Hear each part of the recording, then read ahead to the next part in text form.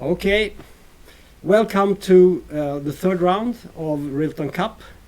I'm your host, Grandmaster Tom Wedberg, and today we have the third round in this anniversary tournament, and I have a new co-commentator, my friend Lennarth Eriksson.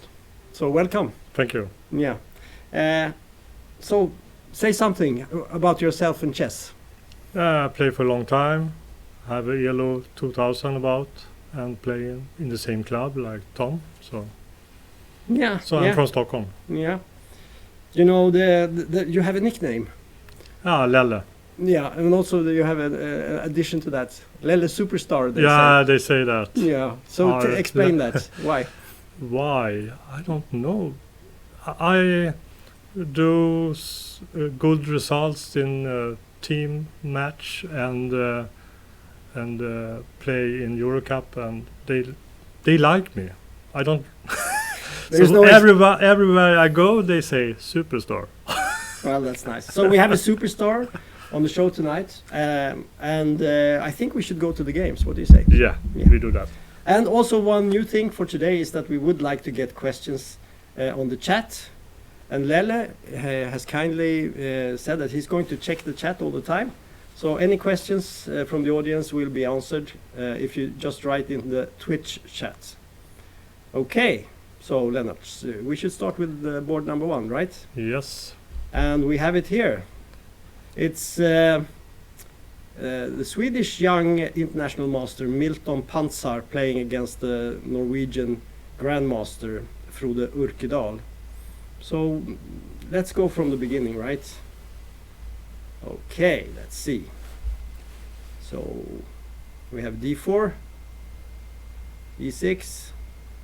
Is this something you could play? Yeah. Yeah, with white or black? White. White, yes. Bishop b4, e3, castles. And now this move, what do you think about that? It's more to play queen c2, I think, but... You mean it's more popular to play? Yeah. Yeah, white has many options in this position, of course, and I think the most normal move would be something like bishop d3 or knight e2, or I mean just something like this and this. But this move has become a little bit of a trend, I think. Okay. So it's the same plan to play a3 or... The same plan, you mean? Yeah. Yeah, well, I think basically you just want to avoid this double pawn. Okay. Yeah, you don't want to have a double pawn on the c file, and hopefully gaining the bishop pair and play from that. So let's see what happened. So d5, knight f3, knight d7, rook c1, c6. Yeah, slave. Yeah, position. It's a bit of a Slav, yeah, and yeah, not so much to say yet. So let's jump to board number 2. Yeah. Again, we have 2 young players. We have the Ukrainian, originally Ukrainian, I think he's still Ukrainian, Platon Galperin, who plays a lot in Sweden, against the 19-year-old Stockholm player and international master, Hampus Sørensen. And let's see what happened in this game. So it's only one move, right? So far. So far. That's a bit strange. I think we should send our tech guy on an expedition here, because I know that Hampus is there, and I don't think he would think so long. No. So we will move on to number 2, and here we have Rishi Sardana. From? Yeah, that's the good question. So how do we do this? I need to go into some other browser. We will take Microsoft Edge.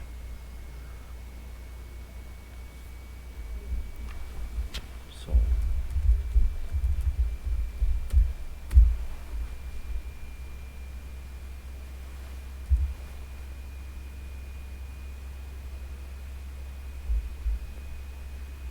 So we go into chess results.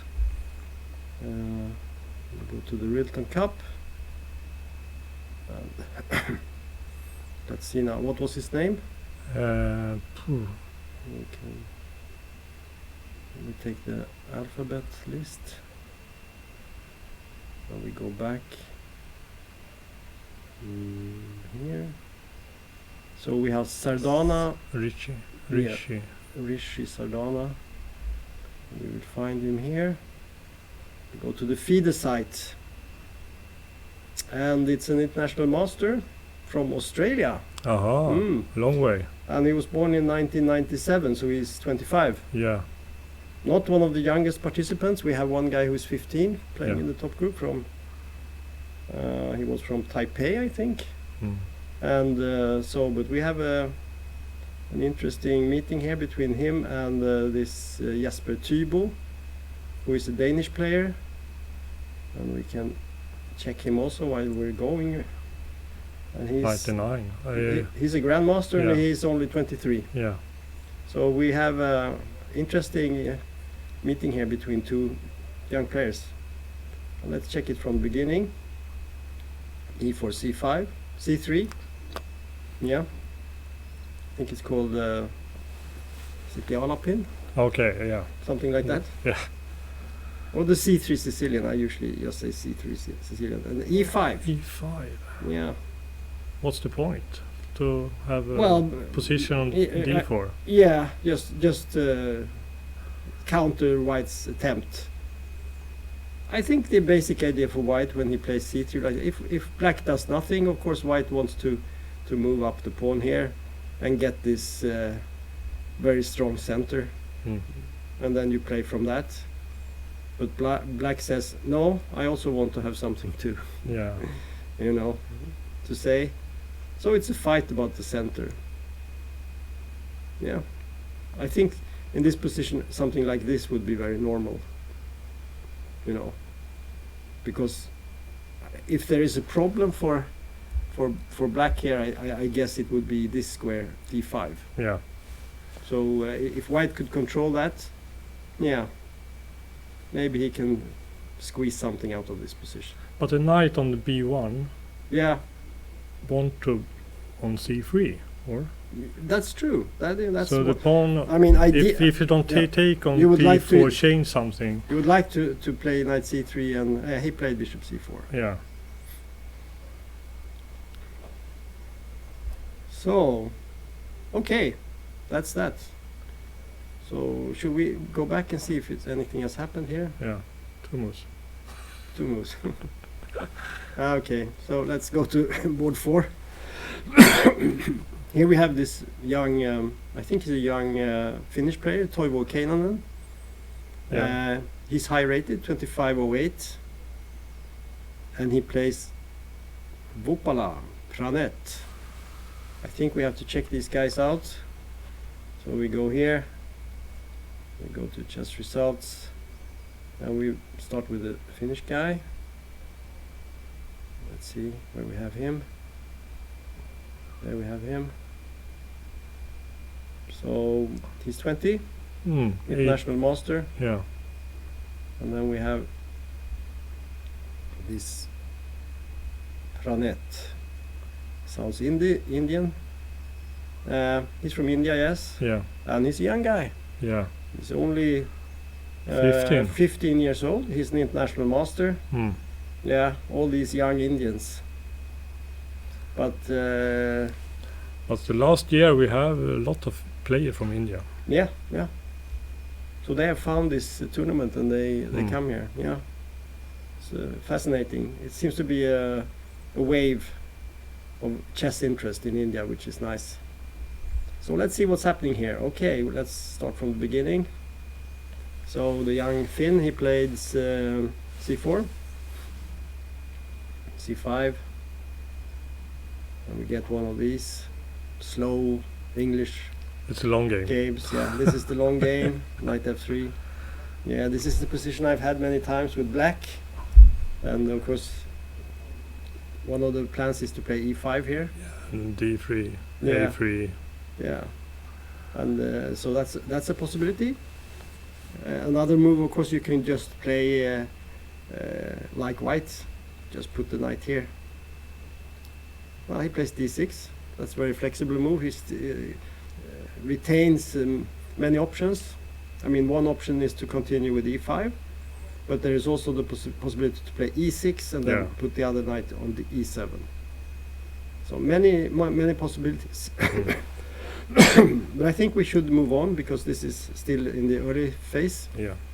So we go to Milikov, Yov, against Dominik Horvat.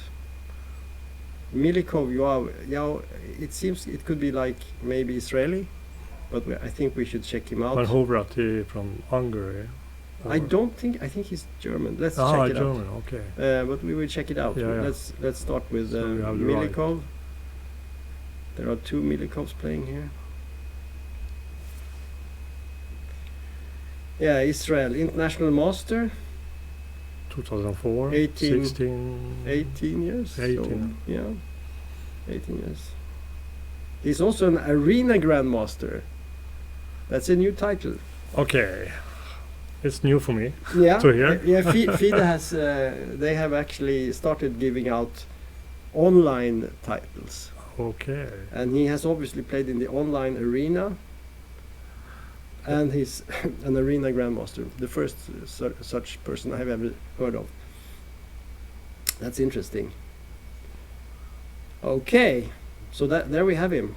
Yeah. 18 years old, international master, and also arena grandmaster. Yeah, and then we had his opponent was this Horvat. Horvat, yeah. Let's check him out.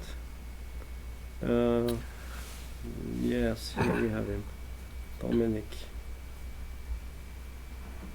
No, he was Austrian. I said German. He's Austrian. yeah. He's a young guy. Again, 19 years old, international master. So, yeah, two young guys playing. I like this. Is new people coming here. Yeah. So it's not the same old gang. Yes. We see what happened in the tournament. And someone get the game norm, maybe. Yeah. Okay, so let's see what's happening.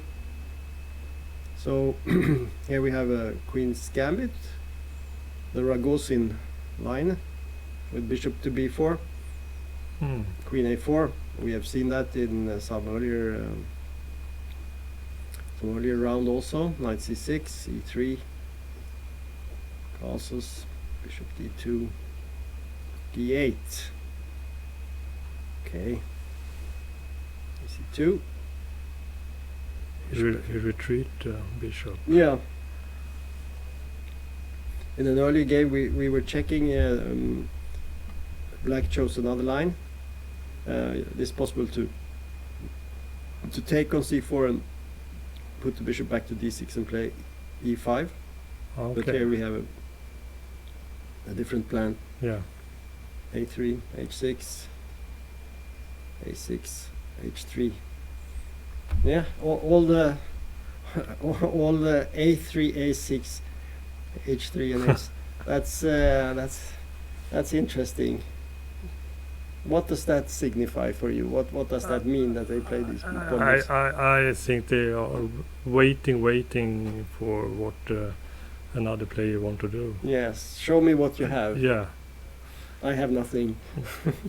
Well. But it's white.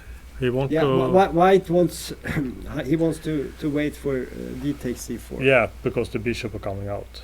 So he's going to gain, but if he loses a lot of moves like this, maybe maybe it doesn't gain so much. But interesting, it's been played before. Obviously, we can see that here, but yeah. The bishop e2 is black can take, and it's a tempo. Yeah, it's a tempo. So the question is, does black have a waiting move? Maybe he has. So but let's go to next. So let's see what we have here. So here we have Georgios Souleidis. To me it sounds Greek. Yeah. And Kaan Küçüksari, it sounds like it could be like Turkish, but he's actually a Swedish player. Yeah.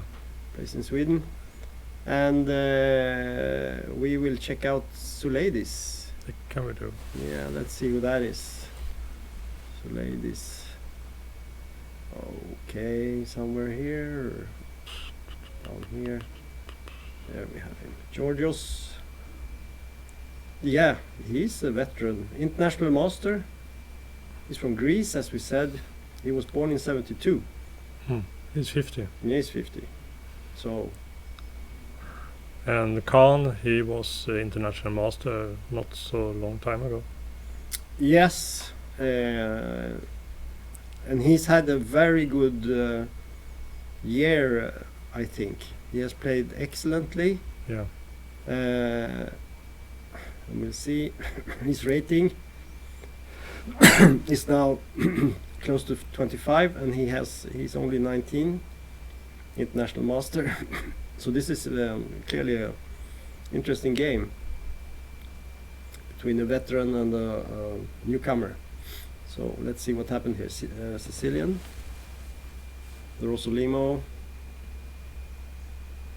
bishop d3. Yes, this is one of those moves that looks very strange. But yeah, for me it's very strange. but the plan is just to play c3 and put the bishop here, and d4. And then you play d4, and then it's like it was a Roy Lopez, a Spanish, because the bishop has, instead of going to b5, a4, and c2, it goes to b5, d3, and c2. So you end up with the same position. Yeah. But this, exactly in this moment, it looks like a very strange move. The problem, of course, for white is if he plays here, then it's a trap. there is a catastrophe happening over here, and the bishop is gone. So it's looks strange, but it's quite logical, actually. Okay, c3, b5, bishop c2, as we said, c4. So black tries to prevent this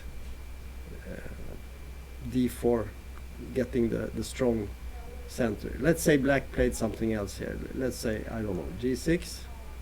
Then white plays d4, and he has this excellent pawn duo here.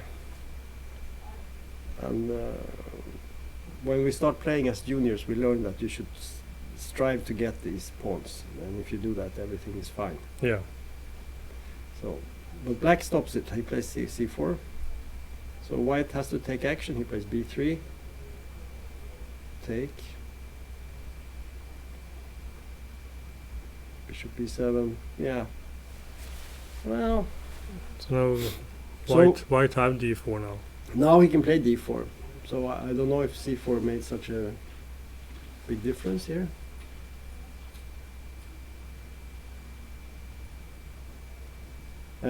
Yeah, I don't know. It seems that this has been played before, this position, but to me it's new. I haven't seen it before. But I would prefer to be white here. But Khan is a player. He want to play King Indian. Oh, the King's Indian, yeah. Yeah, so maybe he put g6 and bishop g7. And yeah. I can think. It's but in general it's nice for white to exchange his a pawn. Yeah. This pawn, exchanging that for the c pawn. Yeah. That's always a good thing. And if you look at the black king side, it's not developed. No. So it's going very slow. Everything is going okay. White has some moves too, but he gets the center. So I don't see the compensation for black here. I don't know. Maybe c3 could be weak at some point if you play d4, but I prefer white here. Yeah. Okay, so let's move on. Yes. And here we have David. Yeah, played Rilton before. Eggleston from England against Matthew Wadsworth. And we have to check this Wadsworth because I don't know where he is from or what he is. Is David Eggleston, I think, international master? Yes, I think true. it could be something like that. Yeah, they are both international masters, and Matthew Wadsworth is the higher rated player. But we will check for sure. Okay, so we go here. So we can start with Eggleston and see how old he is. David. So he was born in 1987. And so that means he's, yeah, you can calculate how much. Oh, he's 13 plus, he's 40. Almost. Yeah. Well, not quite, 30, no. 35. Yeah. I get 35 on my calculator. Maybe that's correct, something like that. It's a good age for a chess player. You're not inexperienced, but you're not too old, which is good. Okay, so that's David Eggleston, international master. Interesting. Then we go for Wadsworth. Let's see, Matthew. He's also English. Yeah. But he's younger. He's only 22, and he's an international master. Okay. Interesting to see what happened in that game. Yeah, and the position looks quite interesting. Yeah, King F8 is a French variation. So now I put on the evaluation bar, but I blocked the lines here. Yeah. So we can see also the audience. Did you bring it on so they can see the? Yeah, they can see it. Yes, good. I'm asking the tech guy here if Klaus, if you can see the evaluation bar, and obviously you can. Okay, good. So let's see the moves. E4, E6, the French defense. Did you play that? Before. You did. Yeah. And what do you play now? Everyone start with France. With French. Yeah, yes. yeah. But now I play Aliashin. Yeah. Why not? In the same spirit, sort of. Yeah. Yeah. Okay. So D5, knight C3, bishop B4. I don't think I have actually in a real game, classical game. I don't think I've played the French ever. But I have. But you were E5 player.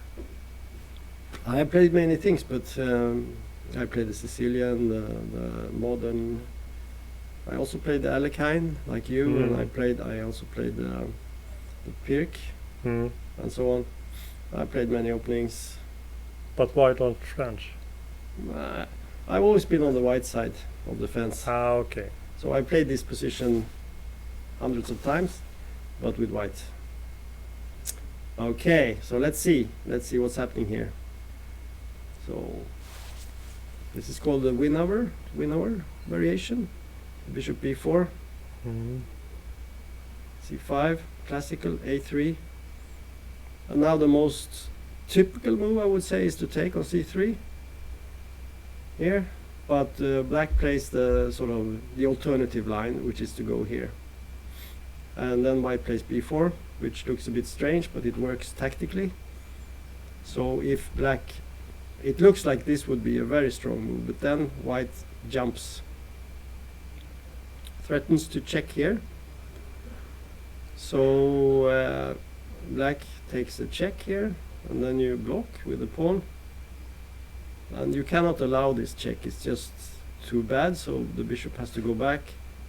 Now the bishop takes here, and suddenly white has a lot of compensation for this pawn. This is actually a very unpleasant position for black. Yeah. With both these pieces pointing to D6. And take F8 square. Yeah, and you have moves like Queen G4 attacking here. And easy moves with the bishop here, excellent position. The knight can come, this knight can go to H3 or to F3, and then up to G5 at some point. So it's just horrible for black, this position. So no one plays like that. So instead after B4, black takes towards the center, plays this move.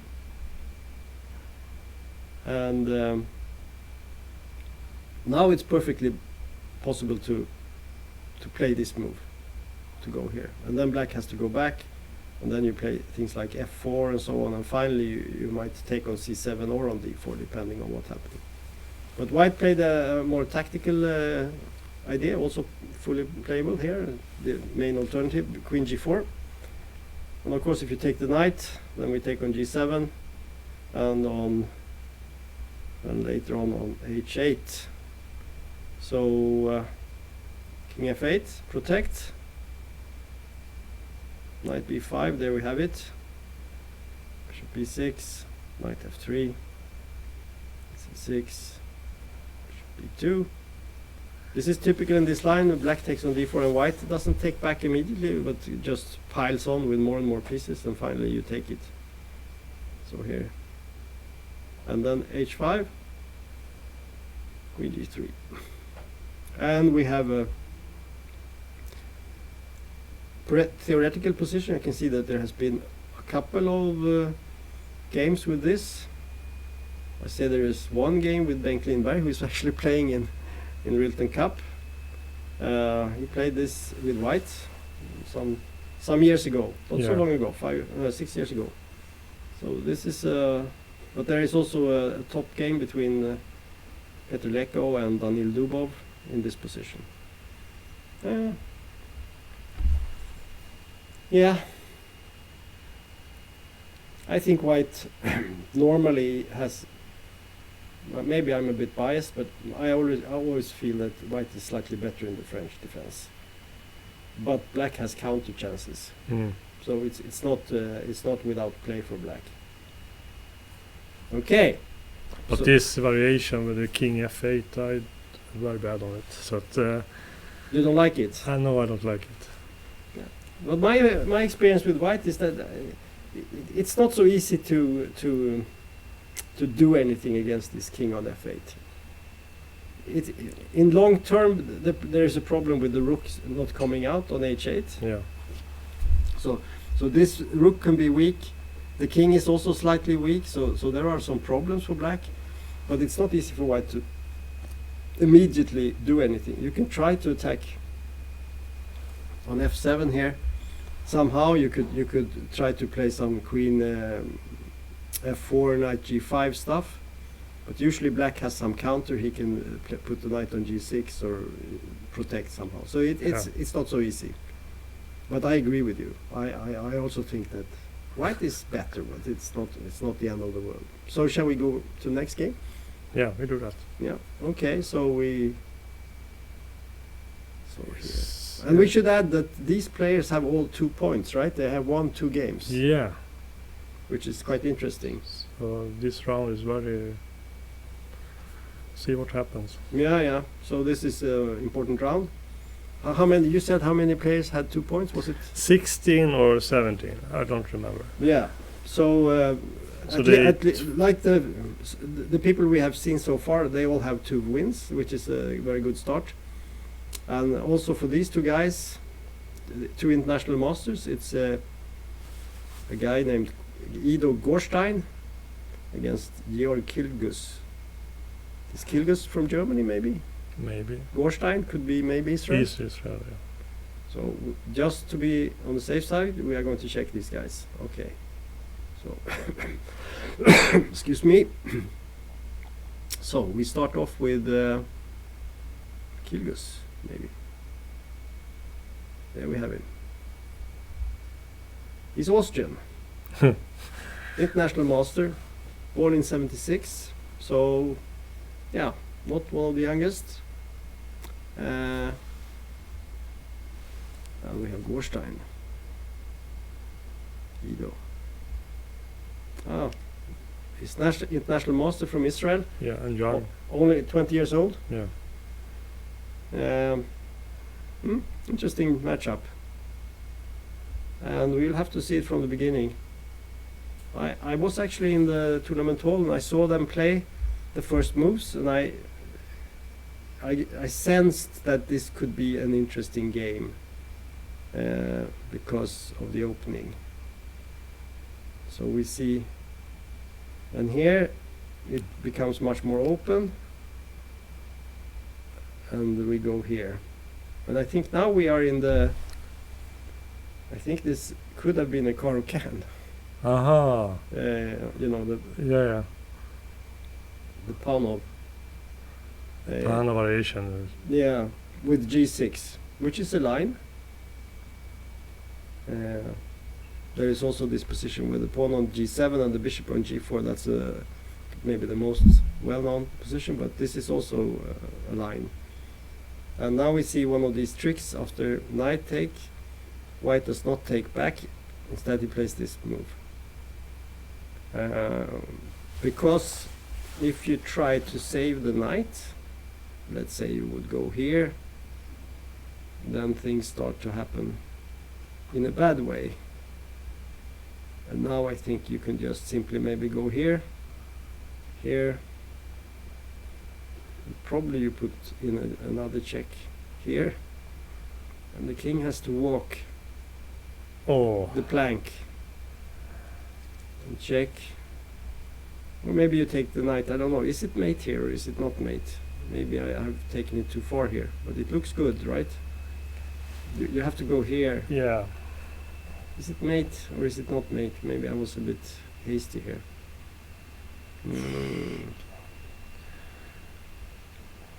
It looks very good. Maybe you just play something like Knight d2. Yeah. Knight d2. No? Maybe that was not the best move. We can see the evaluation bar that it should be better than that. So we need this. There is probably a mate somewhere. Are we blind? b5 is the square you want to have, but this is the type of position you like. Yeah, but I don't find anything for the moment. But it's to be great to have this. You would like it, yes. Yeah. You would Somewhere we found.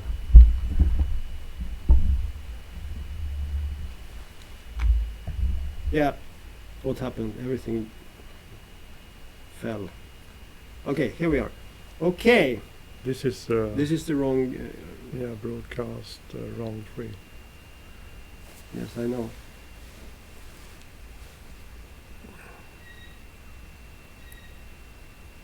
Yes. Now we're back. Now we're back on track, but it's a wrong game. So we go back to our discussion here. Yeah.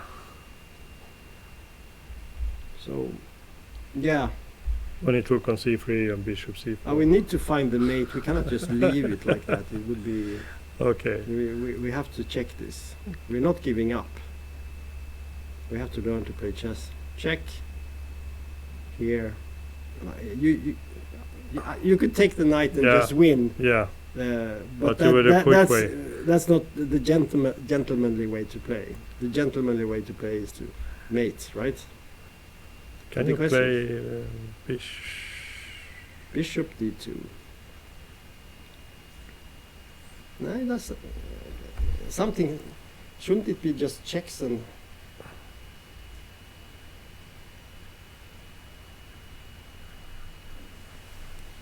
I don't know.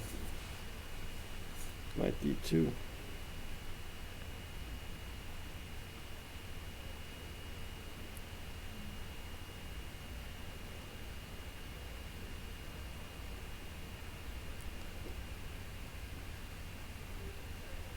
Well, maybe there is no immediate mate here. I don't see nothing for the moment, but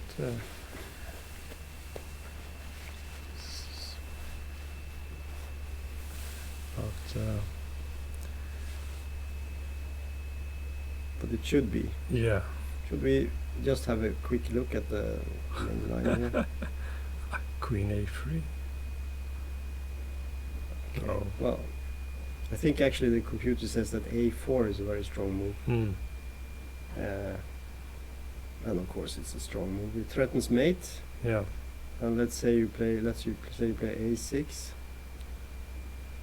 And now maybe you can. You only need to get this one small check and it's over, right? Yeah. Yeah. Black must offer the queen for. This is winning. Yeah. No, yeah. It's simple win. we can just put it here, so it's mate. Very nice. Okay. So after bishop c4, you don't want to allow bishop takes f7 for good reasons. So e6, take bishop d7, and now one of these irritating moves. Knight a5, bishop b5, bishop d7. 。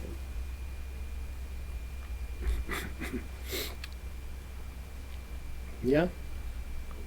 Interesting. Sharp. And yeah, I don't know. Ah, he played the move, Queen B2. Why not Queen B4? Let's have a look. Well, maybe Bishop F8 is irritating. I don't know. What do you think? Let's say we go. Oh, okay. Take on. Can't take on B5 or. No, Queen. That was the first I see. And Bishop take D7. Yeah. But. Well, you don't have. There is no. There's no big threat, right? No. It's only black have a little problem. Black has some problems. Yeah, but. Yeah. I mean, maybe you can play B6, just protect.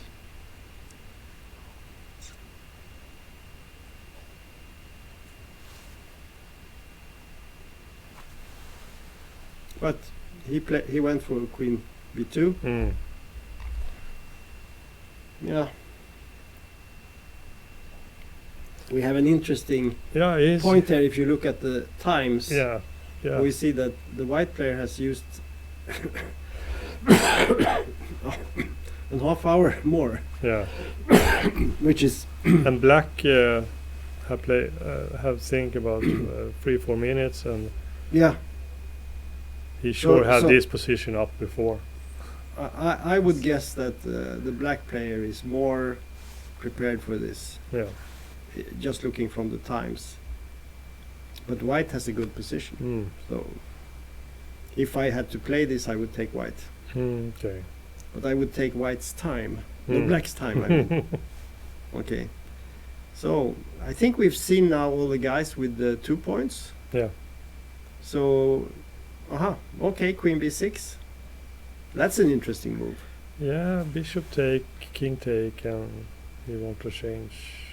Yeah, because now you can take with check, which is the most likely move in here. But of course, if white has to exchange queens. Or.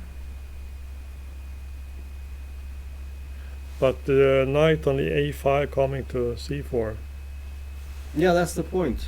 So if you get the knight here, then this bishop is not so good. So yeah, interesting move.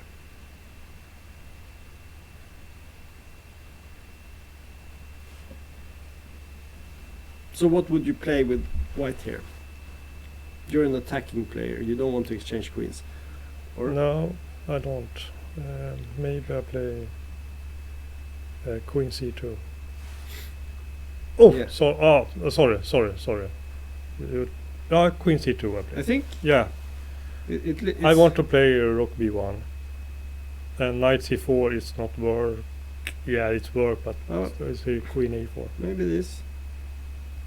Yeah, but we have.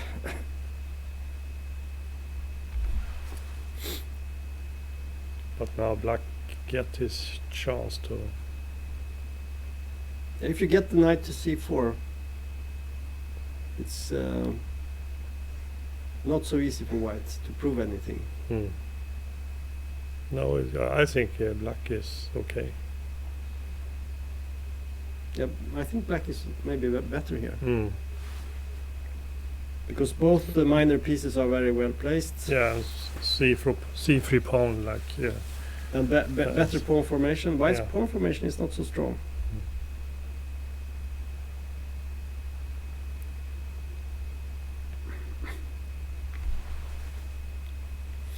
So what can we do?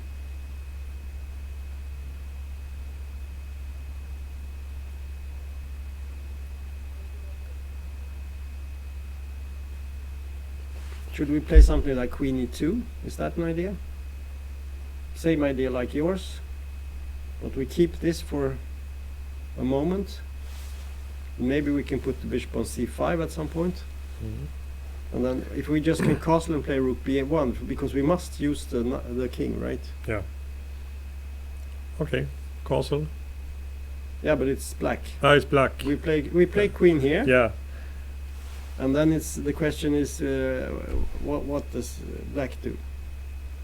And black has to prove that, yeah, my king is okay on d7.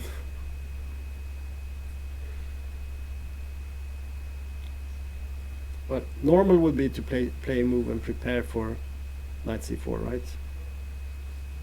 Yeah, but you have the bishop c5, and then... And sometimes knight e5, and if you take, queen takes, and the queen, if you get your queen... Get in the dark square. Yeah, on the dark squares it could be good, right? So, yeah. Yeah. Queen e2, it's not so bad. So let's make. Should we put the rook on c8? Yeah. I mean, the question, black what to... or should we try to get the king to a8? But that's not completely safe, right? No. But we the B line. Yeah, it's not so easy. It's not so easy. It feels like maybe this is still interesting. But I think we should play rook c8. Let's do that. Just check it out, okay? Bishop c5. But we can maybe take it, and then bishop c3. Ah, so easy. I don't know. But, yeah, it's. But it's not there. Maybe. Shall we try it? Yeah, we try. See what happens. You remember the Ladar at white threat, king f. Probably you take. Yeah, but we have rook d1 or queen d3 check. Yeah, we have 2 pawns. Yeah.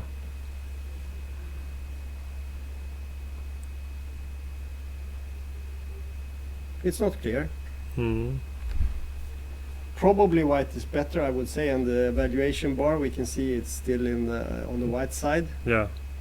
And the king on f1 coming to d2. Yeah. But let's say you manage to play b5, b4, and rook and so on. I mean, it's. Yeah, we will follow this game. It's quite interesting. Yeah. So he played queen e2. Okay. Yeah. So that was correct prediction, and of course we have to see what black is doing. But maybe we should go back, or should we check some more games? We said we had some game down here. Maybe we don't have to see. Let's see. We can go down the list and see. Yeah, I would like to see what's happening with Tiger. Yes, is that interesting? Yeah. The Swedish grandmaster. Yeah, Tiger Hillard Persson. He's a member of the Swedish national team. He's been playing for quite some time, and I've played him many times, and he's a very strong player, and he has excellent opening preparation. He plays very interestingly. He's a very ambitious player, and he has written this beautiful book, The Tiger's Model. Have you I read have it? it. You have it, yes. Mm. I have it too. And I've read it, and I thought it was great. I don't think he's playing the modern anymore. No. And I think Bent Larsen once said he wrote a book about the open Spanish, and he said after he had written the book he couldn't play it anymore because he had given away all his secrets. Yeah. And I think Tiger is such an honest and nice person. I think he also gave away everything in his book, and now he can't play it. Mm. Yeah. You sell your soul. Yeah. Yeah, that's it. Okay, so let's see what happened here. It looks like some sort of Sicilian, right? So e4 by Yalis Sokolovsky. I think it's an international master from Israel. Maybe we should check him out, just for. What was his name? Sokolovsky. Yeah. I haven't heard that name before. There we have him, Yali. He's young guy. a young guy. That's why you don't recognize him. he's only 16 years old. Yeah.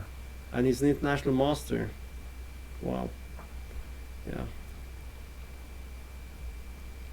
So we have the all-knowing, experienced veteran against the young guy who wants to prove himself in the world. Yeah, old story, right? Okay, so Tiger plays c5, d6, and he goes for the Najdorf. I think that's his new weapon against e4. And here we see an interesting move, bishop d3. Do you play e4 anything with white? No, I don't know that. No. So that's my. Yeah. I play, of course, with the white. It's so much theory on that's not c5, so I. Yeah, I've analyzed the Najdorf. I've lost many years on this opening, and I've always preferred bishop g5 in this position. But I have played alternatives like f3, bishop e3, a4 I've played. So many many options here. But lately people are trying everything. h3 was played by Fischer. And I've seen, I think Magnus has played a3. Bishop c4, of course, famously. Bishop e2 is possible. But here we see this move, bishop d3, which is one of many options. And we see Tiger playing the sort of standard response setup. You get the pawns on d6 and e6. Okay. Queen e2. And now a slightly surprising move. Queen b6. What do you think about such a move? Would you play that? He don't want to take on b2. I don't think so. No, b2 is not even attacked. But if white play in bishop e3 or something. But if you don't take on b2 after bishop e3, then you should not play queen b6. No, that's rather okay. So I think if you play queen b6 after this move, there is only one choice. I'll take. Yeah. You have to swallow the medicine. Take the pawn. Can white play king d2? Well, can he play anything else? That's my question. I think you have to play this, right? Yeah. King d2, only move. And then the question is, how is this? I think the evaluation bar says it's a pawn up for black, and nothing much. I think the problem with this situation is that white does not really have any play, and the black queen is not trapped. It can go back this. And a5. This and it can go here and then it goes here, or it can go here and then here, or it can even go all the way back and come out. So you can never trap it, and since you can't trap it, this is a bad version of the poisoned pawn variation, because the king here, that is a weakness. That's not nice. You don't want to have the king there. So queen b6 is interesting. Typical Tiger, he has analyzed it very well. I mean, many people, they would just think, I'm going to make my normal moves, and they will play bishop e7 or knight e7 or something and just make the normal standard moves. But he has analyzed even this position, and he has this little trick. Okay, knight b3 and queen c7. And then you say, well, why did he go to b6? Well, the point is to drive the knight back, and the knight on b3 maybe is not as active as on d4, but it's not a bad position for the knight, let's say that.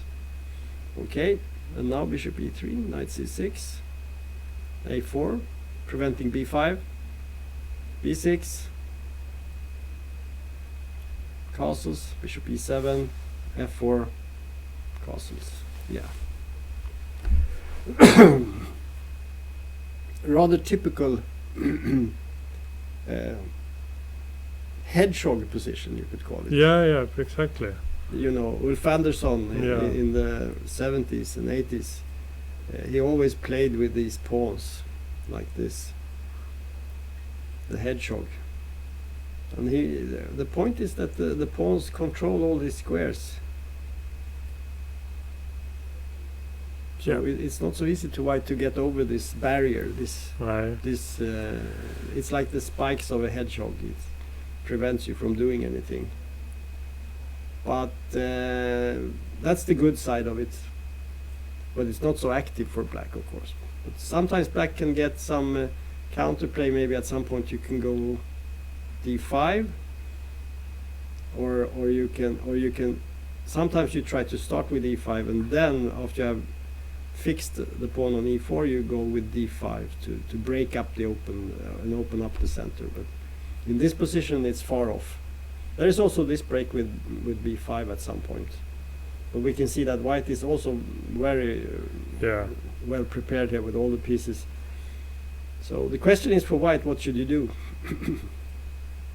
The typical idea for white in these Sicilians is to play with g4 and try to go with g5 and attack on the king side. I mean, the idea could be to play this, and then maybe you do a rover with the rook, and then the queen goes to h5, and then finally you mate on h7. It's a very simple plan, but it's a very difficult plan for black. Once it gets rolling, it can be very annoying for black. It's not so easy to defend all the time. So this could be a plan, but again, we'll just have to wait and see. But the bishop on d3. Yeah. What want the black to take it away with knight b4? Take it away. Yeah. Or is that bad? No. That's definitely a plan. Okay. So the g4 plan is one plan, but of course there are other plans also. One plan as you mentioned. Okay, we have a move actually, so we can check that. He played knight d2. From d4, b3, d2. Yeah. Now the idea, what could be the idea? Well, there are many ideas. One idea would be to go here, and then to target this guy. And have e5 control. Yeah. Another plan would be to perhaps go this way and try to maybe play e5 and go for a piece attack on the king side. So there are many possibilities in these lines. I don't know this exact position, but we can see here that it has been played before in some games. But it's not there are not many games, so this would be an interesting game. The black cannot. He wants to change the bishop on e3. Well, black usually wants at some point to he wants white. It's sort of a chicken game. You want white to attack, and then you want to counter. Okay. So you're waiting for white to do something to weaken himself. Because if black just off the bat tries to break, usually he gets a weakness. So it's a little bit of a game of chicken. You try to provoke your opponent to making something stupid, and then you want to utilize that. Yeah. But if white is allowed to play his game here, then he will win, because he will play for an attack, and it will be mate. So black has to be prepared to counter. That's very important. But there are many ways you can play. Sometimes one plan can be like when white comes with g4. You might even play a move like this and get your knight down to g7 and play f5. This is a plan you can use sometime. Another plan is to move the rook here. Move the rook from maybe play here, and then the knight goes here, and you can put the bishop back and maybe even play g6 and put the bishop on g7, and the knight can go to f8, and you can. There are lots of maneuvers you can play. But some of these can be very passive, and white can always try to break with just send all the pieces to the king side. I have played these type of attacks myself, And I know that it's not so easy for black to defend. I would say, from my experience, that these positions are maybe a little bit easier for white. But white has to attack. Okay. But I mean, he's EM player white. He was young, or he's 16 years old. Yeah, 16 years old. So yeah, for him it can be difficult because maybe he hasn't played so many games, and Tiger is extremely experienced. He has played many games, and he would and he knows this, and he is well prepared and everything. So yeah, but it's difficult to say. But it would be I'm very interested to see how Tiger is going to defend here, and it would be interesting to see how this young guy, how he's. If he's an attacking player, he might be that. Many young players are. It could be. This could be a fantastic game. Okay, so we had another game here between Jung-Min Seo and Edwin Trost. Yeah, 2 Swedish players. And I think Edwin is only 15, right? Or is he 16? 15, I think. Yeah, he's 15. And Jung-Min is like 20? 20, yeah. So here we have 2 very young Swedish players. But Jung-Min is a player, he's very close to GM norm. He's very close to becoming a GM, yeah, I know that. But Edwin, he's a FIDE master. FIDE master. With high rated, 2380. And Jung-Min has 2502. And they both play for the same club in Stockholm. Yes. Rokaden. That's Rokaden. The biggest club in Stockholm. And they are coming men for sure. And I know that in Rokaden they consider Edwin to be the hope for the for the future, so to speak. And he's a good player, no doubt about it. So let's see the opening here. Okay, so we have E4 by Jung-Min Seo. Jung-Min, he comes from South Korea. I think his father he's some director in Samsung or something like that. Yeah, Samsung. Yeah, some the Nordic CEO or something like that. Is it? I don't know. I shouldn't say too much, but something like that. Have a good position. He has a good position. Yeah. So they came to Sweden, and due to his father, I think. And he started. I don't know if he started playing chess here, but I think he's the highest rated South Korean player. Aha. Yeah, something like that. But he was the Swedish national champion. Yeah. Was it? Which year was that? Wasn't this year, right? Good question. Yeah. We come back to that. Yeah, we will get back to it. Maybe someone can write it in the streaming chat. In the chat, yeah. Well, Jung-Min at least has had great successes in Sweden. I think he's won the Swedish Junior Championship. He has won the Senior Championship, and excellent player. So let's see. E4 by Jung-Min. C6, the Caro-Kann. D4, D5, yes. And we have the advanced variation. Is this anything you have any experience? You played it with black or? Yeah, I tried next move, play C5 as black. Yeah, that's... I have tried. C5 is not a bad move. It's not a bad move. It's the main move is what was played, Bishop F5. Yeah. But the sort of next to the main move here is to play C5. Yeah. I actually played the game with white against C5 not so long ago, and I had some problems. I made a draw actually. I was a bit lucky to make a draw in that game. So, but Bishop F5 was played by Edwin, and here there are many moves for white. But Knight D2 is. I think one line that was has been popular for a very long time is to play H4 in this position, because it was played by Mikhail Tal. Okay. In his match with Botvinnik, in his matches he played H4 against because Botvinnik he liked to play the Caro-Kann. So H4 is very popular still. maybe the most popular move. I'm not quite sure.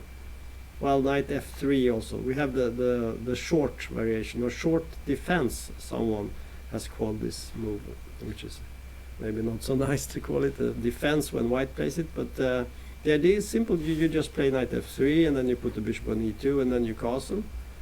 And you don't try to punish black immediately, you just make normal developing moves, and then we'll see what happens. So that's the way to play this. But here we see something else, knight d2. This has also, it's not so popular, but it has been played. I never seen it. I have seen the move. Knight c3 has been played, bishop d3, many moves. In a position like this, white can play almost any move. It's difficult to lose this in one move here. Okay, knight d2, e6, knight b3. Developing moves. So the main plan for black is to break against the center. And white has different ideas. One idea is to try to exchange the bishop on f5. So moves like knight h4 are possible. Yeah. If you want to try to exchange. So this is it's a move in a position like this. But black is not so afraid of this. So here came bishop b2. And now c5. This is typical for black. Black is playing like a French strategy, right? Yeah. But with the bishop outside of the pawn chain. But that, now, yeah. But now I want to play only c3, but it's not good. Let's go from white side. Well, it's playable, I guess. Why not? It's possible. There's nothing wrong with it. Okay. But Jungmin wants to. One idea in these positions is that okay, the bishop is here. Maybe there could be some problems, on this diagonal when the bishop is out. Yeah. So sometimes when you play c5 in these positions, you actually weaken yourself a bit. So white has different ways to counter. You can counter by at some point getting a check here, or you can play c4 or something and try to break up the center. So it's a very sharp game, and it's not always just good to have the bishop here. Sometimes it can be dangerous because you don't have the bishop on d7. Okay, so take.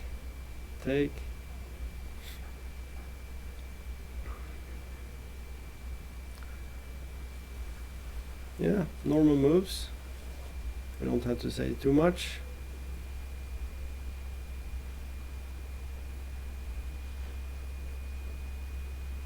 Okay.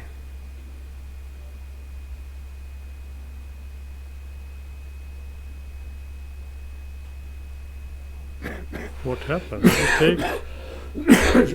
He gave the pawn on e5. Yeah. Okay, take back on d5. So, okay, so here we have a position where I would say white has had a very good sequence for a while, because he managed to exchange black's center, and he has gained a pair of bishops, and black has two knights, and they are not so stable, I would say. The one on e6 is somewhat stable, knight on e5 is not so stable.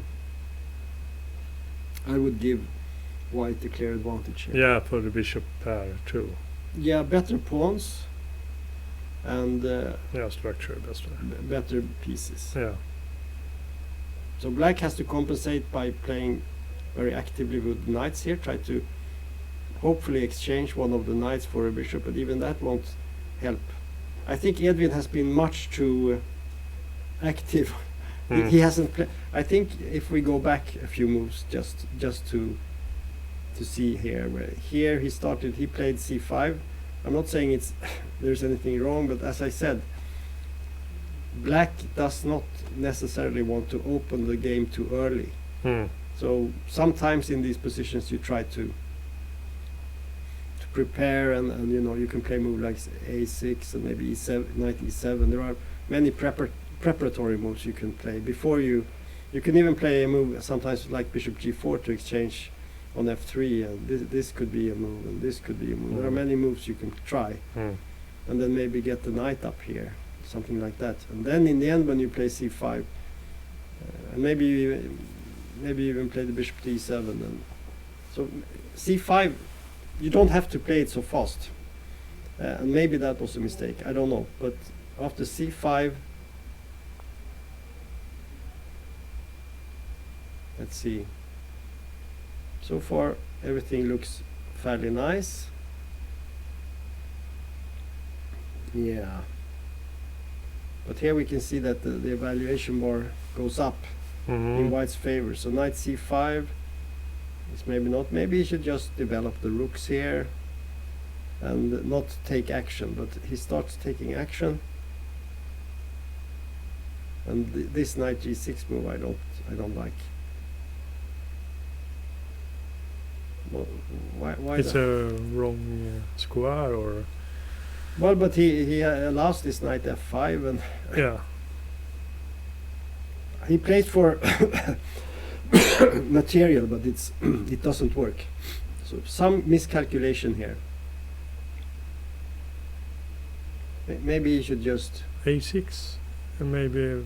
Yeah. Maybe is he afraid of? Oh, maybe. But it's not. Let's say more here. I don't know. Anyway, in this position that we have, I would give white a pretty clear advantage. Yeah, the FM pawn is not strong. No, the f5 is a weakness. Yeah. Well, but it's not maybe a big weakness, but it's better to have it on. Okay, he plays f4. Oh, That's interesting. Now it's FM hanging. Yes, but we have some rook move, right, to threaten the queen. Maybe rook fd8. No, e5 is hanging. Yeah, you can't do that immediately. Yeah, no, it's this is bad. Still f4 is a weakening move, so you can play knight g6 maybe. f4 is hanging.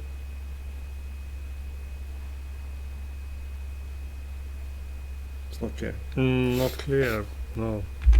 What do you say? Would you like to take a break? Yeah, we can take a little break. So it's we will perfect. take a 10-minute break now, and we will be back in 10 minutes. So stay tuned, and we will soon be back.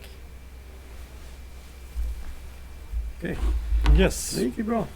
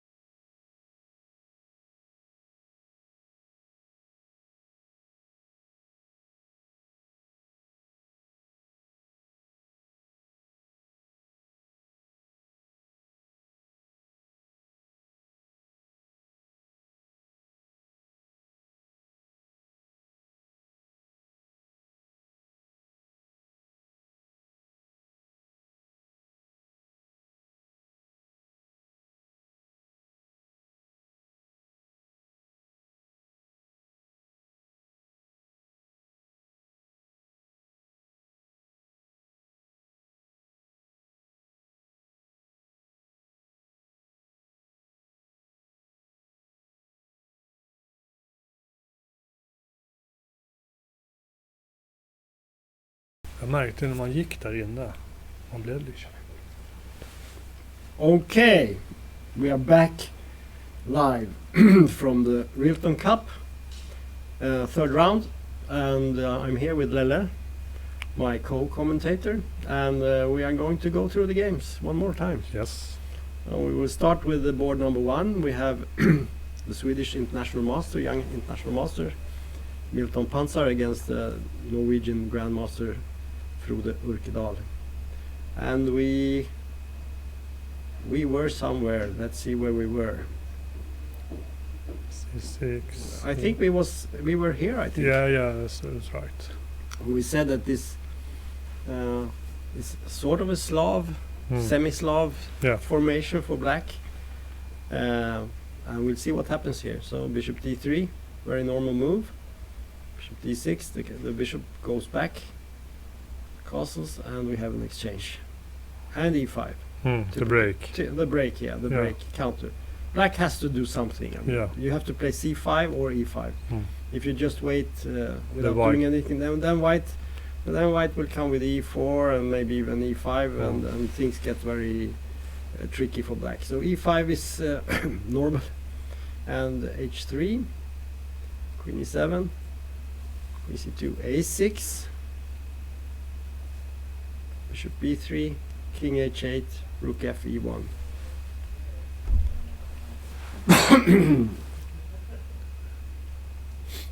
We can note that Milton has used more time. Sometimes that's an indication that he is not quite as comfortable with this position as black is. But the position looks fine, I think. So rook e1, it's a square because he don't want to black take on d4.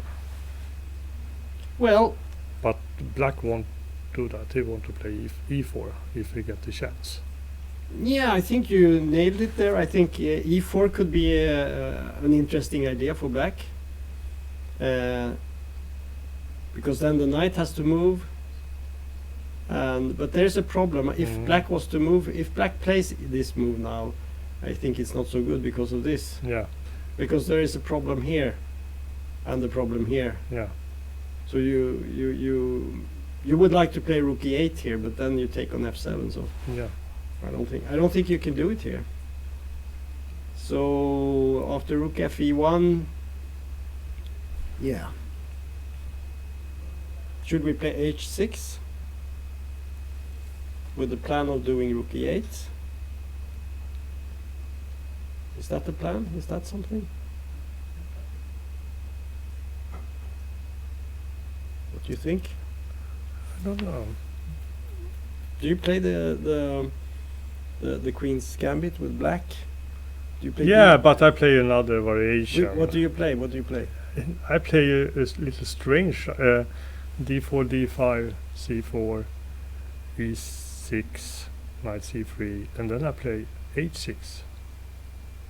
Yeah, that's a line. Yeah. Yeah, this is line, but I found it when I see we some have to games. see that. We have to see that on the screen. d4, d5, c4, yeah. e6, knight c3, h6. h6. It's like a move because you don't want to have the bishop to d5. I noticed that Carlsen played it h6. Yeah. He played it this last year against Radyabov and won. So when did you start with this? No, for 1 year ago. Ah, so it's the Carlsen. Maybe I have seen that game. It's the Carlsen effect. Yeah, maybe. Yeah. But the truth is, I see some games with the move because I have problem with black. What variation I want to play, and then sitting and wait what white do. Yeah. So that's why I started with that move. So what's your experience? What's happened? Often they take on d5. Yeah. So there's all knight f3. This is the move I often get. Okay, interesting. So you're a very modern guy. I try. You follow the trends. Yeah. So if you want to prepare for Lelle, you just have to check Magnus Carlsen. Yeah. Then you get what he's going to play. Excellent, that's good. So let's see what's happening here. There has been no, there hasn't been any. Yes, he played h6. Wow. It's always nice to predict a move. Yeah, but I think he had to play h6 in this because the e4 was not possible. And what can black do? It's sort of a stalemate almost, right? Yeah. Because if you move the knight from, if you want to develop this or this, you have to move this. But as soon as you play a move like knight, let's say you play knight b6 or something, then white takes and get the bishop pair, and that's not so nice, right? No, okay. So what can you do? It's limited. So h6. So black has little problem to get out his But pieces. now he has rook e8. Yeah. No, Because- the next move, yeah. Yeah, because knight g5 is gone, so he threatens to play rook e8 and e4, and suddenly then he can start maneuvering maybe. Yeah, yeah. But well, I don't know, but my feeling is white should be perhaps a little bit better here. What do you think? Yeah, I prefer white, I think, if I had the pieces. Mm-hmm. Okay. I think we should move on. We go to the meeting of the young lions. We have the Ukrainian Platon Galperin against Hampus Sørensen. And this is the position. And we should go back and reconnect with the position we were at. Oh, it was only We had only one three move. moves or No, something. I think we saw this. Yeah, two moves. This was- so we actually go through the game, okay? So it's happened. Yeah. Little. And Clayton, he played g3 in true Reti style. Yeah. No, he's not going to show his opponent anything yet. Now he plays h3. Is that a normal move here? I don't know the theory so much. I think it's. I have seen it, but You've seen it, yeah. Yeah. Mhm. Yeah. No, I haven't. I cannot remember I have actually seen it. It's so normal that people just castle here, right? yeah. Or they do d4 or c4, something like that. But now you see the black have e5 Yes. in next moves. Yeah. If don't white do that. Yeah. Okay. I guess it's perfectly possible to take on f3. Yeah. I thought maybe that was almost most natural, but okay, bishop h5 cannot be bad. And now d4, e6, c4, and now we have The difference is the bishop are on h5. instead of c8, yes. Yeah. It would be a Catalan sort of, if the bishop was on c8. Hmm. And what is it now? Yeah, it's a mixed.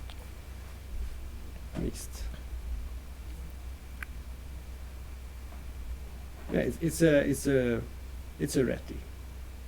Let's say that. This exchange, yeah, it's not bad, but there's also the idea of playing b3 and bishop b2 and maybe knight bd2, slow playing it. But he goes for the exchange, knight c3, bishop d6, queen b3,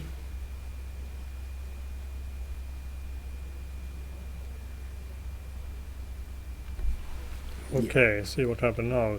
It's castling, he just castled. Hampus. And yeah, I would say that this is fairly equal. That would, I see that the evaluation bar gives white an advantage, but it cannot be much. no. It cannot be much.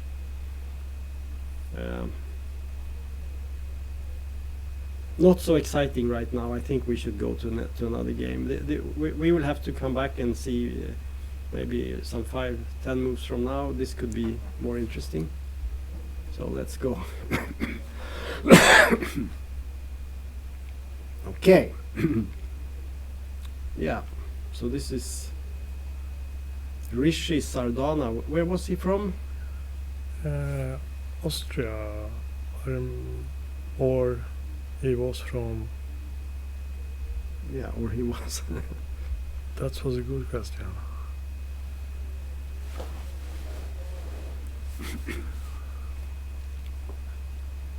Yeah, he's Australia. Yeah, Australia it was. Yeah.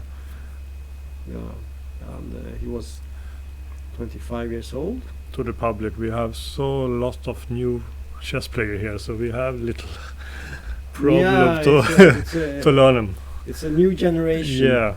I remember in Rilton, if you go back, we had players like Taimanov and Smyslov and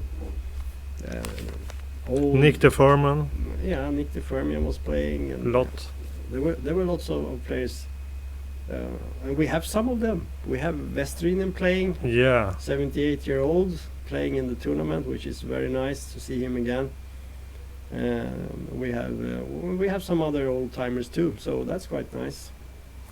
But we have to check this game. So we have Rishi Sardana against the young, very talented Danish player Jesper Tybo. And Tybo is a grandmaster. Yeah. One of the young Danish new grandmasters. Denmark has always been good at chess, ever since the days of Nimzowitsch and then later Larsen. And then later Kurt Hansen and Lars Bo Hansen and so on and so forth. And Schandorf. All of these, many of them are still playing, of course. So we had this, we thought it was a little bit strange opening. We were not quite familiar with this. I think this is the type of thing you see Carlsen do sometimes.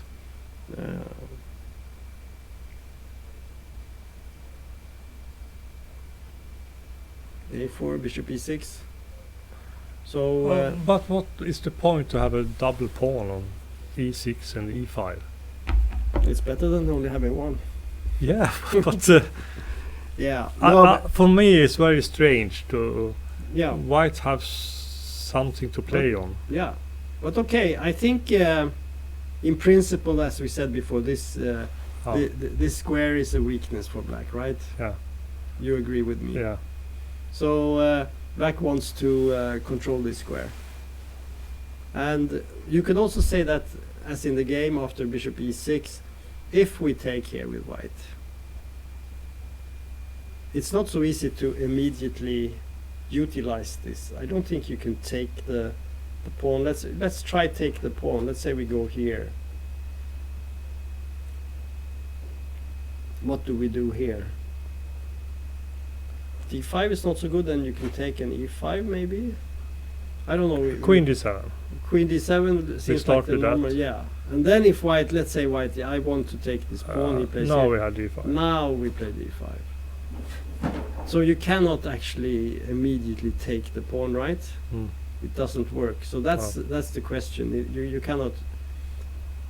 So then you can think, well, maybe the half-open f file here. Yeah. Maybe this is something Black has. So he has removed one of the obstacles for an attack here on the f file. It's true, it's a weakness, but it also controls squares. So it's plus and minus, like in chess. You have to take the good with the bad, or the bad with the good. Anyway, after bishop e6, he didn't take it. He didn't like that, so he played knight a3, h6, cutting out this knight g5 forever. Bishop d2, a6. Now he exchanged, played b4. Take, king h7. This is the position. What do you think about this?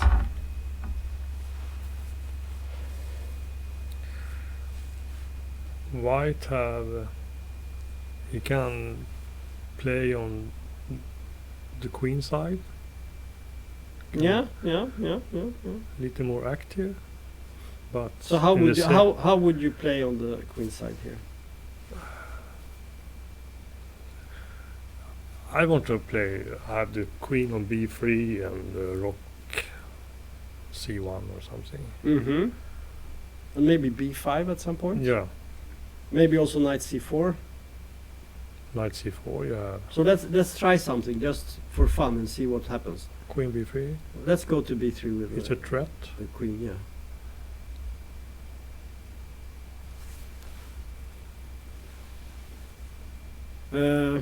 And now you have to defend, right? Yeah. Queen d7. Now we could play knight c4 if we want to. Yeah. It's a threat on b6. And now black have never d5 or e5 hanging. So should we protect with the bishop? I'm just making moves here. Yeah. But then maybe b5.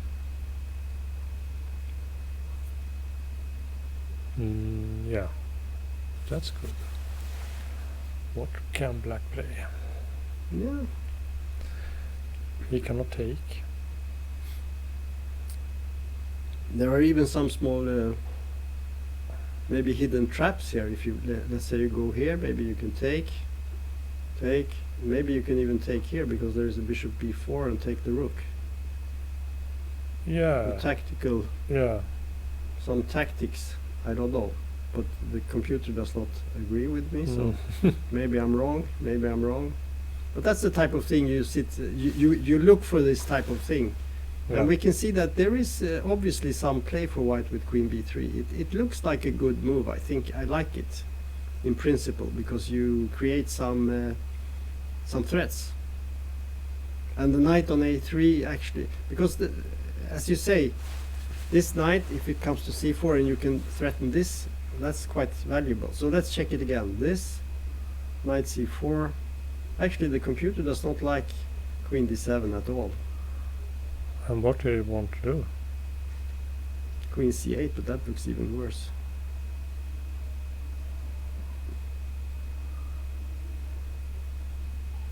Is there some d5 move? Probably. e5 hanging. Yeah, but let's see. Yeah, this is Queen take. No. maybe this. There's the knight g4 move.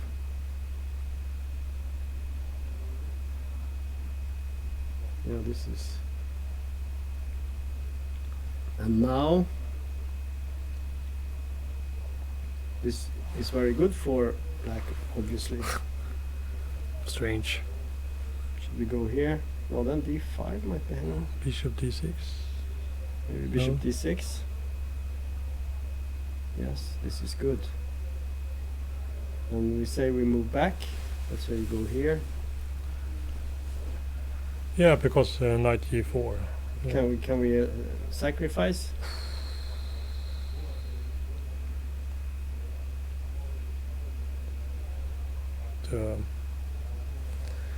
Well,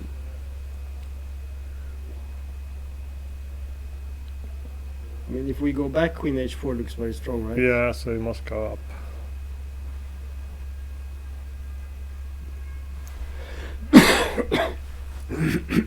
This is. We must have a move now for black. Don't have anything. Is queen d6 playable? No. Because I was thinking if you take, and you check here maybe, h3. then you take the rook. Aha. Okay. You come behind. Yeah, this is good. Yeah, we are sort of freelancing a little. Yeah, we Just have trying. little fun with the position. This is just just to check what could happen, but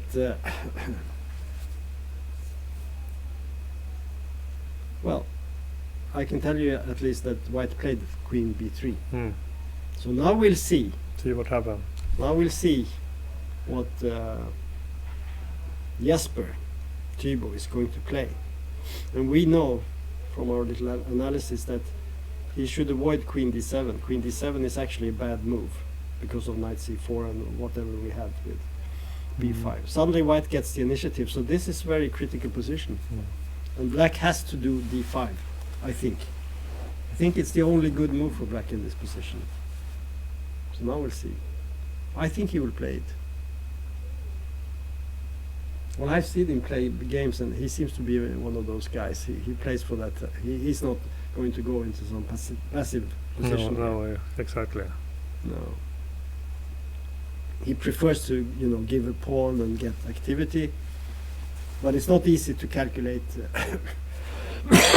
everything. But sometimes you just have to go with a feeling. And one of the points of playing d5 here is that you make this knight a little. It's suddenly not such a strong piece because you block this square. Yeah. That's the point. So you prevent this knight move, and sometimes that's enough just to block one of your opponent's pieces. That can sort of be compensation for sacrificing a pawn. So interesting, very interesting position. But I think we should leave it to the players now and go to the next one. So we go to the finish against, I think it was an Indian player, right? It's 2 international masters. Yeah. Toivo Keinanen against Pranet Vupala. So you see the clock. It's almost 25 minutes difference. Yeah. And they only play. Yeah. Toivo Keinanen has used much more time. Yeah. And we have to see what happened. I don't remember exactly where we were. Yeah, it was this one. We said it was a slow game. Slow game, and we saw this move. Yeah. And we said, yeah, it can go many ways. And what happened in this game was it's castles, rook b8, also typical idea. Yeah. e6, knight f6, d4, castles. So black invites d5 here. So we could go into some sort of like King's Indian Benoni type of position. But white is not interested at this point. He plays queen e2, bishop g4, rook d1, knight d7. Okay. And now he played d5. Knight d5. Of course. And we can see from the evaluation bar that the computer does not think white has played very well. And I also have a feeling that if you play like this, queen e2, rook d1, it's very strange to play suddenly d5. Don't you agree? Yeah. You must open the lines. Yeah, I would have preferred maybe to play like b3, bishop b2 or something, or h3, and keep the pawn. But maybe it wasn't so easy because there were threats to the pawn. Let's go back and see. So bishop g4, yeah. Rook d1 is not a very good move, I think. Could it take on c5? Is that bad, or he want to have the center, the pawn in the center? Yeah. What do you think? I don't know, man. Maybe.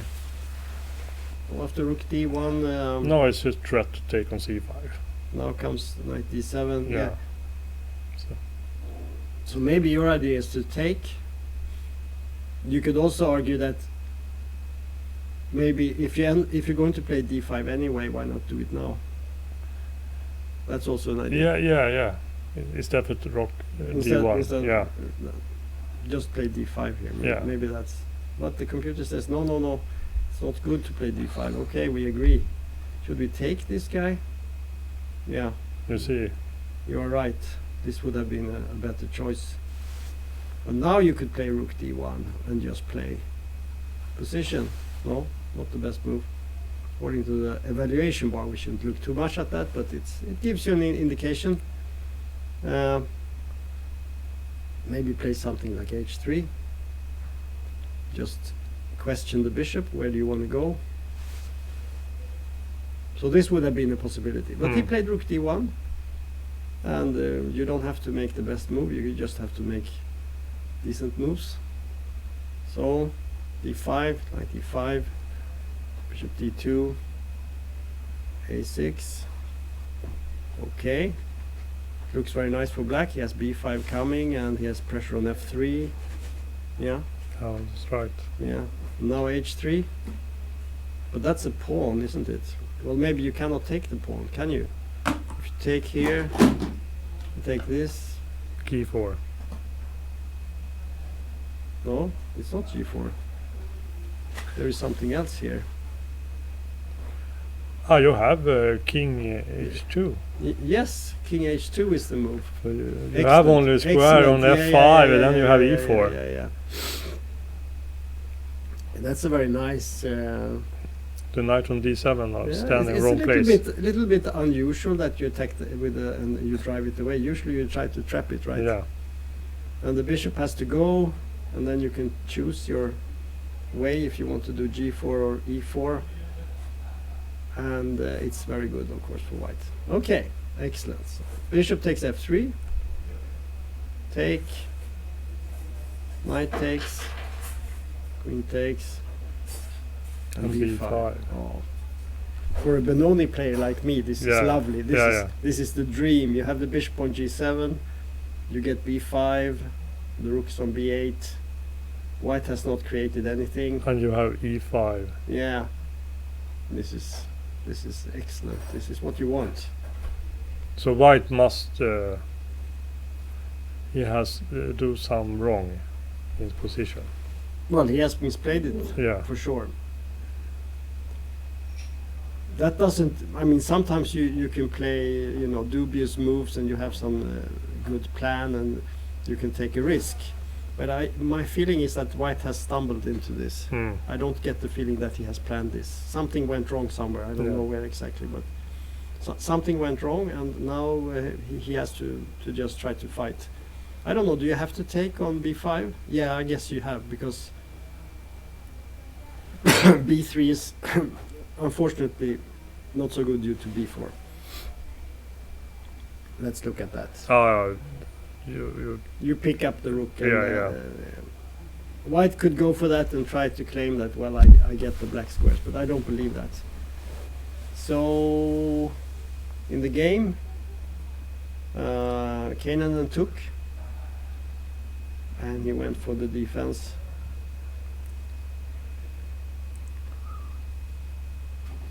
Yeah, it's a tricky position. Queen d7. I have to say, the Indian player has played very nicely here. Yeah. He has done everything right, in my view. I will not say that white has done everything wrong, but he hasn't done as well as black. And white doesn't have anything. Black have a queen b5 later or something else. Yeah, immediately he's threatening to take this guy. Yeah, in the first. So this is the number one thing. Yeah. There are also moves like f5 at some point. He could go for some, because f3 is very weak. And d3. And d3. There are so many weaknesses. And these pawns are extremely strong, and they are blocking this bishop. It cannot go anywhere. The only thing it can do is to go back. Yeah. Like go down here or go down here. That's not so nice. Now this looks good for black. So let's go forward. Next game. So we have this one. The Israeli against this Austrian, yeah? Yeah. Oh, we have a draw. Yeah. We have a draw. We have to see what happened. Where were we? Yeah, this was the game with all the... We had this a3, a6, h3, h6. Oh, yes, yeah. I remember. Within a few moves they played all this. They were waiting. This was the true waiting game. And white waited the longest, so to speak, because black decided, I've had it with this. I'm not waiting anymore. So we took. Also some technical difficulties with the board 5. So it was frozen. Mm-hmm.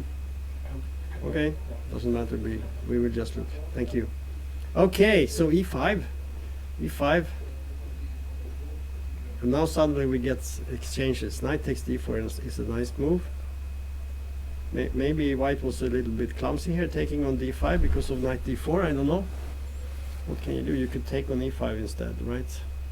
D takes e5 maybe is safer. Anyway, let's see. Okay, take, knight takes. Check. Now the important thing, of course, is that we have this check here, forcing white to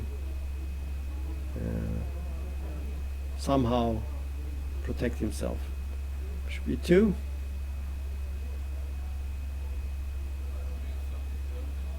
Knight takes d5. So it's a pawn for black. And the central pawn is gone. And the center pawn is gone. So yeah. So white didn't do so well there. But he has managed to castle. And he has some pressure on d5. So some compensation for this pawn, I would say. I agree. Yeah, he's playing well. He's exchanging.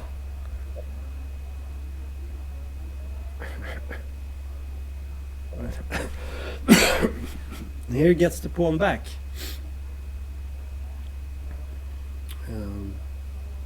So he played queen g5 here, and then actually it seems to be forced because he gets yeah, and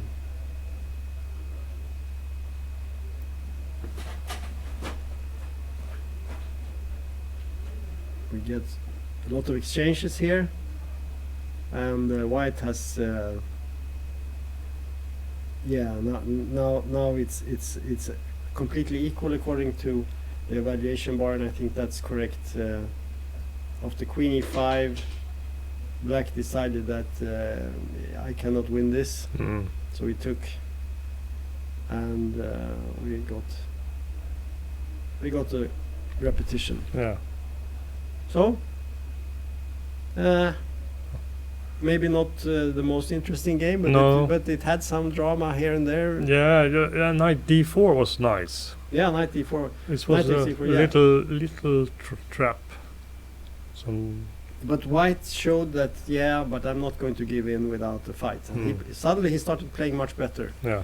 And black was perhaps a little bit careless because I don't think he really wanted to give back the pawn, but he did. And after that he didn't have enough attack, it was just a draw. So quite interesting. One game finished, and then we go to the next one. And here we have this game between Souleidis, the Greek guy, and the Swedish Hope, Yeah. Khan, Kysiksari. Excuse my pronunciation, but okay. So what did we see? We saw this a little bit strange bishop d3 move, Yeah. and but we said it's logical. We have the c4, and then we have the exchange, and we get something that looks a little bit like a Spanish game, but we know for sure it cannot have been a Spanish because black's pawn is on e6. Yeah. But apart from that, it looks very Spanish. And now it's difficult to say which opening it is because e5 is played. But it's I don't think it's possible to get to this from the Spanish. Well, maybe it is actually. It could have been, yeah. It could have been in Spanish. But you have to exchange the c pawn for the a pawn. That's not so easy. But anyway, the ideas are similar to the Spanish or the Ruy Lopez. So in the game there was knight f1, typical maneuver, rook e8, knight g3, rook c8, queen d2, bishop f8. All these moves are typical for the Spanish game. And now d5. Usually a good move, in the Spanish to block out this this bishop here, because now the bishop is not threatening e4, and white has still a possibility to play c4 at some point. So not too bad. a5, rook a2. But when you put d5, the c5 square get blacks. Yeah, But only for the moment. Yeah. Yeah, it doesn't solve everything. It's not, but you relieve some of the pressure that black might have against e4 and d4. I don't know if it's good or bad, but it's usually a way to make the game a little bit simpler. Yeah. It becomes a little bit more clear what you're going to do, because you take away some of your own options, but you also block some of your opponents. Now we see white. He wants to play his rook here, and he wants to pressure this guy, forcing black to move away. Rook c8 probably, and maybe at some point white can play b4 to prevent c5, but he has to watch out. If he plays this move, then black could counter with something like this. Yeah. So instead, white should wait probably. It's not so clear. It's not so easy to give a plan here. I feel that this should be good for white. I like white's position. And the bishop on f8 must go to... Yeah, but black could do things like, I think it's reasonable to think he will play g6 at some point. Bishop h6. This here or here. Yeah. Maybe the queen is here, but something like that. This is a slow game.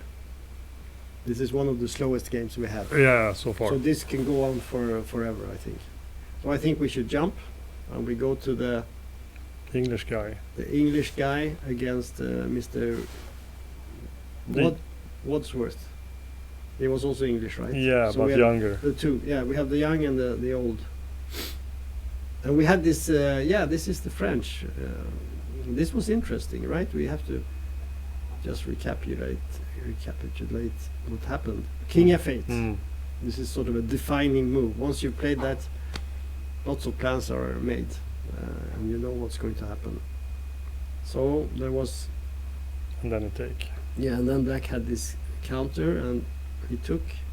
We didn't see that. I think we saw this position here, and we said that it's not so easy to get to the black king. The black king is surprisingly safe on f8, but there could be a problem getting the rook out from h8. So there are pros and cons.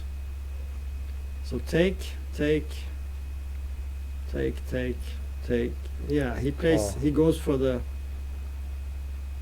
simplification. Yeah, maybe that's a good way to play this. It cannot be too bad, right? So yeah. So he went straight from this sharp opening, I would call it a sharp opening, into I would say maybe slightly worse ending for black. What do you think?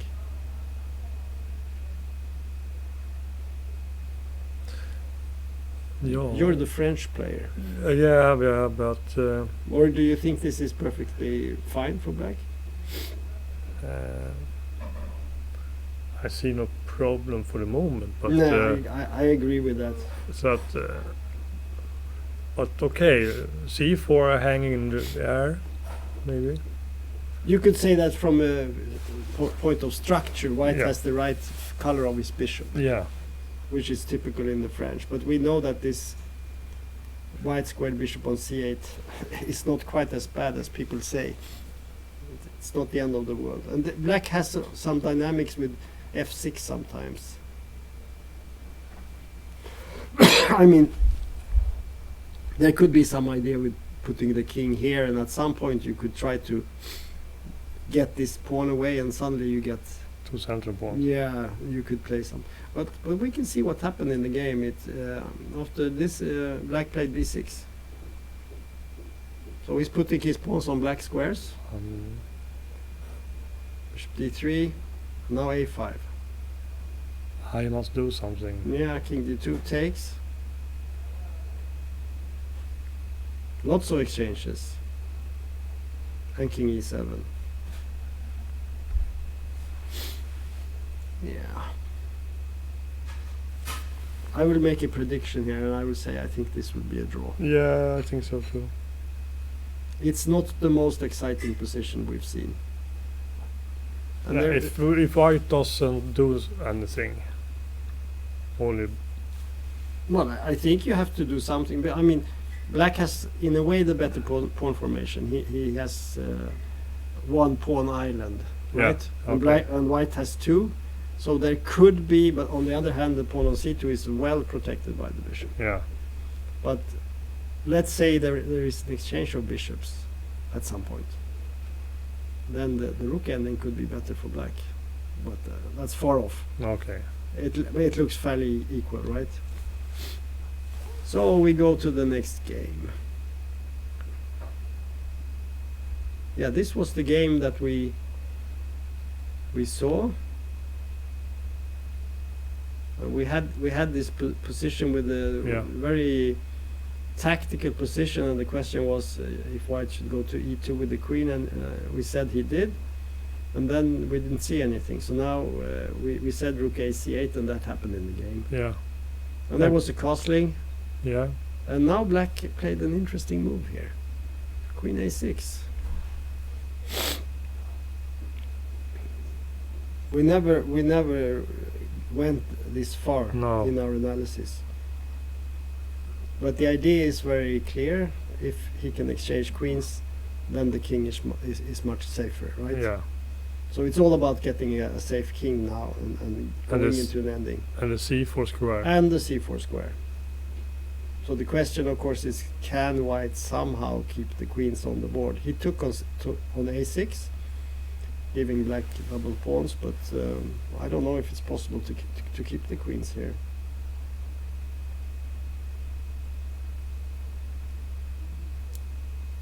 Let's say you are, but of course c3 is hanging also.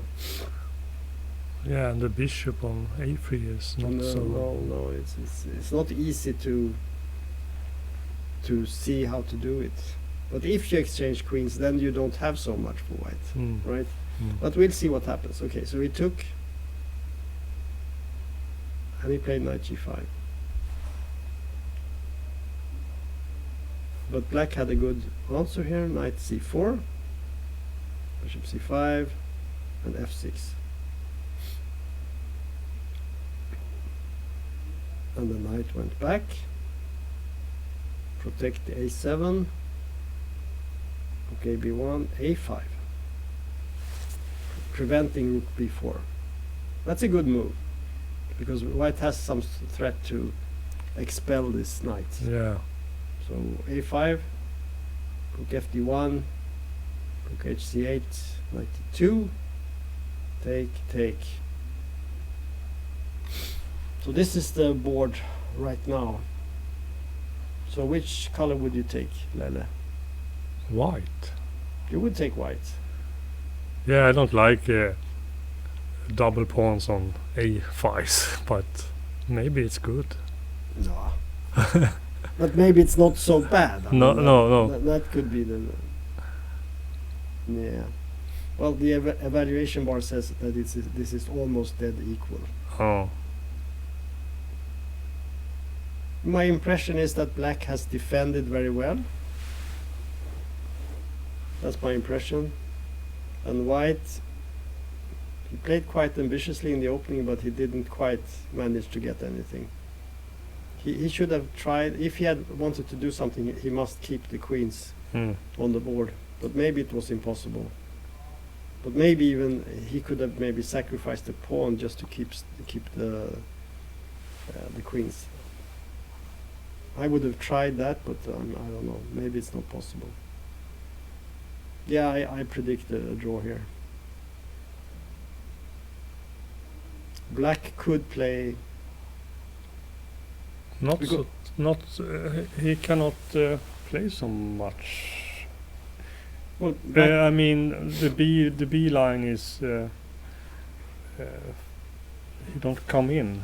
in the. Yeah, and the c3 is weak. At some point you can play bishop, maybe bishop. Or why not rook b5? It's a threat. Yeah, but it's black's move. Yeah, I know. So maybe that's the. I was thinking maybe let's say you play this move. Is that stupid? Yeah, no, it's okay. And let's say you go here. Maybe you go here Oh. with the idea of going to d6. Or e5. You mean pawn? Yeah. Yeah, this is a possibility. I wanted just to exchange the bishop and attack c3. Ah, okay. So let's say he plays rook b5.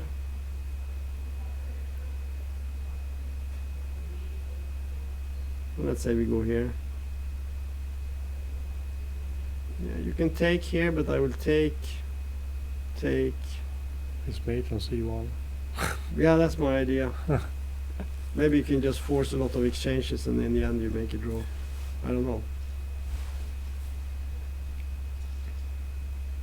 I guess you take. Take.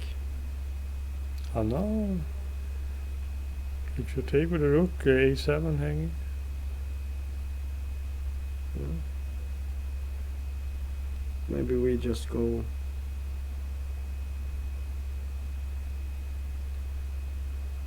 Yeah. Let's say you take. King takes. And what do you do? Rook b3, but the a2 pawn. Then we come back. Yeah. Then we go back behind. We go here, and then we start attacking on from behind.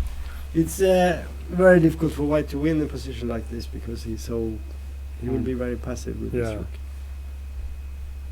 And pawns are like islands.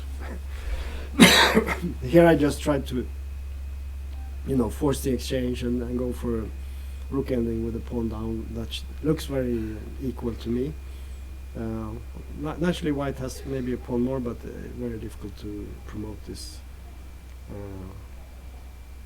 So it looks this is kind of equal. Maybe Black can just wait. But he has to be careful, as you say, if White is allowed to take the a pawn and keep the bishop and then come with the other rook, suddenly he has pressure. So I think Black should try to exchange the bishops somehow. Bishop f8 is also possible in this position. I don't know what happens here.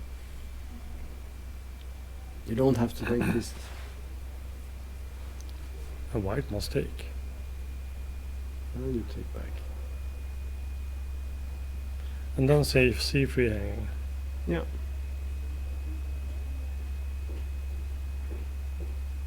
Yeah, it's very equal. It's almost dead equal.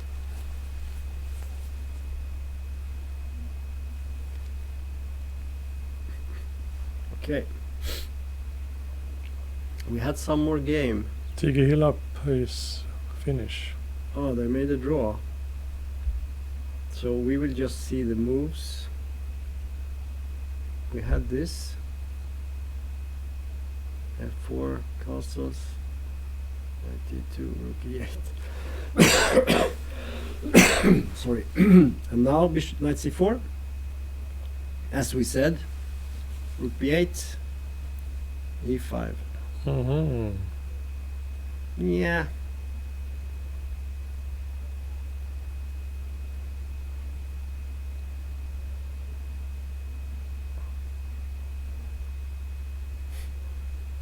Uh-huh. Yeah. Well, if you want to win, maybe White is a bit hasty here. That's my feeling. If you make a break, you have to make it in a situation when it's really strong. And I don't think this e5. It just doesn't work. But I'm not convinced by this knight d2, c4. It seems to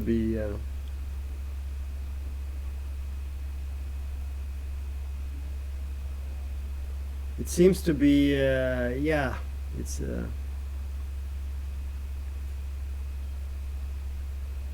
I'm not sure.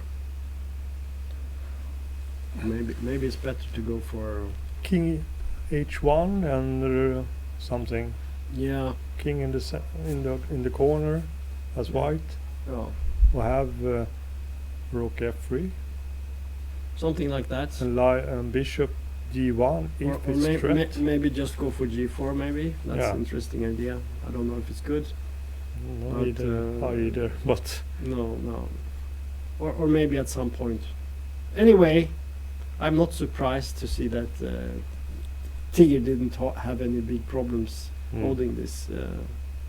So we had also Jung-Min Seo. yes. Oh, bishops against knights. We have to say that Edwin has managed to stay alive here. You remember we said Yeah. that this is not so good for him. Yeah, because they have f5. Yeah, we had this exchange, Yeah. and now he played f4. I'm not saying it's a bad move, but it would not be my maybe first choice. But maybe it's okay. So let's see what happens. So f4 came, knight g6, g3, knight e7, queen c4.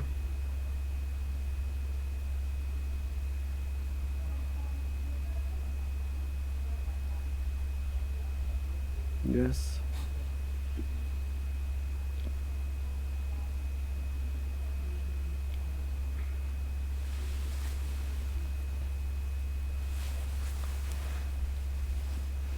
It's white to want to change the queens when you play queen d3. Yeah. It's not necessary, but maybe it's good. I don't know.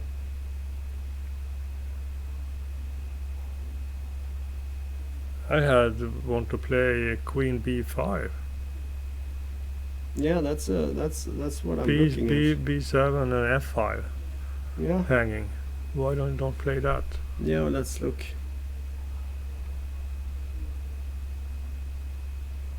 What's wrong with that? Queen b5.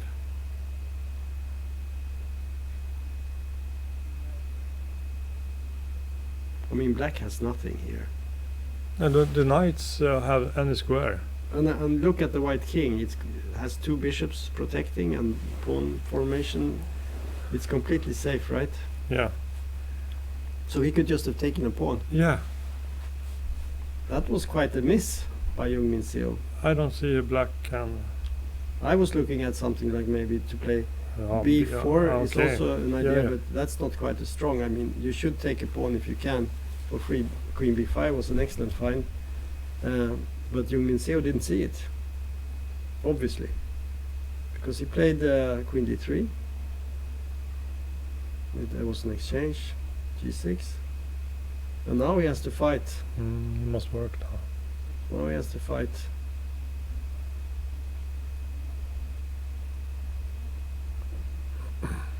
Yeah, white of course is better.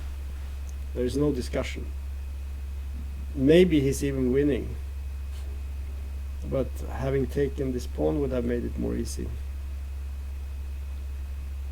But we shouldn't be too critical. I mean, white has kept his advantage, and my experience is that when you get a position like this with pair of bishops, you slow play it, Okay. and it's nothing you win immediately. It's a slow play, and you take squares from the knights with your pawns and so on, and the bishops are very strong. So yeah, You do it like now. yeah, he's playing well. I mean, apart from He understands the position. he understands the position, but he in this position he wasn't quite alert. I'm sure he missed the move here. I don't think he would have not played this if he had seen it. What can black do?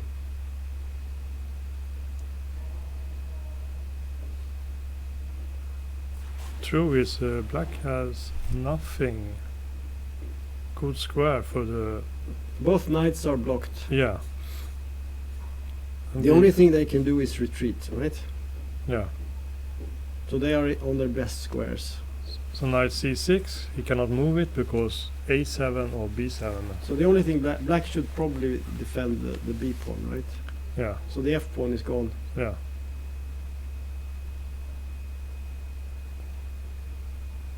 Was he afraid of something like? But if you play this move, maybe then you can take bishop takes a7. I'll take a pawn. Or yeah, this looks quite good, right? The f pawn is not the most important, right? No, no. Though I was thinking maybe if you take here, maybe you can have some counterplay with this move. I don't think there's much counterplay. Maybe. You can play back the queen. Right, then you can go back, right? Protect and attack. Oh, this is horrible. Very, very surprising. Nice find of you. Yeah. You're always looking for those moves, attacking two things. Yeah, tactics. I am tactic player. Yeah. Yeah, but it's easy to forget, But I read somewhere that double attack is the most common way you win in chess. Yeah. That's usually the deciding move in the game is the double attack. That's the problem when I meet the better player. They If double attack your things. yeah, I can maybe have a double attack, but the better player, like a grandmaster, international master, he had the last move, so take the game. So Oh, he calculate later. Oh yeah, more. yeah. So he That's more he problem. so he gives you a double attack and Yeah. then he has seen something. Yeah, Nasty guys. I have lost some games. Okay, yeah. Okay, Queen B5 was very good, but he missed that. But he still has an excellent position, and we believe that this game, very likely Jung Min Se will win in the end. Yeah, I would say. yeah. I would give him decent chances to win this. because the bishop, the knights are standing on the wrong square for the moment. Yeah. On e6. Okay, so let's have a look at the clock. Maybe we should take a small break, 10-minute break. Okay, we will be back in 10 minutes. Okay.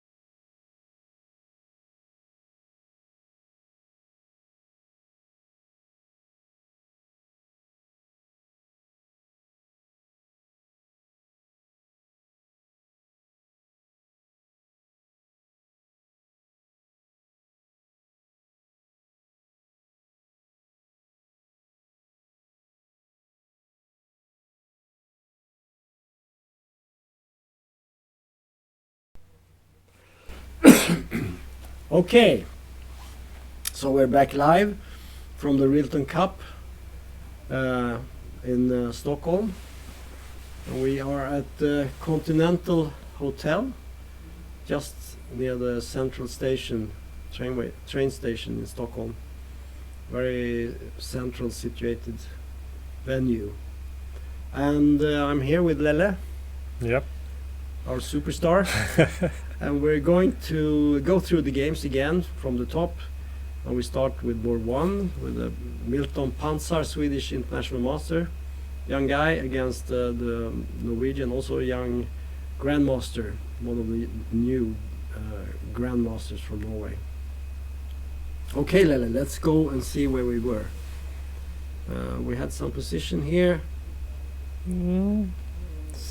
Here. Yeah. We saw this h6 move, right? Yeah, yeah.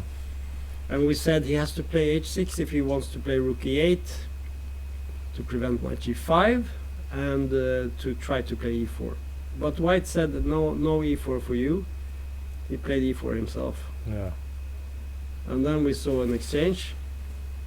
And now it's okay because White cannot take with the pawn, right? I think that was the thing, that if Black would have taken here, let's say in this position, if he takes, then most likely White takes with the pawn. And then he has knight e5 and things like that coming. Gets very nasty. So h6, e4, take, and queen. Oops. A little threat.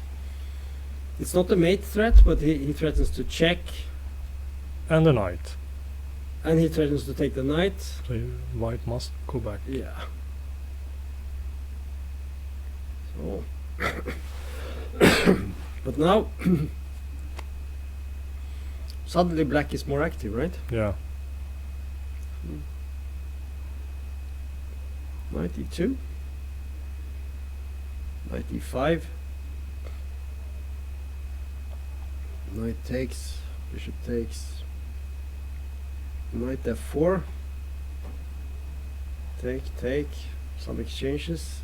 Yeah, Queen black g6. had a little choice. Yeah, Little square for the ladies. Yeah. Black is fighting for his survival here.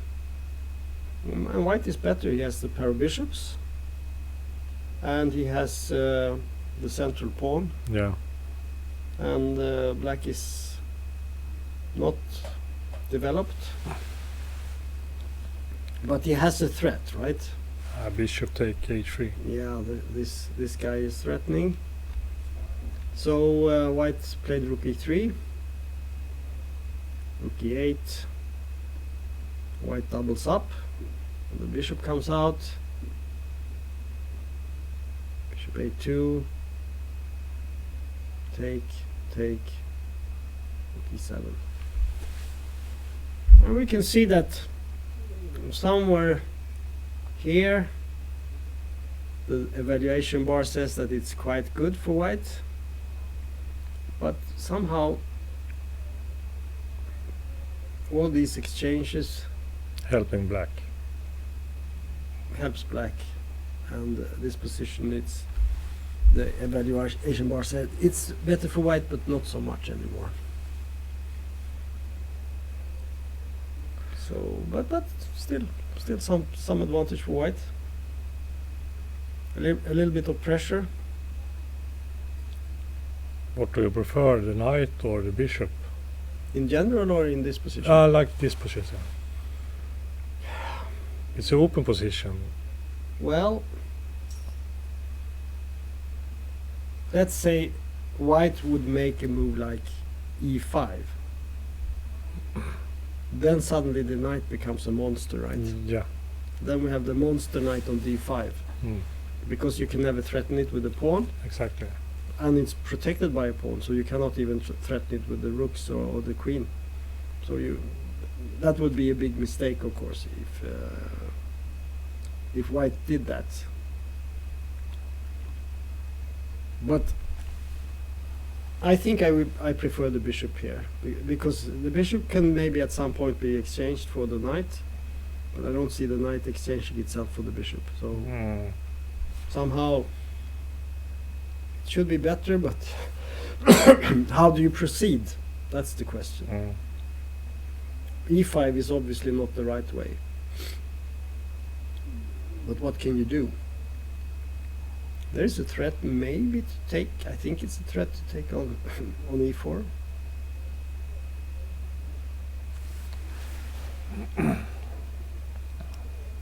Yeah, but B7 hanging. Okay, it's mate. Okay. Uh-huh. Where is it? If you take the E4 somewhere and white take the B7 on the end, it's a mate on Well, it could be, but because bishop take the H2 square. yeah, I don't know. I don't think you can take it right now. Maybe I think if you play rook takes E4, then you could take on B7, right? Mm. Probably. Yeah, when you take 1 times, yeah. Yeah. And if you take with the knight, I guess F3 comes. Yeah. But there is a threat to play maybe rook A to E8 and to get more pieces. Mm. But even then it's not quite clear because, yeah, I think white is better, but it's not easy to play. At the same time, rook E8, bishop D6. Can that was a plan? Actually, we have a few moves here. He played bishop D6, Ah, okay. which was one of the moves that I was looking at, so as a possibility maybe to activate the bishop, of course. Rook D7 Not the same pressure on E4. relieves the pressure, but you still don't want to play E5, right? No. Because the knight is so commanding. So what do you play here? Is it bishop E5 or something? Bishop C5 maybe? White want to change the. Yeah, he played bishop E5. He want to change the knight. Not necessarily. Maybe. But if you do that, do you have anything? But now it's little pressure on rook G3.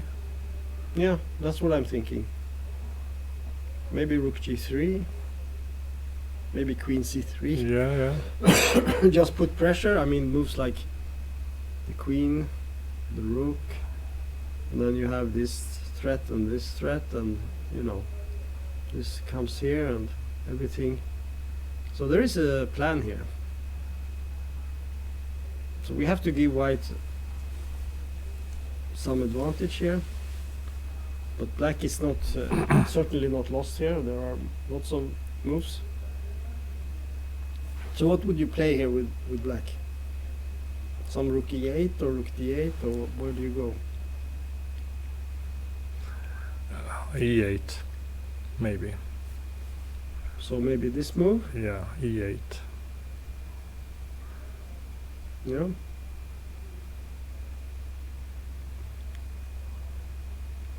And what do we play here? Rook queen C3? Maybe, I don't know. Oh, the computer is not very happy. Not with like that. No, it doesn't like it at all. Why? I don't know. But Well,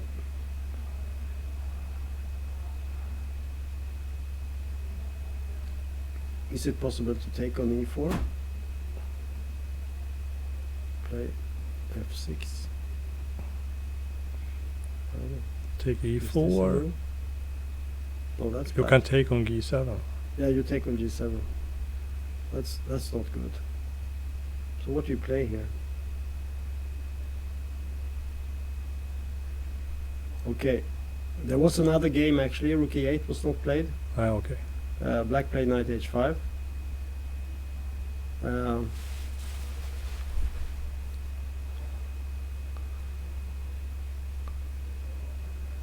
Not the first move you think of. No, he don't like rook G3 for white side. The same. But it's a very strange move to me. Yeah. So if white can I don't. find something here, but what? I would say it's a sort of risky move because the knight is offside. Yeah. So what would you play with white here?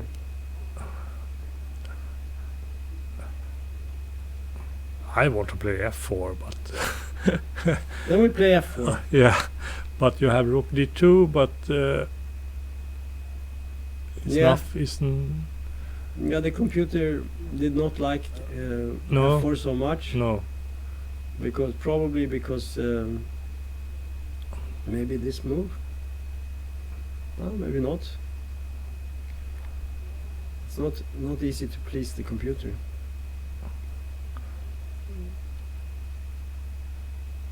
Is this something? f6. Yeah, and f4 hanging. And there is some problem. Yeah. You must play f5. Yeah, probably. And that is maybe not what you want. No, but at the same time, the knight on h5 is very It's true. yeah, it's no square. So you move the queen and move the bishop to the h2 again. What happened? So where do we go?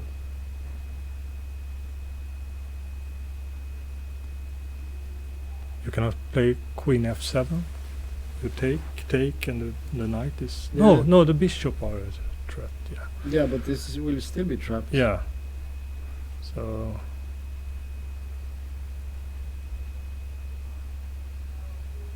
Maybe we have to go here. So we can play knight f4. And the bishop must go somewhere. h2. h2. And maybe now we can go for some knight. Then there's, Rook g3. yeah. But maybe we can play here. First. And you have to play.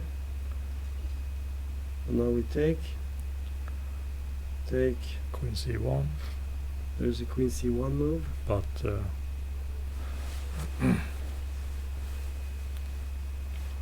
it's strange with the knight, but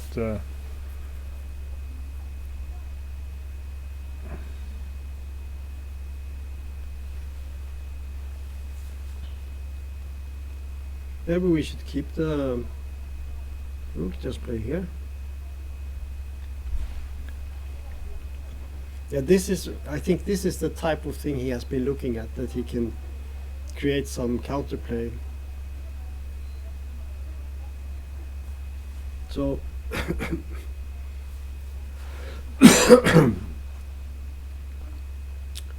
so f4 is a little risk.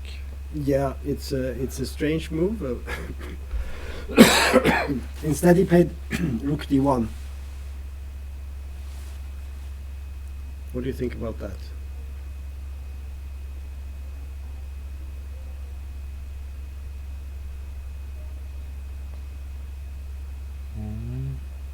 What do we play?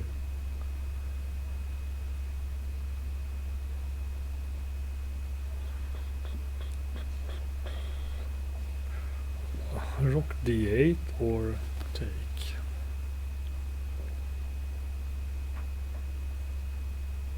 I think rook d8. Start with that.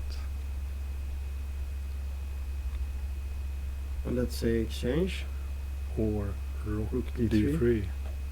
E4 hanging. Well, but So- is it hanging? So Because I don't think it's hanging. Because you cannot take it. You have to take on d3 first, and then you take with the rook, and then you take with the queen. But maybe this is okay somehow for black. You get some exchanges, and then you can move. Let's say black takes. Take, and then we move back. Something like that. I don't know, bishop somewhere, maybe here. I don't know, where do you go? Oh, yeah, c3.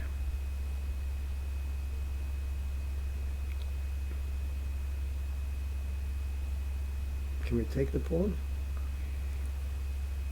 Or knight f. Knight f4 is interesting. Yeah, this is okay for black. This looks okay. So rook d1, maybe not the sharpest move.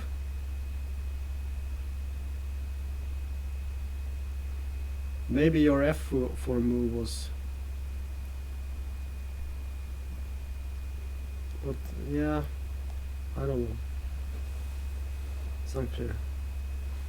There must be some move here, knight, because the computer thinks that's, according to the evaluation bar, that there should be a good move for white somewhere here.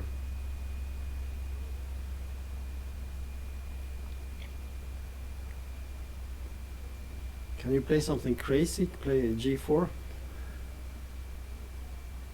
It's not a threat.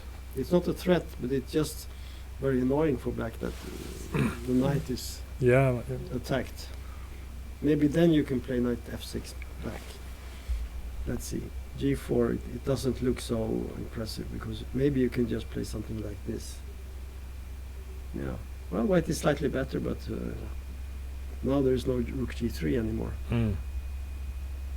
Okay, so let's go to the next game, and we'll see what happens here. Rook d1 was the move, so this is what we have. Let's look at the next game. So here we have the young Ukrainian grandmaster Platon Galperin against He's EM player. Is he International master. who? Galperin, Oh, yeah. but it says GM here. Ah, okay, he got the title. Yeah, Okay, I don't... grandmaster, oh, and he plays against our Stockholm international master Hampus Sørensen, 19 years old. And we have a development, we can say here. So let's see where we were. Yeah, it was this game. It was a Reti with the queen exchange. yeah. And I think we had this position. Yeah, that's right. And there was a castling, an a4, a6, a5, some exchanges, and now e4. That's a good break for white, right? Yeah. Take, bishop c7, bishop e3.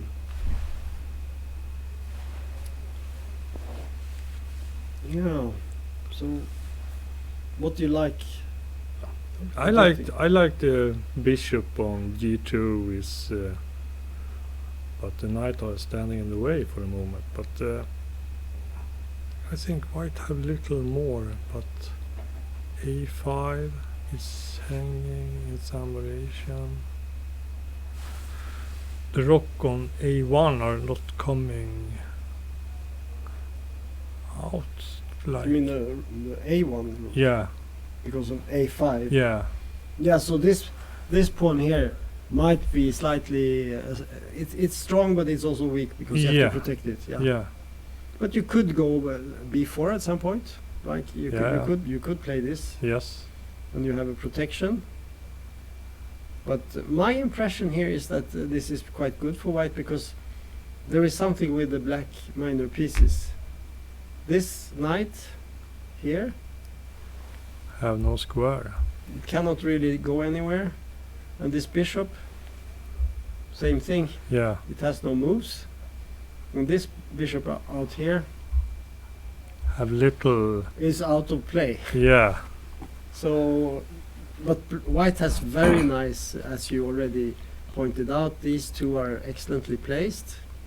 This, I mean, the d4 pawn is strong because it takes away lots of squares, Yeah. and this bishop is not directly active, but it's indirectly supporting the other pieces. This knight can jump somewhere, and there's a weak pawn here on d7. Yeah. Immediately. So you have some So white have black pressure here. black cannot have time to get the knight on d5. That's it. If you play knight f6, for instance, I guess you just take it Yeah. and you take b7.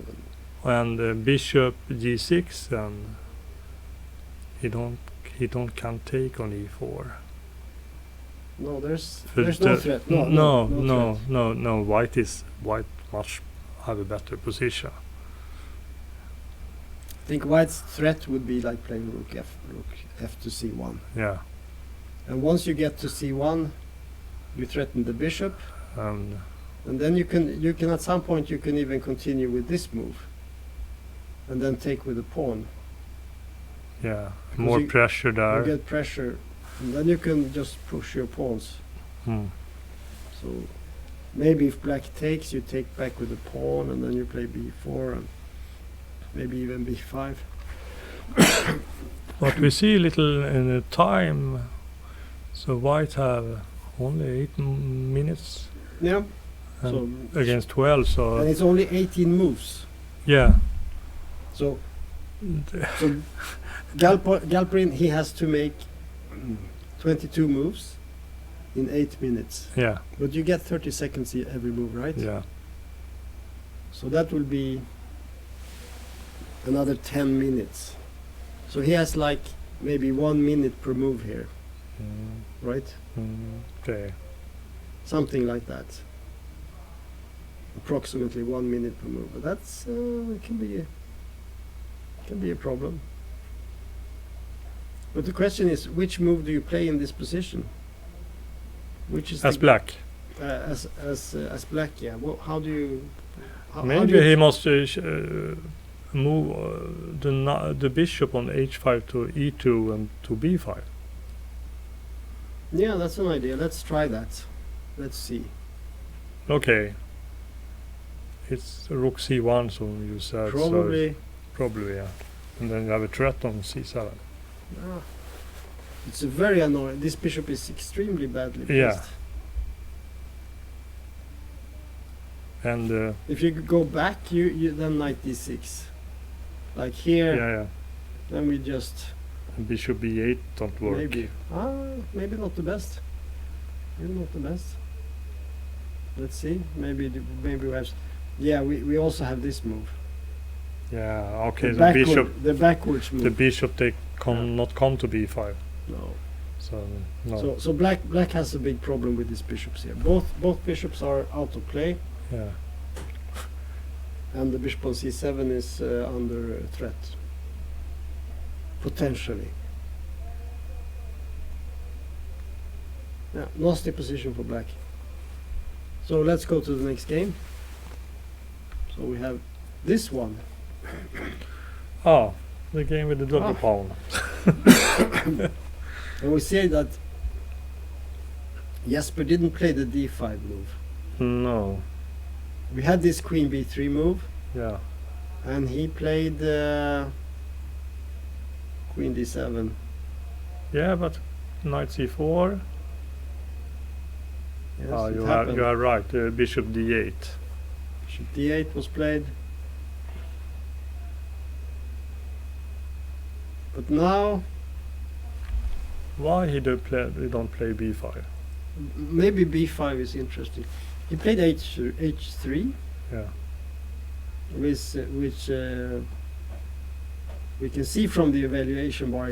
It's not so happy. It goes towards 0 after h3. So what about b5 here? A little better. Maybe a little bit. But do we have something? Do we have something really good here? I don't know. b5 looks like the normal move to play.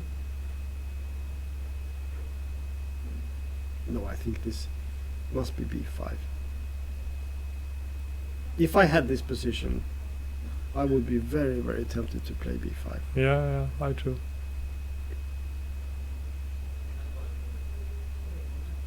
So what are you playing? Yeah. Take. e5 is a possibility.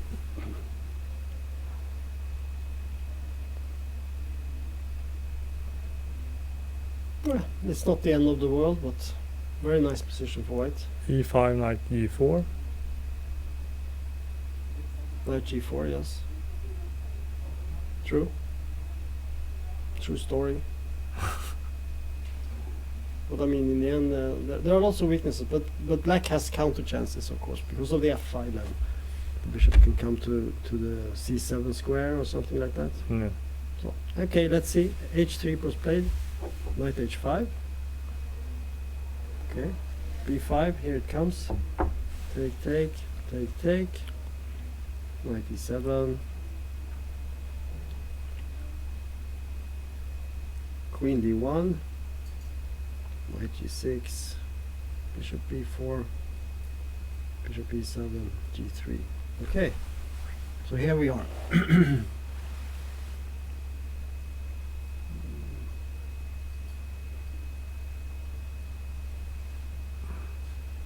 So what do we think about this? I'm a tactic player, so I looking always knight take e5, but Yeah. it's not working. Well, knight take e5. Well, it's what black's move to Yeah, begin with. yeah, But the question is it a threat? yeah. It's a threat Yeah.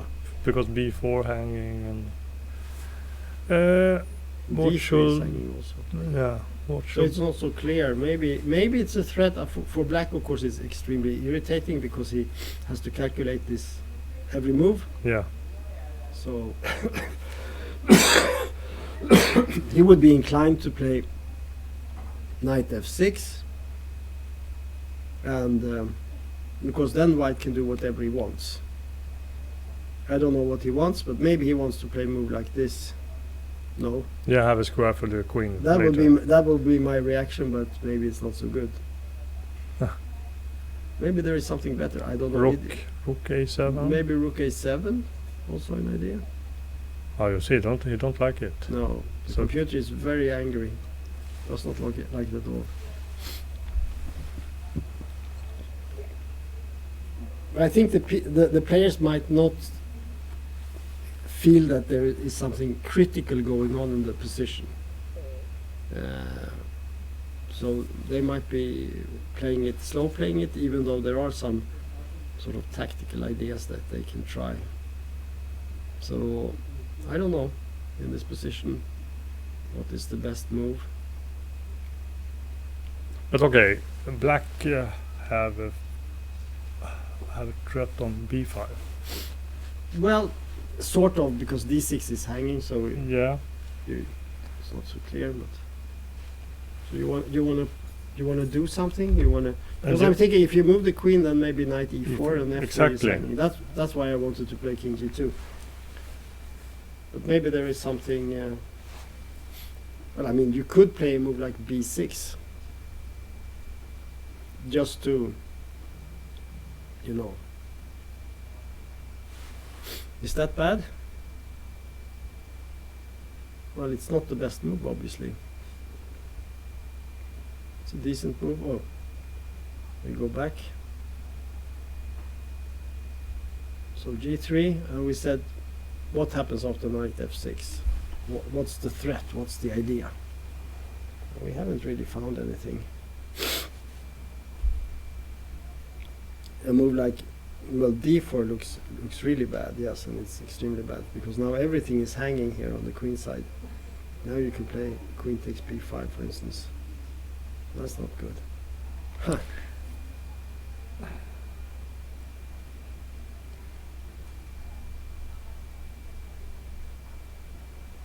Quite a tricky. I like the move king g2 because have a It's a normal move. yeah. It's a type of move you make without Yeah. thinking too much. So if Right. you move the queen, black maybe have knight to take e4. Yeah. So if white play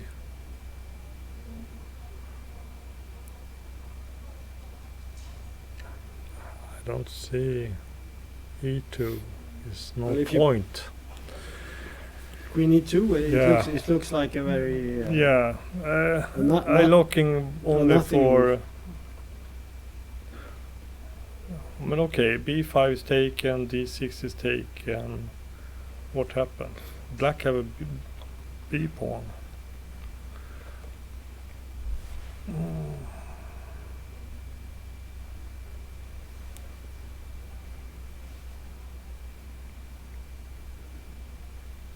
Can you somehow prepare to play d4? Is that possible? Or to- Queen e2. yeah. But But then b5 is hanging at some point, so Yeah. it's not so clear. And b4 you take on b5 and you cannot take anything.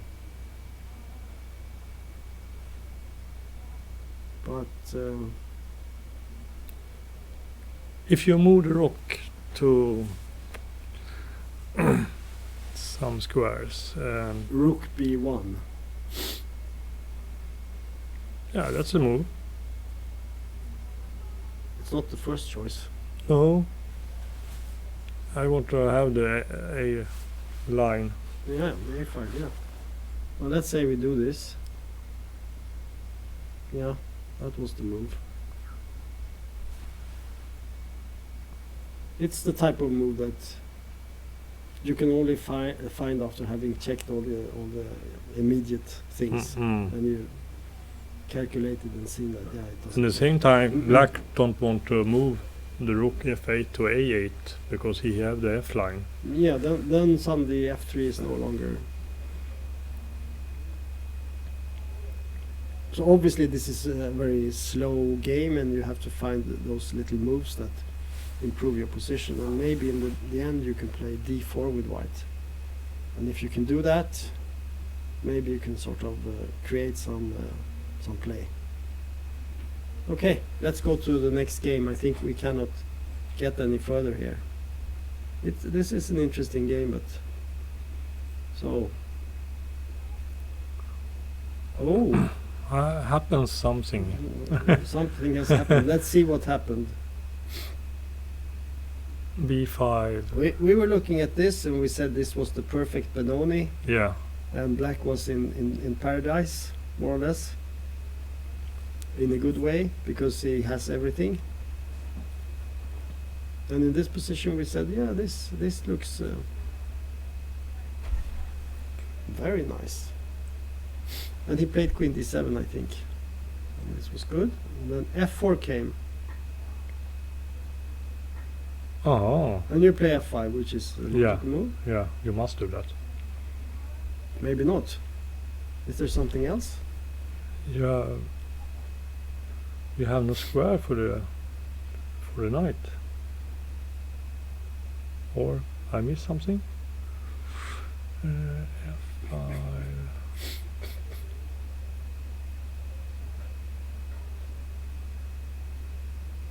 Queen b5.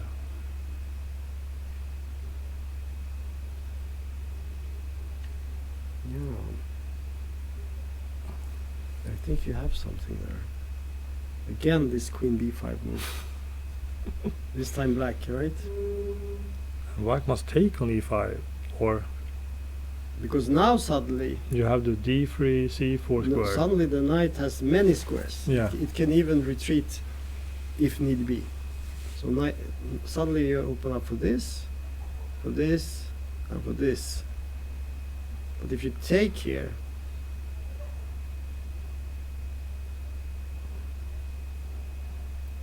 no, not with the queen. Pawn takes. Take the knight. We take this guy. Well, this looks very nice. Because now the white's pawns are broken. Queen b5. You can write a book about that. Don't miss queen b5. I read a book about that. Not read it, you should write it. Yeah, write it. We need that book. The Yeah. b5 square. Yeah. Don't miss. I think this is good for black. It must be. Yeah, I like your queen b5 because if you You have no square for the knight. start, playing something like this, now you can maybe this move is strong, right?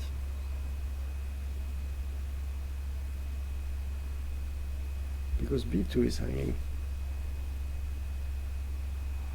Yeah, and b3 is not good. Well, the knight is. It's not in any danger now. We are. It's out walking around. And black has all the play. No, this is excellent.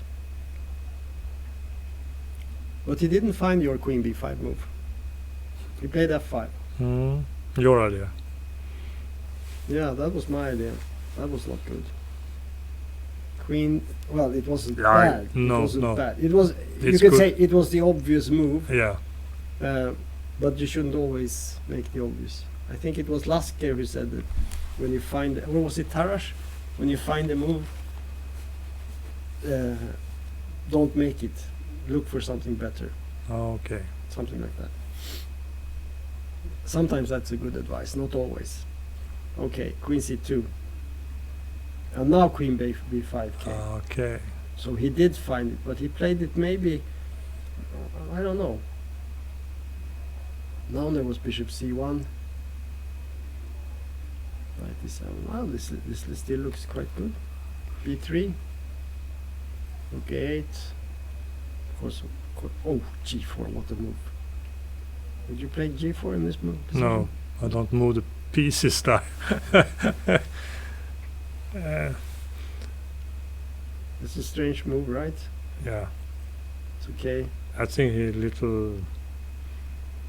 don't have any plan. No.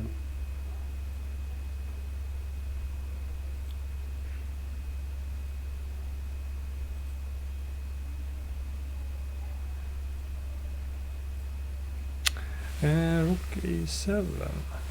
Okay.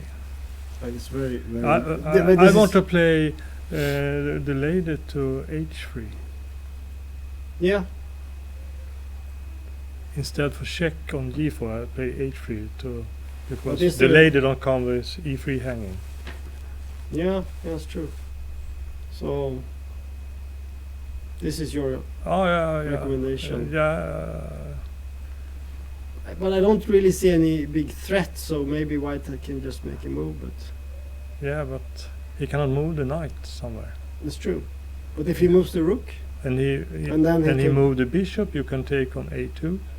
that's true. But rook c2 and then queen g2. Of course, black is better, I agree with Yeah, you. So. yeah. But rook a7 was played in the game. a4, take, rook a2. Rook f8. This was not good according to the computer. Mm. The evaluation board goes down very much after that move. So what should he play instead in this?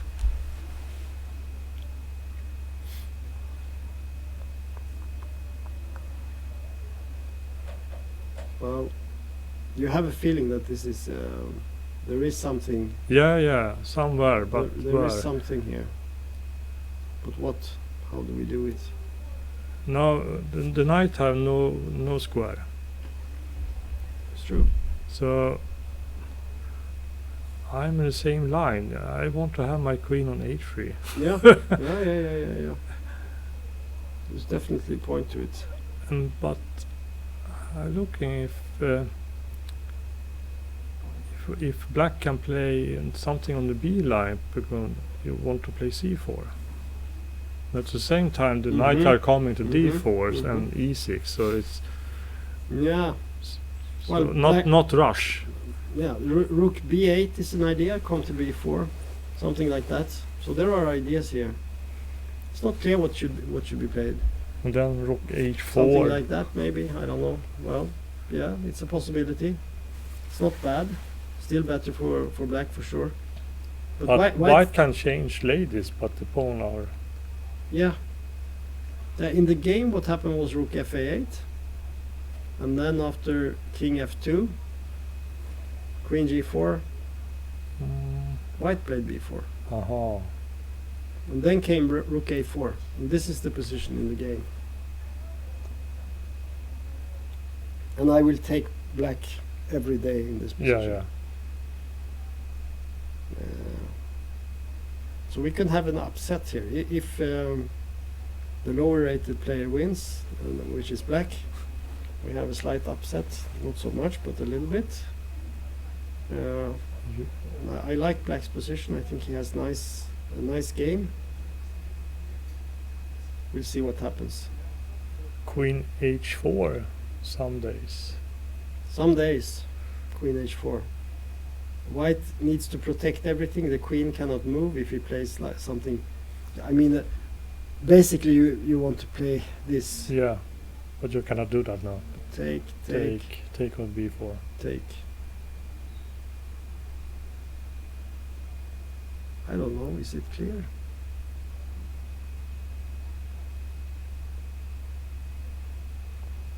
This knight is suddenly not so good here. Yeah, but on the same time you have can you play bishop b2? Oh yeah. I have a square to g7 and knight f5. Yeah, in this position we can go here.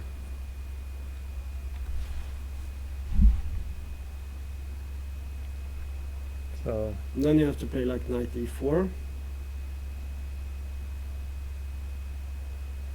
I guess. and then But then maybe you can. you can take. No, you cannot take on f4. But you can take. One time, yeah, yeah. And maybe play rook b8.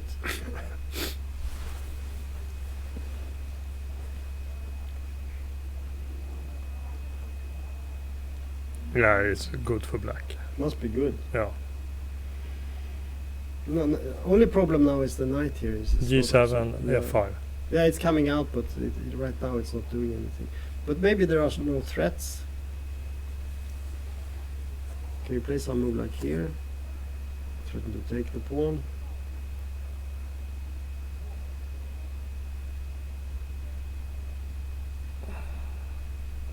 Maybe we can go here. And then we Rook relocate B3. Rook b3, yeah, but it's no threat. We can go back.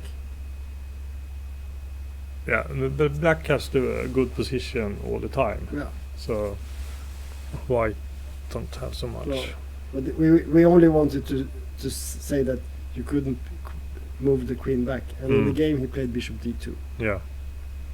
So But yeah, it's still a game. Clearly better for black. oh. This was a little bit of a trick. Yeah. It's a fork trick, Yeah. classic. And I'm quite convinced that white missed this one. Yeah, I too. So let's see what happens. Take knight.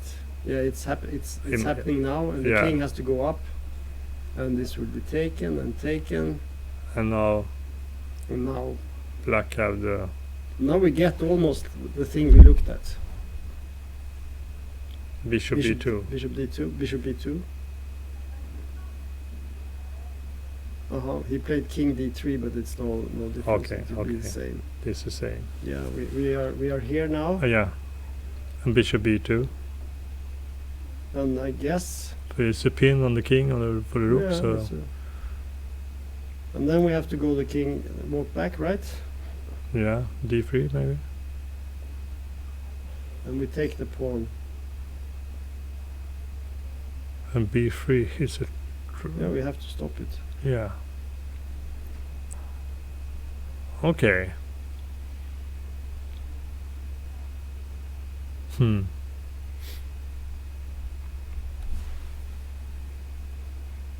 But I mean, it's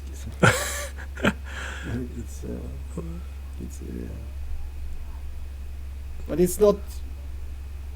It's according to the evaluation bar. It's finished. Yeah. In practical, sorry, in a practical game, it's still possible to misplay this, right? Yeah. Yeah, you can lose the pawns if you play wrong.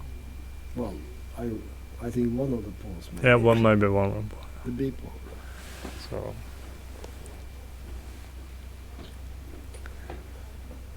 But maybe there's a good move here. How about, or maybe not. No, I was thinking bishop c3, but you can take and then king b3 after rook c8. And the rook hangs on a4. Yeah. It's not... I mean, king b3, and suddenly white have little hope. hope, yeah. Some hope. But maybe not. Let's look at it. Let's say we make a move. What do we play? As black.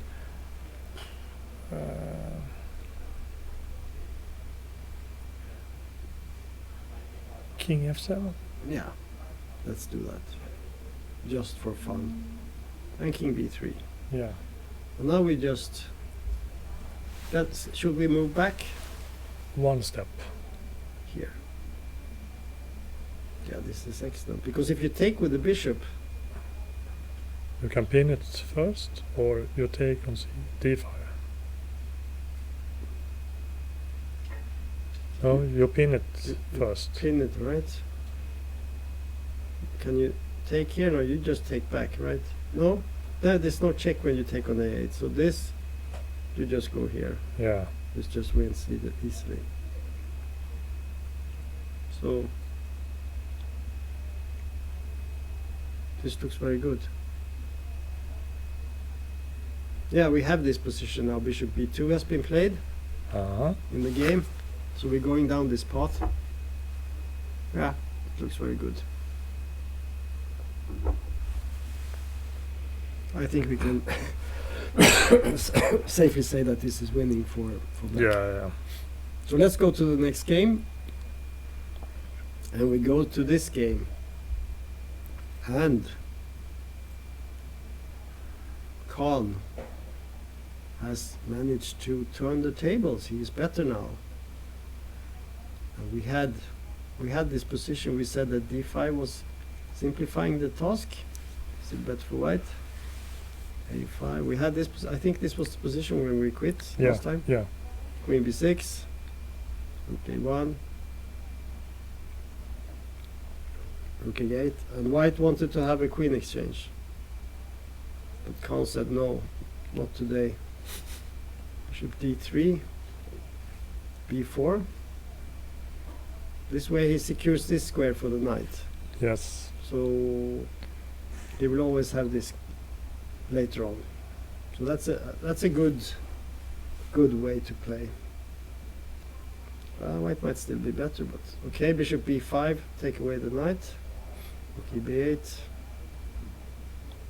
c4. This was a big mistake according to the computer or the evaluation bar. Maybe you should just take. And change everything. Just take. Yeah. White should be slightly better. I mean, the bishop on f8 is not as good as the bishop on b2, but it's not a gigantic difference. Maybe the b4 pawn is a little bit weak. White has some chances. In the Roy Lopez, you usually try to play against this pawn. You know, you can take. I think this is playable. Take. And maybe you exchange. Or you play. Okay, 7. And then later you can redirect this bishop here. And you can even go for things like this and maybe here and try to take this pawn. That's how you usually play. But in this game, c4. Knight c5. And we can see from the evaluation bar that it now prefers black. Because white has lost all these dynamics. Let's see the moves. Knight d2, bishop g6, yeah, h3, bishop g7. Knight f3, rook f8, bishop a4. Take. Next knight. Very good. Knight d2, bishop c8. Knight d2, f5. Knight c1. The white play has collapsed a bit. Yeah. All pieces in the corner. Yeah, On the everything has sort of. It's like it's a magnet down on A1, and everyone wants to go to A1. The position now, Black Khan, he play Dutch. He's a Dutch player I've seen some games. He is, yeah. So he had same structure now. F5, G6, Bishop. Yeah. Some ideas. Some ideas with the F5 and White has the center. You attack the center, Mm. and now we see the C5. This was very important fight, and White sort of gave up the fight a little bit. Yeah. And I don't- once the knight got to C5, everything turned against White, and it turned to Black's favor. This is clearly better for Black. It's still not won, but I really like it. I don't like the moves like to take back with the knight to No. D2. For D2, he's only standing there. Yeah. So So White has his knights on C1 and D2. C1 and D2, and Can- they are attacking White's pawns here. Yeah. There's no future, but But the Black Knight instead is on C5, and it has targets yeah, you have a here target. and here. Yeah.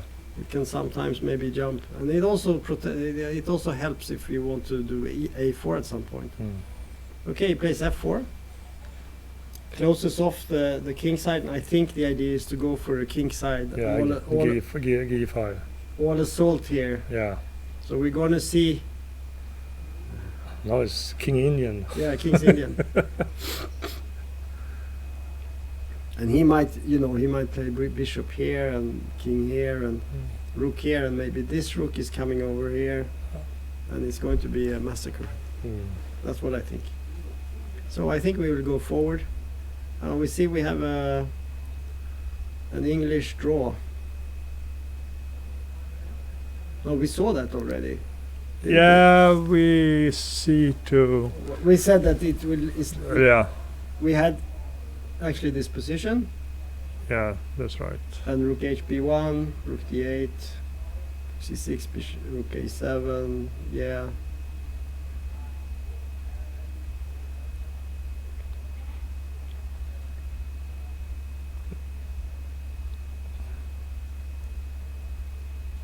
Yeah, This was not so. yeah. Mm, Nothing happened in this game. and nothing happened. we expected nothing to happen, and nothing happened, so we give ourselves a point for that. And where were we? This was the Eggleston Wadsworth. And then we had this game. Looks like a draw coming up here. Let's go back and see where we were. Yeah, we had this position. We had the exchange. This was expected by us. Yes. Aha, rook B5. Oh, yeah. The point is that he has this check, Yeah. but the king just moves away. Yeah. Then we must make.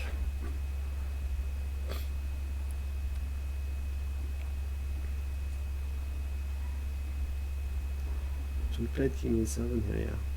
King D7, yeah, it's very logical. Move the king over. Ah, he moves back.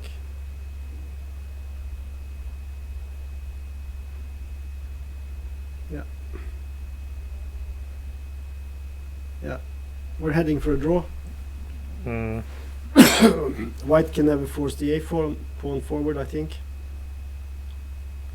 And if he does, Black gets immediately yeah, and white cannot play the rook anyway. If you play this move, for instance, I think you can just go E4, right? Yeah. And this pawn is just as strong as this. And if White now makes this blunder, you can just take here, Yeah. and then the game is over. Yeah. So you can easily lose this if you play badly, but he won't. It will be a draw between Gorstein and Kilgus. So then we have, let's see now, we have Tiger was a draw, Yes, also though. and we had Yang Min Seo against. Ah, this is interesting. So we have to go back and see where we were. B4 was the last move. Yeah, we go back to this famous Yeah. Queen B5. Yeah, maybe Queen. He could have played Queen B5, Yeah. but he didn't. If he had done that, he would have won the pawn. But instead, he could play this move, very strong move, which attacks this guy and it attacks this guy. And as far as we can see, there is no way to protect both.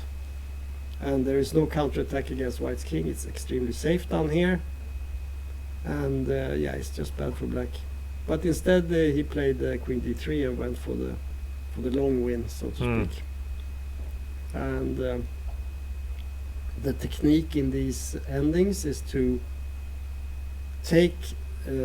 try to take squares from the white knights with your pawns, and then to use your bishops to attack the opponent's weaknesses.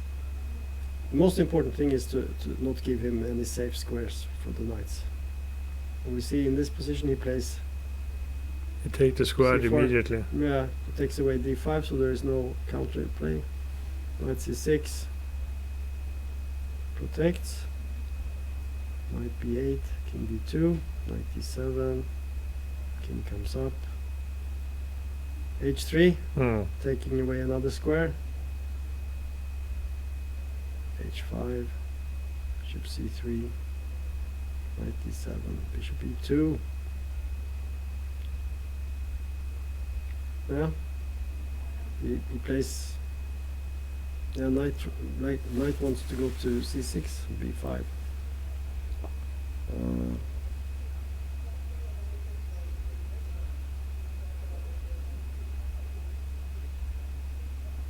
Okay. Okay. So now he goes for a more tactic. Now we have to calculate a little bit. What happens here? Well, let's say taking here, then d6. and now suddenly it's difficult. You have to go. You only have one move, right? Knight b7, g7, and what do you think we should do here? Maybe just go with the king. No, we have to do something. No, b6 or take. Maybe take to keep ways to enter the position. I think this. Okay. What do you think? Or do you want? I want to have it left, but. You want to keep it. Okay. Yeah. But the computer says it's a draw now. Okay. I think that you have to keep. You have to keep a route for your king. Okay. I think that's the thing. So Yeah. I think you can play this.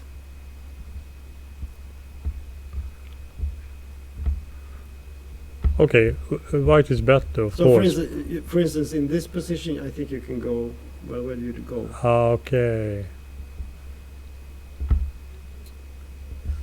Should you play bishop? Why not a3, b4? Yeah, maybe just go here. Yeah, b4. And now you And threat then the king put in the comes. king. Yeah. Yeah, I understand why you take on a6 now. Yeah. Now you have this highway. For the black's pawn are not so Yeah. good. So in this position, he played the knight back. Ah, And the king came here.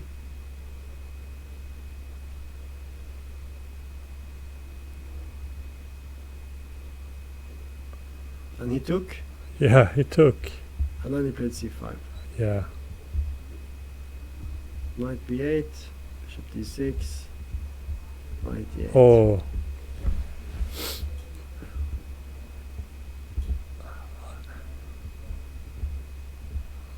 No. So no. now comes the question: how do we break this construction? You must.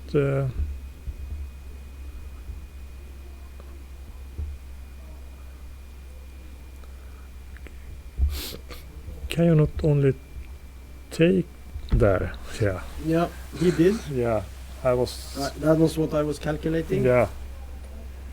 And then you Because we have an interesting domination situation with this bishop here, right? yeah. Because it's dominating by attacking all these squares. So the knight here, it cannot go to any of these squares. I don't think you should play c6 because then king c7 and but maybe you should just go with the king. Could that be, or what happens? Because c6, king c5, knight e6, take, and then suddenly black wins. We can see that just for, yeah, this is bad. Now this comes, and white naively takes this, and suddenly. Yeah. Black win. Yeah. Yeah, I'm not sure because you can go back and you can take the. But you lose the pawn on c6. Or yeah, but you can. I don't know. Yeah, Yeah. Maybe. It's not so important. This is anyway bad. Yeah. But in this position, maybe you just go. c3, Go c4. here. Let's say king goes back. It's a little better to go to king c3. This okay. You go to d4 anyway. I don't think it matters, but Yeah. maybe from aesthetics Yeah. point of view, you might want to go. On a I won't have a square extra for the bishop. Yeah. Okay. That was my. Yeah. Think. Let's do it your way. But I mean, I think if you go king c7, you have bishop. But you drop the c. Do you want to go here? Yeah, and then if king coming up now, you okay? Yeah, it's you the have same to- you have- position. You have to. Yeah, but I agree with you. You have Yeah. to. At some point, you have to protect this. Yeah.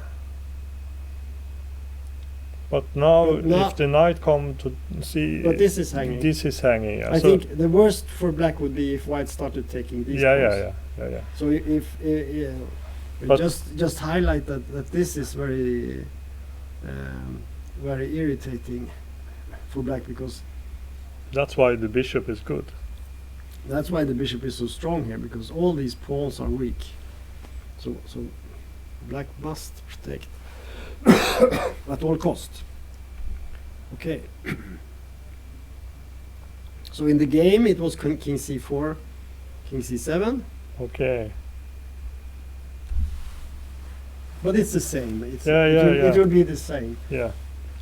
But don't you think he will just go king d4 here? Yeah. And knight e6. Knight e6? Aha. You take Well, maybe I just go in. and. Okay, so he take the. Yeah, you are right. You are right. And then we Yes. start this Yeah. eating pawns. Yeah. Pawn eating. Mm. Pawn grabbing, whatever you call it.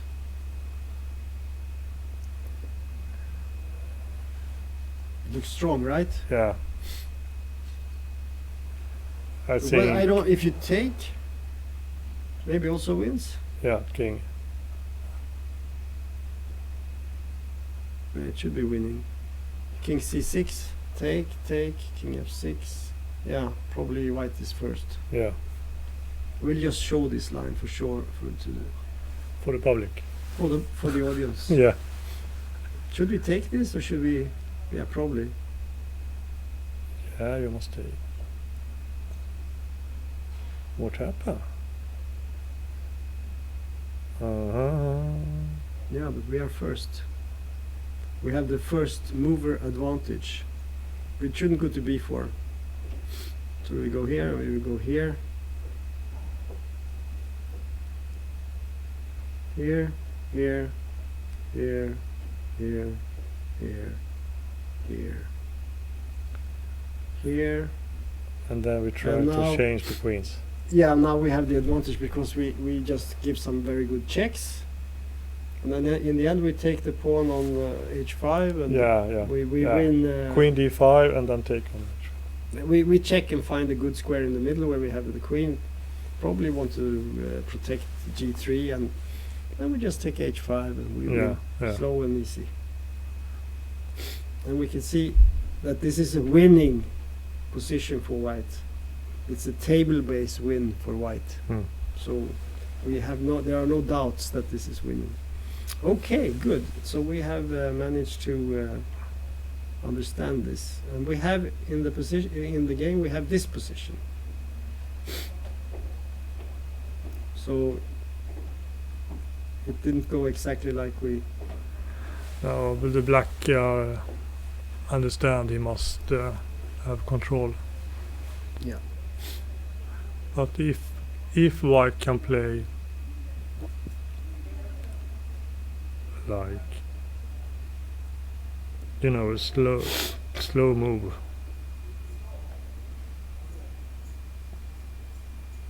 bishop c4, and you check on c6, Yeah, but that might be winning. and then king d5, change. And maybe there's knight b4 check. After king b5. Is that for take on a5?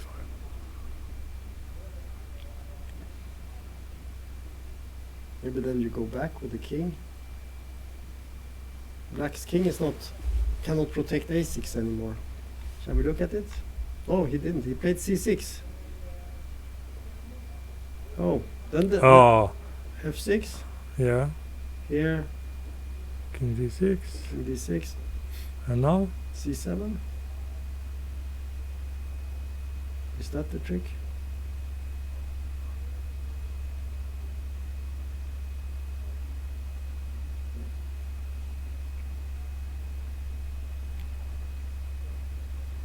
Total domination.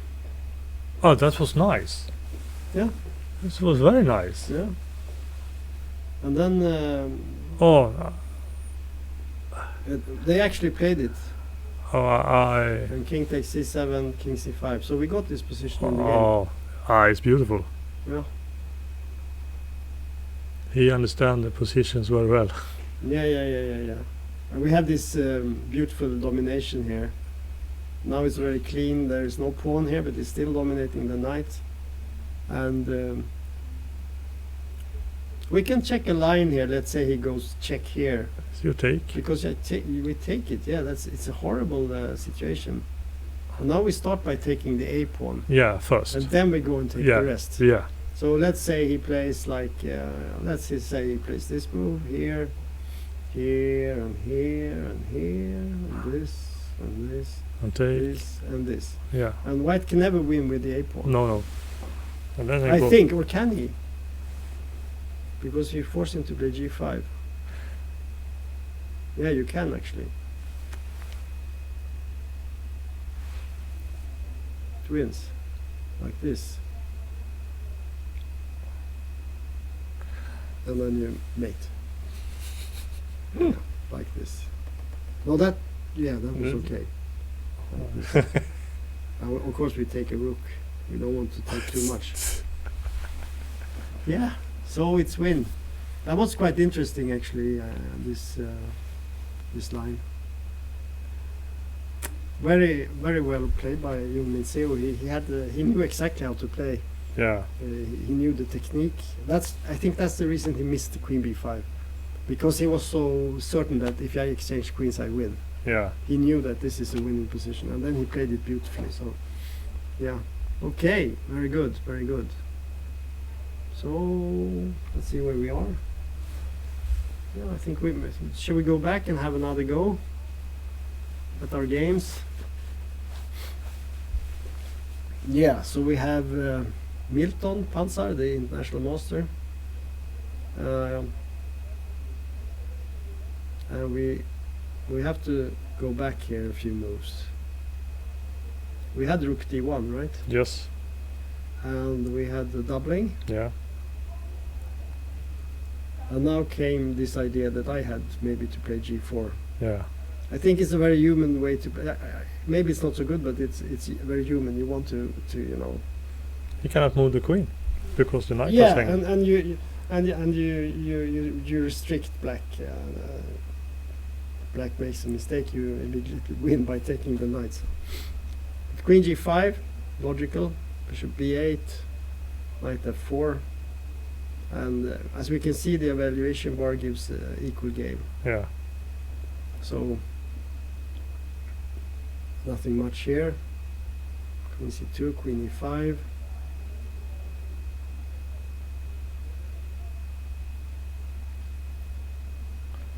Well, it's still around equal, but now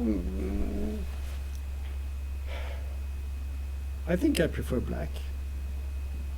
What do you say? Because you have the line, or Yeah, but because white has weakened the king a bit. yeah, With the g4. As I said, it's not so good in the long run, but it feels nice when you do it. But black has a more solid position. He's more coordinated. So let's see what happened. So queen e3, rook d3, queen e4, rook d4, queen f3, queen e6, b3, king g8, king g3, king f8, queen f5, queen e7. Yes, I would still take black. It's not much, but the rook is better on d4 than e2. And if white would take on e6, you take with the king. And white has some problems with the e5 pawn. Yeah, this could be, it's probably perfectly playable for white in this moment, but yeah, it could be something later on. So, oh yeah, queen h7. Interesting.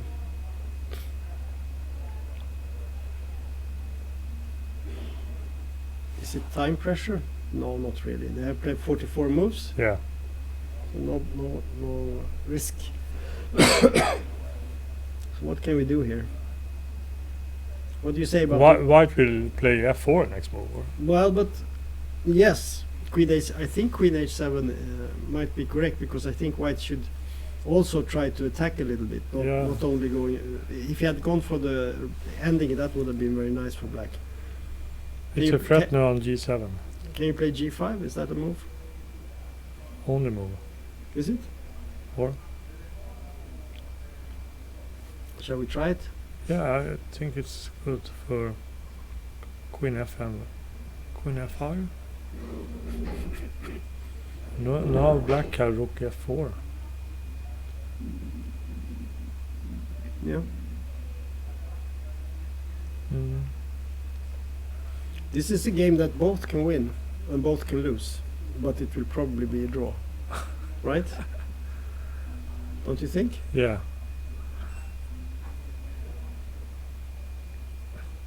Interesting. So let's go to the next game. So we have Sardana against Thibaut, and we have a rook ending. Yeah. And to me, it seems to be a very drawish ending, right? Because pawns are going to. They changed the pawns somewhere. So let's go back.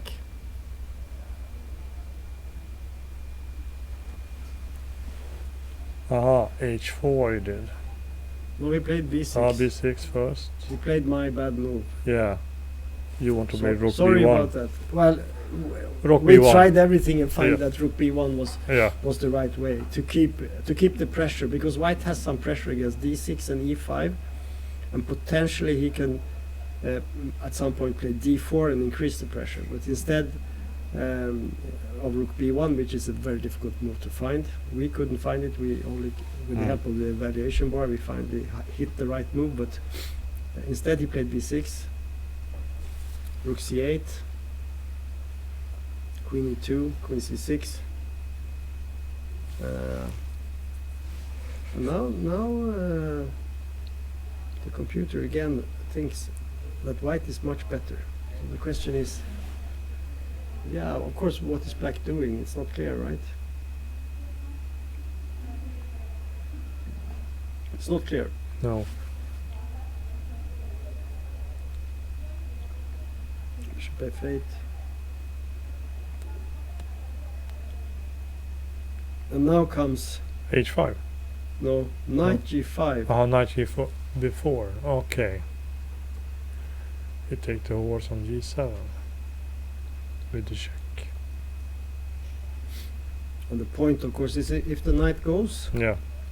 let's say we go back, then we have the queen h5, king g8, queen g6, with a catastrophe. So after h takes d5, he played d5.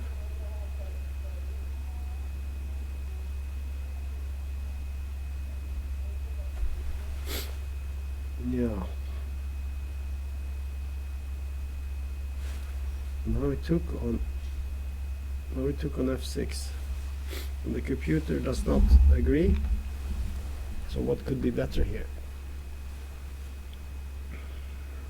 Is there a knight a5 move, followed by bishop f8, and then take the knight? Like this? No, that's not true. That's nothing. What does... I thought I could take here and take there.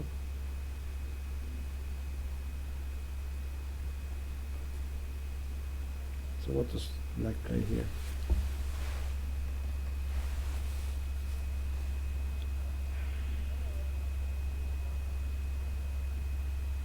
Should we take this? No, can we move to queen e8? Then we take. No, okay. I just want to win a piece. Yeah. Something like this. Take. You get back to, Mm-mm. and now you play. No, but this knight on f6 is... But now this should even be better for black.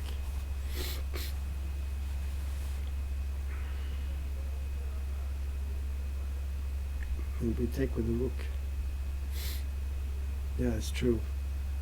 We have sacrificed a piece, Hmm. so this is better. Yeah, this is the problem. So we took on f6, but after take, queen h5, king g7, d3, queen d4.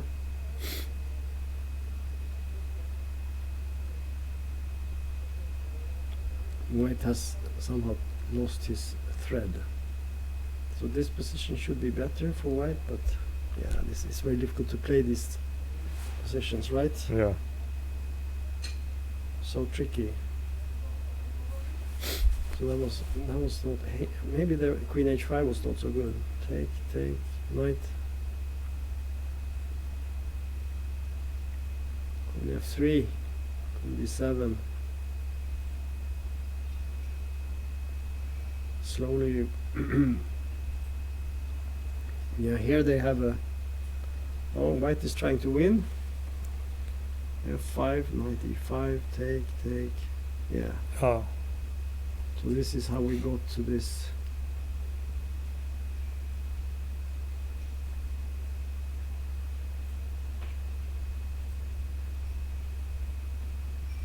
Yeah. I say It's a draw. draw. Okay. okay. So we have some games that have finished. Let's have a look. This game, this was one very interesting game, and you found this queen b5, which he played later also. Very good find. And here we had this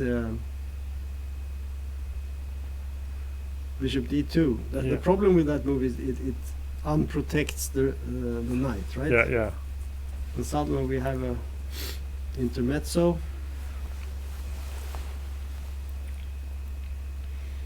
Oh, Okay, he chose rook c8, Okay. king b3, but it's the same idea that we looked at. That Yeah. it's you cannot take on b4 with the king because it's mate in 2, right? check. Yeah. Well, it's not mate, but Mm. it's very good. Now we take the bishop. Mm. We win the game. So you cannot take. So rook a7, nice move. E4. Rook a7. Still the same. If you take with the bishop, you pin Yeah. and win the bishop, and if you take with the king, you get, yeah, you also lose. E5, rook c5. Take. E1, rook d5. Yeah, he's finally he cannot do anything, so he plays this. And we have the pin, Yeah, the pin. the deadly pin, Yeah. and it's over. So here he resigns. So a slight upset from the Indian guy with black. He wins against the higher rated Finnish IM. So let's go to the next.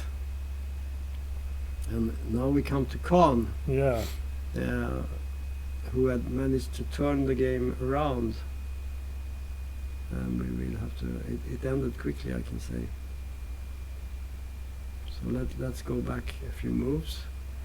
F4 was the last move. Yeah. We had f4 here, Yeah. queen retreat, bishop d7. And it's nice, black has all the pieces on the right squares. I would love to play this position with black. The bishop on d7, attacking on the king side, attacking on the queen side, the knight on c5, blocking and hitting everything, and the pawns on f4 and a5 ready to storm forward. Only the bishop on g7 is not doing so much, No. but that's not a big problem. And white has all these strange pieces like knight here on d2. We should make it red. And he has a strange knight on c1, and he has two strange rooks on it, and he has a strange bishop on d2. Everything is strange here. Does white have any good pieces? No. No. The answer is no. Okay, let's see what happened. So f3. Now g4 will be very strong when it comes. And now You cannot stop it. So. bishop f6, and just, you can play the bishop to g3, and then you can, so this is a possibility now. If you want to, you can Yeah. do something like that, and Yeah, and then you just break Oh. everything, and it's just mates on Or- h5 or Or something. get queen to h4 and Yeah, take you on just the. break, Yeah, and yeah. it's completely Oh. probably just push the pawns. But he played a4, which is probably not bad, but I wouldn't play that. When I have an attack like this, I always go for the attack. This you can always do at some point. Yeah. The risk of doing it is, of course, that all these bad pieces suddenly do something, which is you don't want to give white play. So a4 is a little bit unnecessary, I would say. But let's say what happened. He must take Yeah. a3.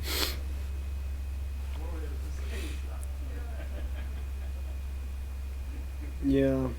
So in this position, maybe he should have exchanged the rook first before he did this, because there's a check. Ah, okay. So there's the trick. Ah, Maybe he was playing for that trick, because in this position after rook takes, this would have been better. yeah. And suddenly it's not so clear, because probably you will never get to this attack Oh no. because you have the a file. Yeah. And it's not so clear, but in the game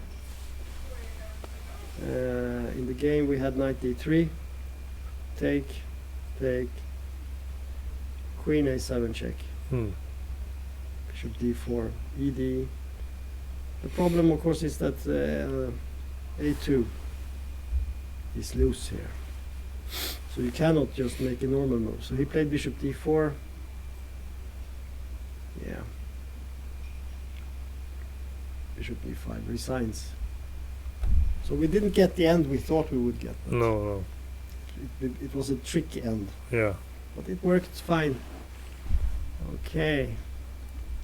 So let's see. So we've seen those, and then we have. But it's strange. Queen h7. White must have seen that. No, he didn't. No, I don't read it in the game, but You mean he should have seen I it? should have seen it. I mean, it's option. Oh, But that's what we said. Most games are decided by double attacks. This was a double attack, right? yeah.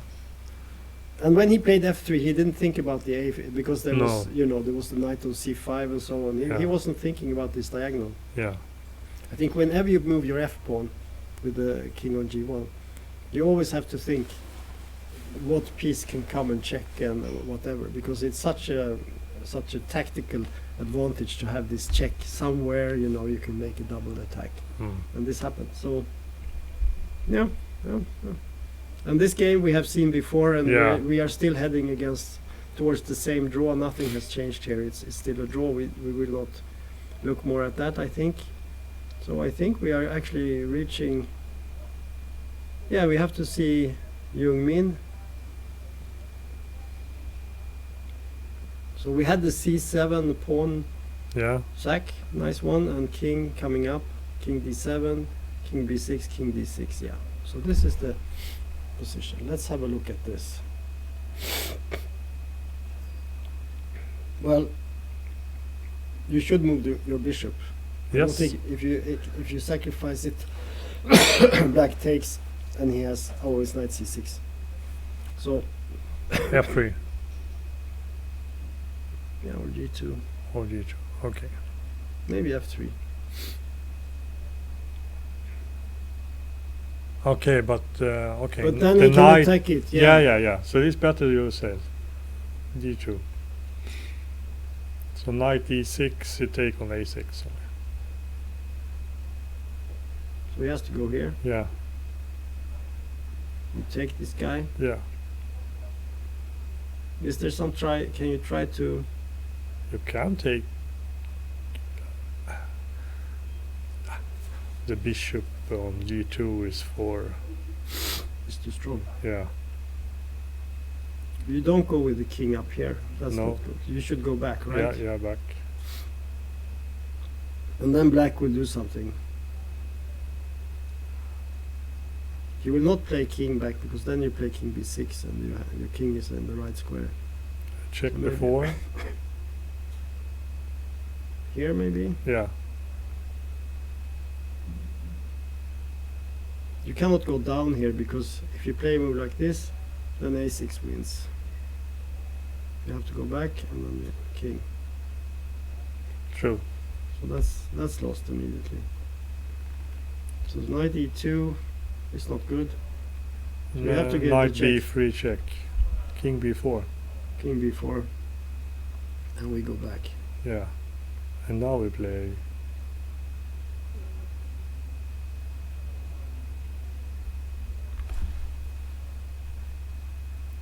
King C4. Do we play a waiting move with the bishop? Or maybe an attacking move? What about this one? Yeah, it's attacking F7. Yeah. Maybe this move. I was also thinking, can you play something like some strange move like this? No, that's not so good. Obviously, it's still not. It's still not. I mean, it's not played by itself. You still have to think, right? Yeah.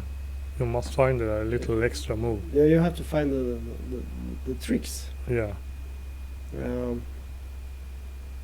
But bishop d5 seems to be a very strong move, so let's go with that. Yeah, this must be over now.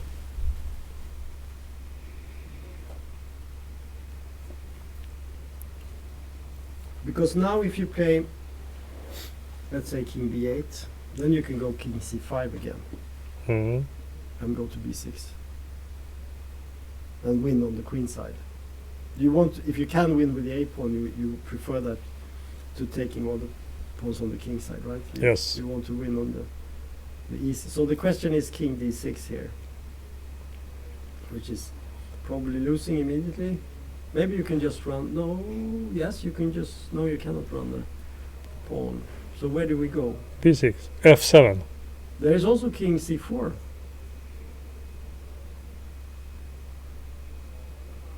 Okay, it's a threat. A6. Or And it's over, right? What can you do? oh, not so much. Oh, maybe really. you can go here, A6. but you have check and take the bishop, and Yeah, but A6, A7. yeah, but from c7 you protect. Aha. But now we go here, and now we have everything. Yeah, the knight are. The knight is It's gone now. well, it's doing nothing. It Mhm. has sort of entered into never ever land, and the a-pawn, and yeah, this is over. Yeah, it's a winning position. Yeah. And I think I know how this is going to end. So yeah, so we have still a few more. So we should look at this maybe. Okay. It seems like the Norwegian Grandmaster is slowly taking over this game, right? Yep. We go back and check what happened. So we had these moves. We had this, Yes. and as expected, g5, Yeah. queen c2. Threat. Was obviously not. I think that's the wrong. As I said, you have to have some pressure on the black king here. I think you should keep the queen on the king's side, because there is no easy mate for black here. Maybe you play a move like queen g7 or something. Just wait, and you always have queen f6 at some point, Mm. because when you play moves like this, which is sort of defensive, and then he can start moving. And now there's a big threat here. He threatens to play rook d3, king h2, queen f3. Yeah. So he played rook e3 in the game. What do you think about this?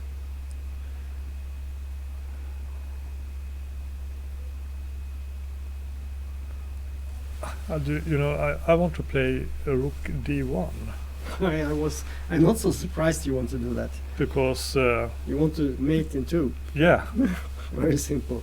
That's good. but the white have a queen e4. Yeah, but I still like it. Of course, the obvious idea is rook here, and then the queen goes to h1 or g2 with Yeah, mate. yeah. Very nice. So rook d1 is very obvious, and then queen here. Queen e4. And now, But you know, there is a problem here. Now, there are many problems. One problem is that the rook ending is very strong now for black. I think even taking it, isn't that good still? Yeah. It's more or less winning. Look at this. It's a horrible position for white. mm. So queen e4 is so rook d1 that's the move. Oh, this is lost.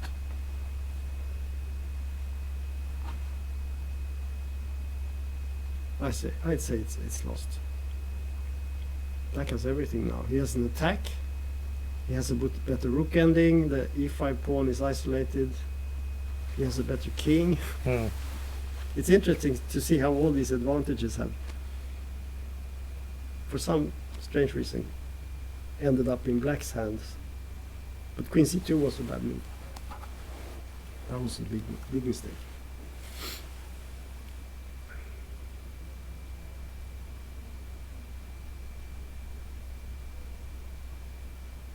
Yeah, I don't see the defense here. What can we do? Do you see a move? Oh, it's mate in two, so Well, f3, but a rook No, rook f3 don't work. It looks horrible, but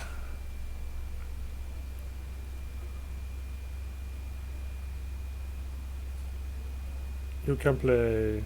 I could play like, let's say, can I go here?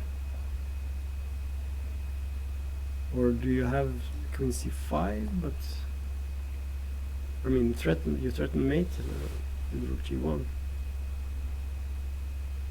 But what? Rook e2. Ah, yeah. Rook e2. Ah, queen Queen f4. f4. But then you're still alive, right? Yeah, and then you have. It's true. Let's just put this on the table.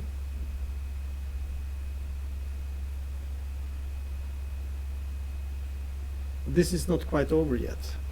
Queen d4. Is It's over. is mate on g1. Oh, but I can do this.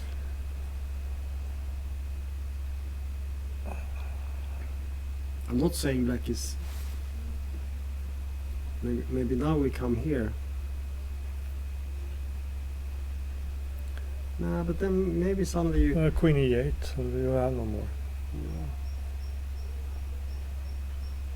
But is there a mating threat now? Because Yo, it's mate. You have mate in 2.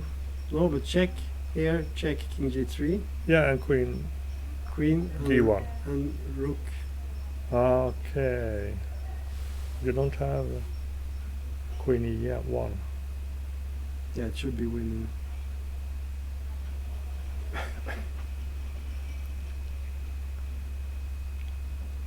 Something like, yeah, it's mate. Take on e5. Or at least winning. Yeah, somewhere. Well, this is the position. And of course it's a very pleasant position for black. He has 30 minutes left almost against 3. Oh, And he has a position that I'm sure he senses that this is winning. Because he has all the trumps. yeah. Mm-hmm. So we have one more game here going on. This game, nothing is happening. There are other games, but I think we will focus on the games we are invested in, so to speak.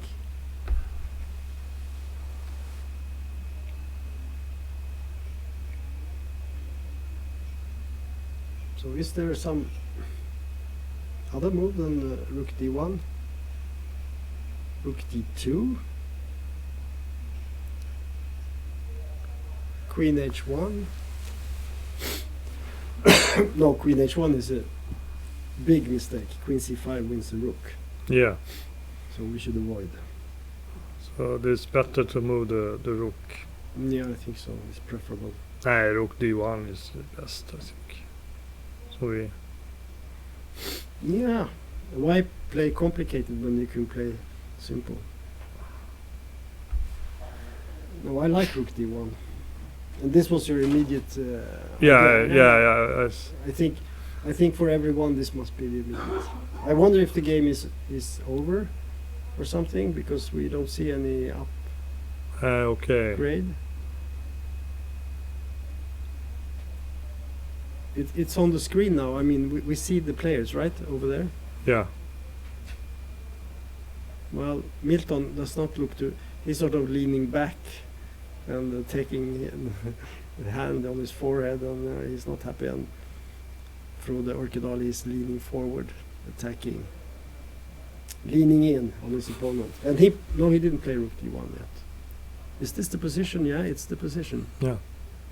Yeah, so we can see them sweating, especially Milton.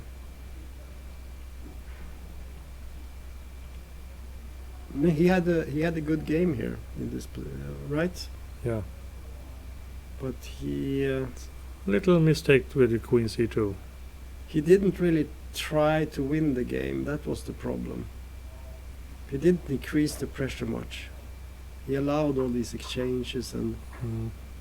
He was pleased with. Yeah, he was sort of pleased. Maybe he felt that, well, I'm a better, I will make a draw against the Grandmaster from Norway, strong player, and I'm happy with that. And suddenly when things turned around and now he's worse, then there is no hope, more or less. It's a pity. Let's see if he plays Rook D1. He hasn't played it yet, so this is the position Burkedal is contemplating. We have it on the screen.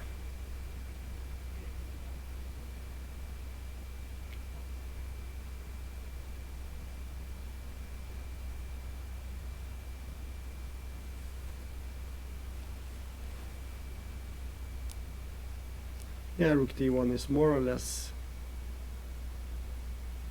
automatic here, I would say.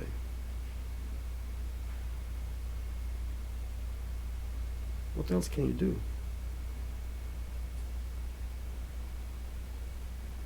He looking H5 or something? No.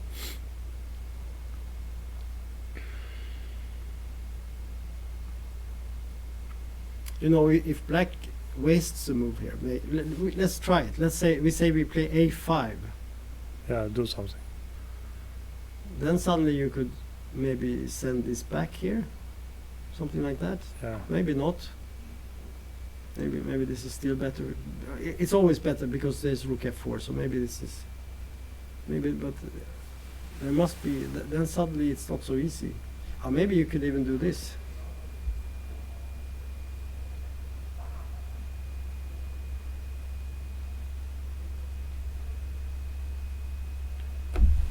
Surprising counter-strike.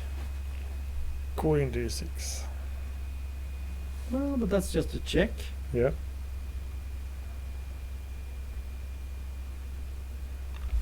We go back. But suddenly white is alive because he has Queen H7 check, right? Yeah. And lots of checks, picks pawns. Suddenly black cannot concentrate on the attack now. This shows how dangerous it is to make a So what happened on Rook D1? It's threat mate in 2. Yeah, you can. So I cannot play D6. you prevent. Yeah. Let's just see it. No, it's mate. So we know. Now you have a nice choice. You can check G2. Yeah. I think maybe this is more aesthetic. I don't know. I just like to put mate with the queen on H1. Yeah. So Rook D1 is maybe dead. not only a good move and the best move, it's maybe the only move that's really good.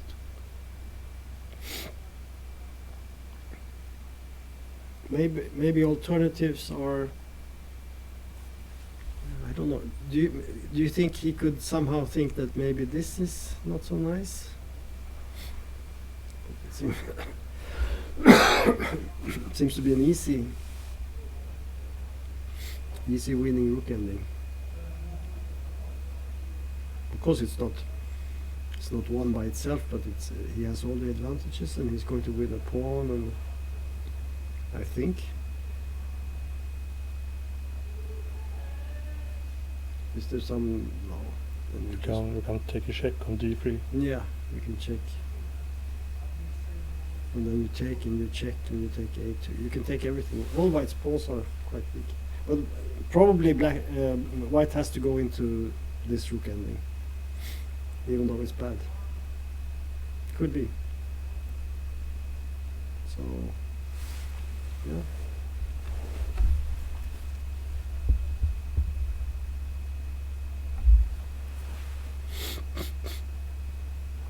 Yeah, this is... I think we will take a small break, 10 minutes. Okay, we will be back with the finish of this game in 10 minutes. Okay.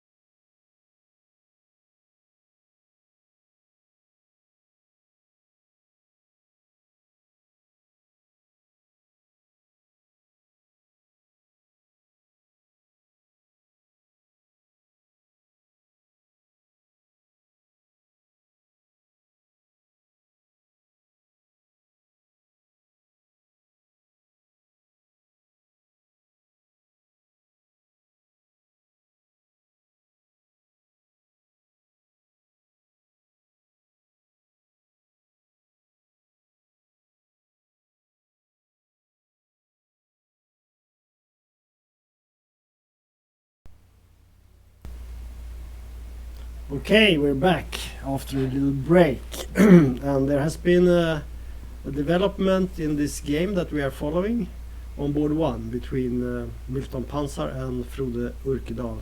So let's jump right in. So we had the rook d1 move played here, as we said, and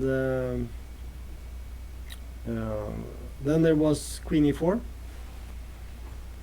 He must play that. Yeah, and after that rook d4. Oh, sorry, not not rook. There was a queen exchange.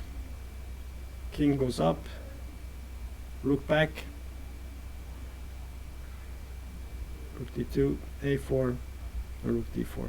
So this is the position now. We predicted something like this, Yeah. and yeah. The question is, of course, can you take the pawn on e5 somehow? Or should you prepare it a lot? But rook d4 was because white cannot play f4. Yeah, it prevents f4. Because if Yeah. you go here immediately, that's what I'm thinking. Yeah. Maybe now you can do f4. Let's say take. I guess you give it check, maybe. I don't think you can play rook e4 because then this looks Exactly. here. It's not so clear, maybe.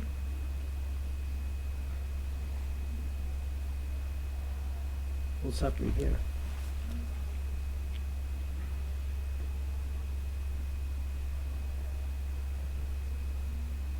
Yeah, then you play b4, right?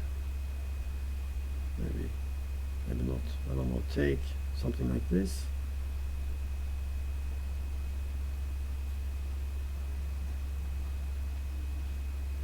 Yeah, black wants to prevent every counterplay there is. Of course, you can always attack and take a pawn here, I think. So it's a matter of playing it the safest way. Rook d4 looks very strong. Maybe you can try to improve the pawns here somewhere. Maybe b5 and.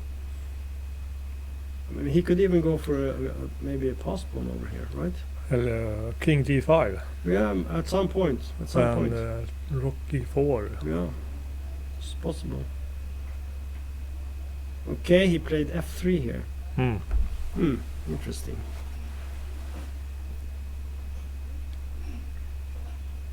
So it's sort of a waiting move. Yeah.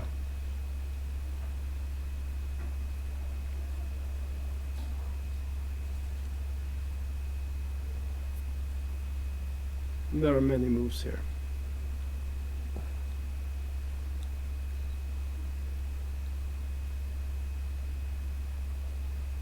And I don't see any way white could really activate himself. I want to play king d5 You want to do that immediately? or a5 Yeah. and then b5. Mm-hmm. What about b5 now? Is that a move?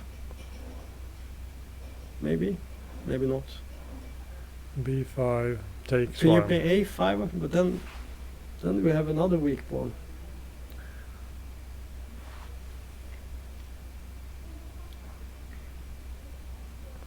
Yeah, a5 doesn't look bad. a5 and then b5. That was my plan. If you play b5, maybe you can you play here? Is King that- king d5. and then you go here.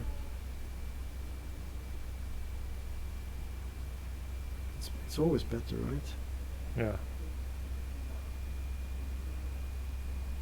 So there is no really good way here for white. No. No, he's just worse, and he just have to hope that black makes a mistake. Yeah. It's the only hope.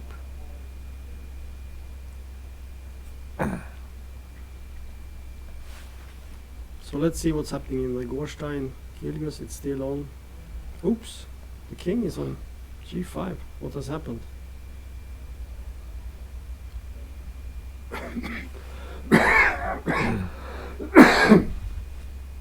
So a5.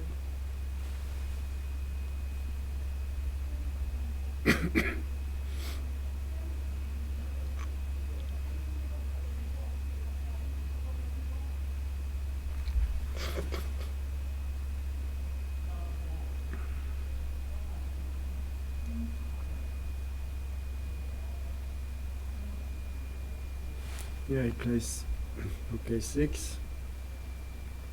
One point is of course that now he's always protecting this. So even if the white king gets in, the pawn is protected, right? Yeah. So let's say he played a5, takes, and he allowed the king in. But white cannot do anything, that's No. the problem. Mm. Yeah. King e4. What black should be. It's tempting to try and go over with the king here, but that's a big mistake. I think. Yeah. Because then, if you go with the king here, then suddenly the rook goes here. Yeah. Well, here. So you have to stay. So maybe king e4. Yeah, no check. Just wait. What can white do? Go back. And then maybe you go back. Or maybe now you go down. Yeah. Check. Back. Draw. Yeah. Because if here, rook a1. If you go here, can you do this now? Maybe it's nothing. Just here.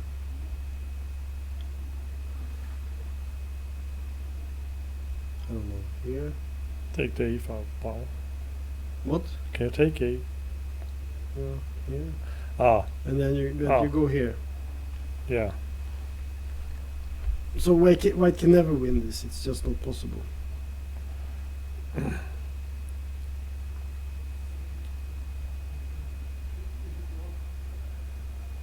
Is there something here?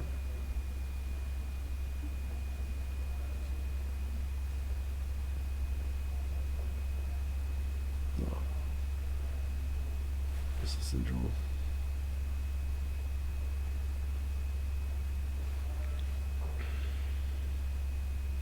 Okay, so that's that.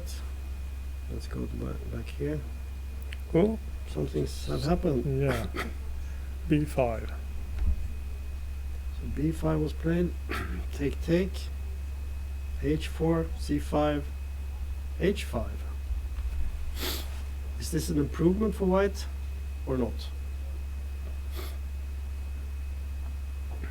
What do you think? He looking for something, but Well, he wants to at some point get around with the, maybe if he can attack the pawn here, some yeah, maneuver like this, and then suddenly you take this, and then have a free pawn. and then you make a new queen. But b4 was Yeah.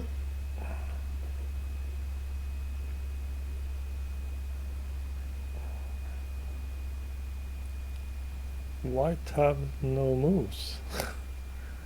Well, he could move the king, Yeah, to f2. but then you play rook d5 maybe and take the pawn. There's no f4. Yeah, It suits fine. He plays king f2. mm. I would guess. Yeah. I would guess this is the move. Yeah.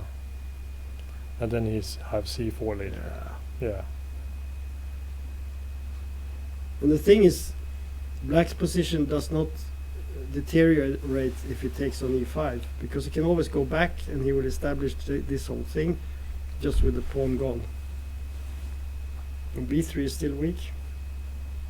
No, this is...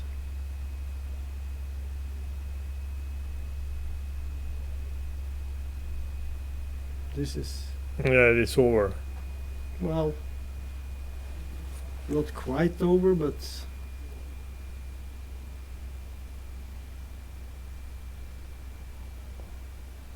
White have no break. So we have this position, we expect rook d5. Yeah. It's not the only move, but c4 is... there is an alternative. Let's say we check here. You cannot exchange. back. You could go here, of course. Rook c2. Yes, exactly.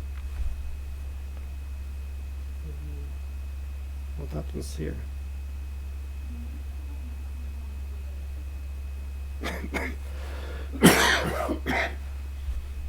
Because king here,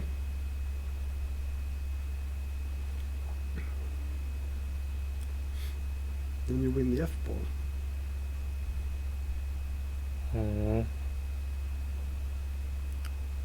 And if white goes down, you can go take.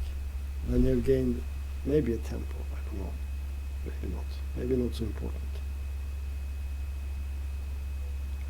Or maybe this. So rook d2 is also possible, of course. Cannot be bad. Yeah, but when if we change the rook, it's over. Yeah. So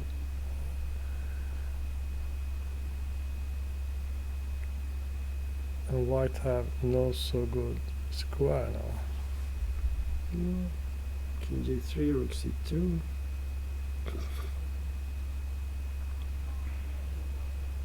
You can go for this thing. Yeah, and black take on e5. Nothing has improved.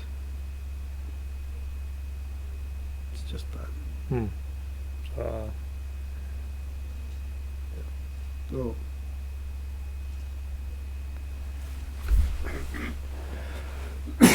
Many ways for black here.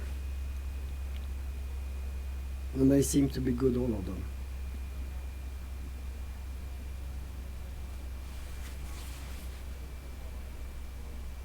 Another question, what happens if you play c4? This might be a bad move.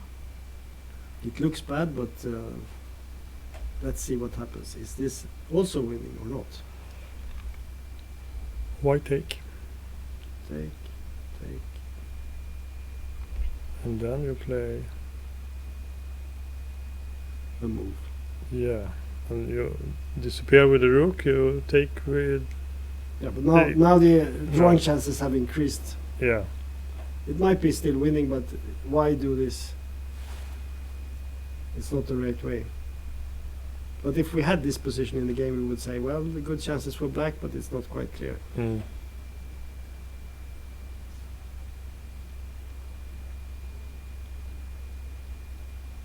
Wow. It was rook d5, and now rook e2.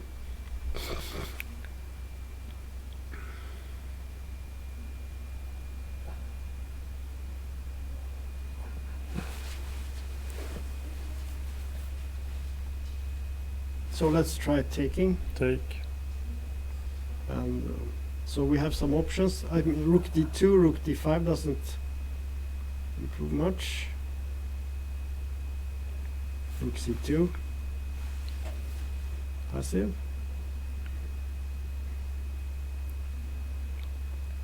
Rook a2.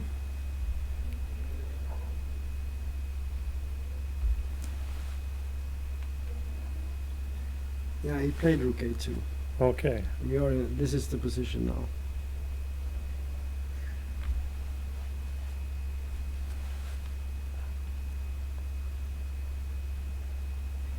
Okay, he hope little, but king take. No, I didn't take on e5. My mistake. Rook d5, rook e2, rook d3, rook a2. So this is the Aha, position. okay. Not exactly. Aha. But of course, king takes e5. And then rook it. Then Rook d6. yeah. And this happened also. Rook a6. We have this position. Ah. And I would expect rook d6. Rook e7. Only Rook a7. B or C pawn winning. Must be. Of course. But you know, when you play these rook endings, you want to have the Yeah. 100% certain win without any counter. You don't want to have to calculate, on the move exactly who No. gets the queen first. So you try to always limit your opponent's chances maximum to make it easy. But there's another idea here. Let me try that. What about playing just f6 here?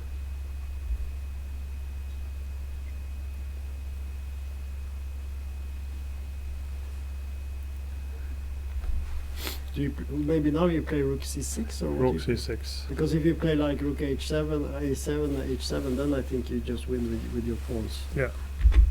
So rook c6, King d5. king d5.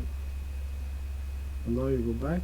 No, Or now you take take your- here. you take your f6. That's not good. So you have to do something else.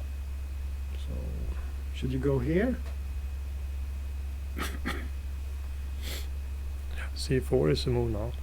Yeah, that was my idea. But it's also clear you take with a pawn, and after b3 you have rook. Maybe rook b6. Yeah, you can misplay this. Yeah. It's not 100% certain. It's an unclear game.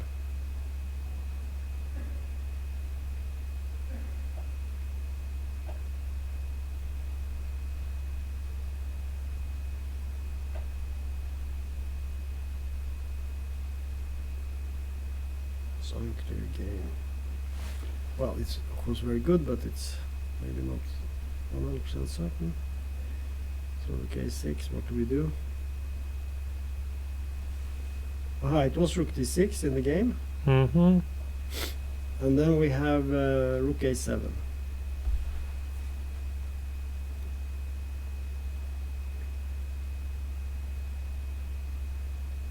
So Milton is doing the right thing here. He's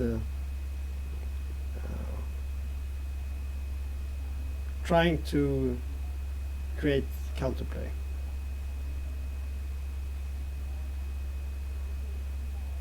And we know that these rook endings are normally, well, the activity is always the thing that counts, right? Yeah. So should you play f6 here? You don't want to go back, right? Because if you play something like, Rook f6 don't work. No. but isn't that It's only a question. now suddenly we can? Yeah. maybe- Yeah. No, I don't know. I don't know. I was thinking I want to Yeah. reactivate the rook. But the computer does not like this at all. We can see that. So maybe it's not the right move, f6.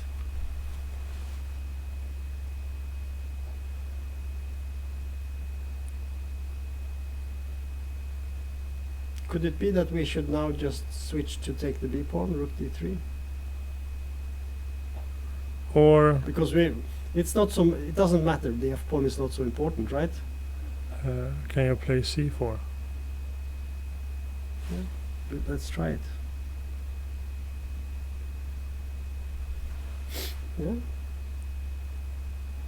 Oh, a move has been played.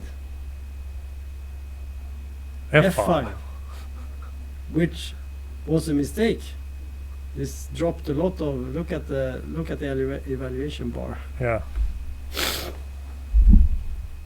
No, I think what he should have played here. Surprisingly, I do believe that this is a good move. Rook d3. Just give the f pawn. Take. And you have two connected pass pawns. Yeah. Simple win, right? This is the simple win he missed. I mean, he's still better. It takes a long time to get the h6 pawn. Yeah, and the f3 pawn is not dangerous. So Yeah. you don't. So probably that might be the best move. I don't know. We can take a sneak peek here at. Aha. The computer has a different solution. King activity. Go pick it up. Also good. But I think it thinks.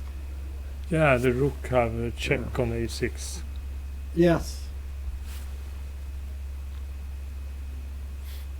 So yeah. Anyway, so now we have this position, and now it's only 2 pawns up, according to the, or 1.5 according to the evaluation bar. So that should mean that Milton has some slight, perhaps, chances. Still lost, but maybe a little bit better marginals, some small chances. Okay, I saw that the game we were checking between Gorstein and Kilgus was finally a draw. Okay, so it was this position, and he didn't play king e5 because I think they took a draw and put the kings in the middle in the wrong way. The move is probably, I think White took a draw because there is this move on the draw. Maybe he did f4 but then he put the king on e5 and it registered as he had played king e5, which would be a mistake because now White wins with king g5, so that's impossible. But f4 is a draw. Okay, good. So we only have this still on the board.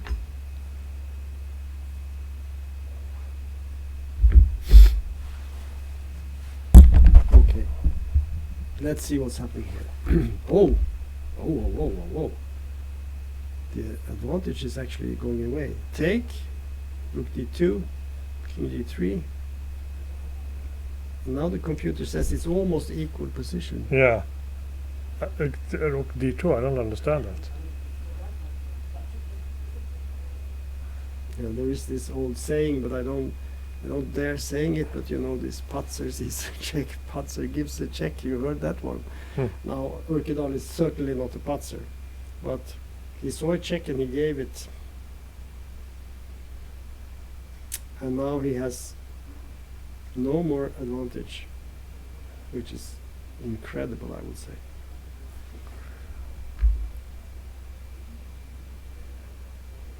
What are the times? He still has more time. So why is so much a draw now? Yeah, rook a6, right? Isn't that the problem?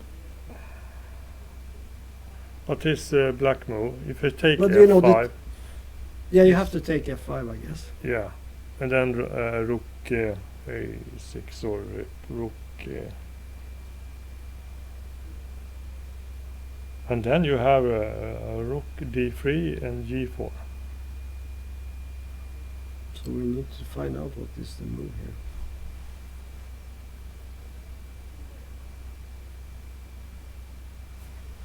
Yeah, he played king takes f5. Yeah. And the evaluation versus draw, which is quite strange. Yeah.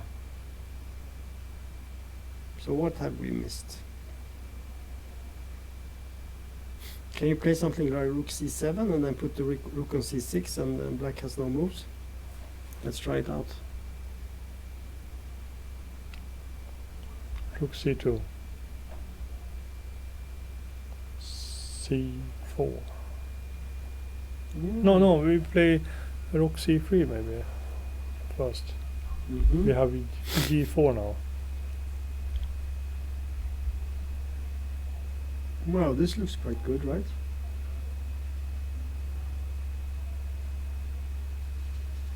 The evaluation bar says draw. Yeah.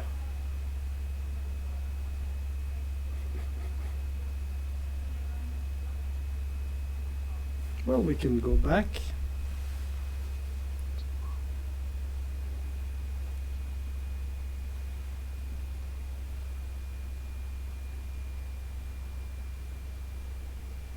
I guess. Oh, that's Yeah, not so white good. has always check. Yeah. Should we play some move with? Can we take here? g4. G4.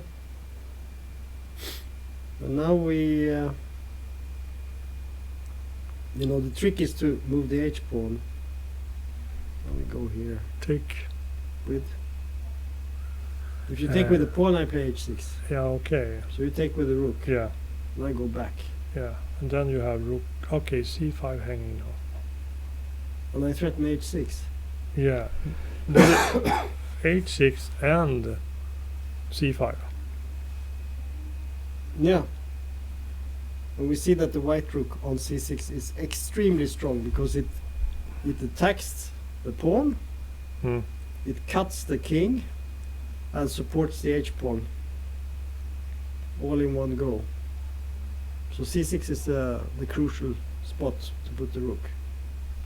So in the game, we had rook C3, as you said. And rook takes H6. We nailed this one.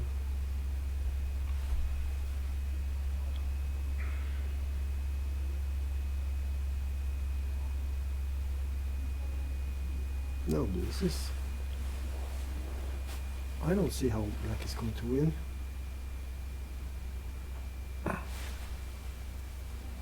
If you take the pawn, then the rook goes back.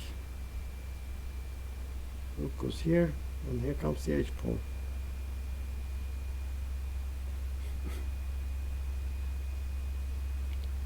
And now black has to move the rook back. Yeah. And c5 hanging. Yeah, because he's just too slow. Yeah, yeah.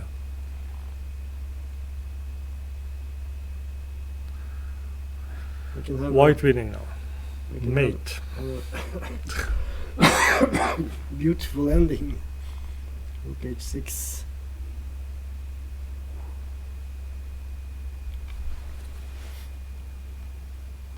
Something has got wrong from Urkudal.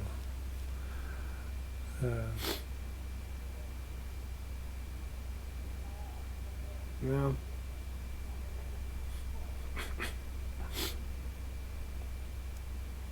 That's a bad miss.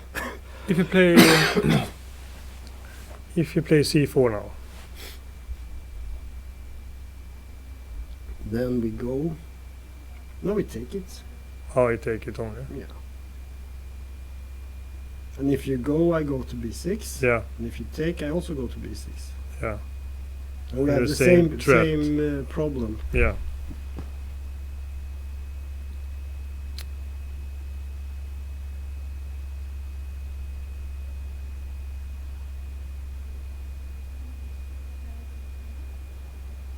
Hmm. Milton fixed a draw, maybe.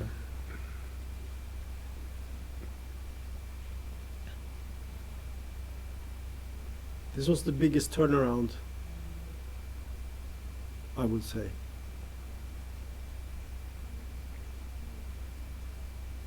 Going from completely Yeah, lost to draw in a couple of moves in Yeah. the ending against the Grandmaster. That's unusual.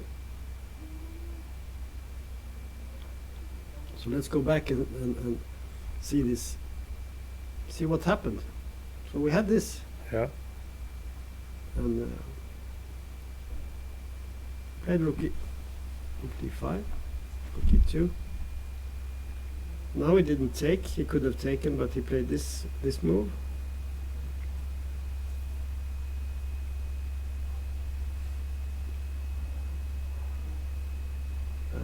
he sensed that the rook should be on the 6th rank, and that was good. F5 was not good. But here comes the first. You said king d4. Yeah, I think rook d3 Yeah. is very good, and king d4 is good. Those two moves are both very good. Personally, I would play rook, because once you have connected passed pawns, and they are very advanced, so that should be easy winning, I think. But here he made the mistake he makes is very, very natural. He does not want to give anything. It's greed. He does not want to give any material, and he doesn't want to give any counterplay, so he gives away the win. F5, mistake, take, rook check. This was also a mistake. Also a mistake, yes, also a mistake. But he can play. Can he play king? Maybe king d4 is still good. I don't know. Let's see what the computer says. Yeah, king f4 is an interesting move. Yeah. Yeah. You could actually play this sort of little tricky move. And now you can use the g pawn maybe. And it's still good. Still good. But instead rook d2. I had a comment on that about checking. And now comes the star idea here is to put the rook on c6, as we have seen, because you prevent the pawn and you attack h6. There we have it. Everything in the right spot. Something happened in the game now. Okay. So we had this position, and we had this position, g4.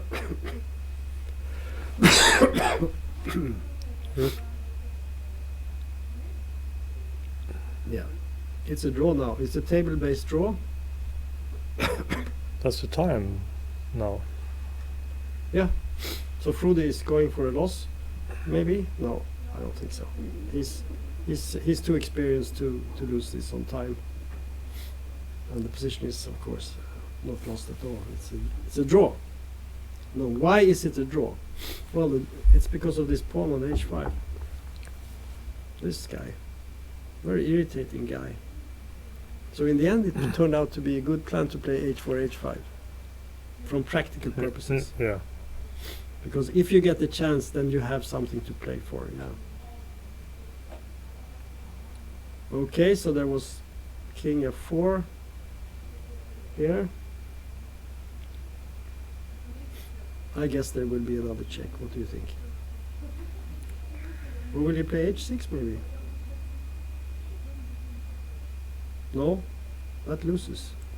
Now we have perfect information.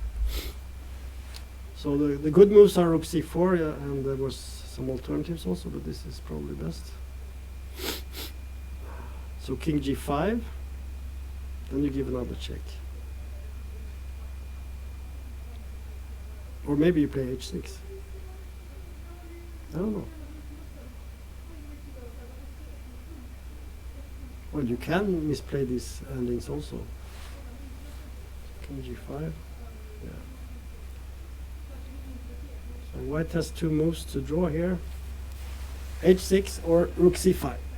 Check. And he plays h6. Very good.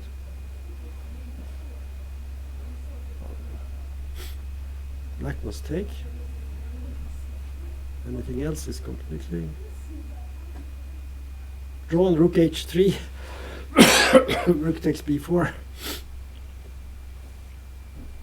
It's a draw. So he gives a check.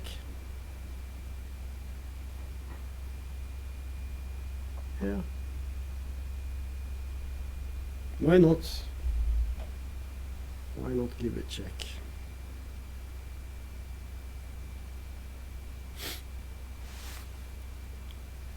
King G3. Rook B3 check.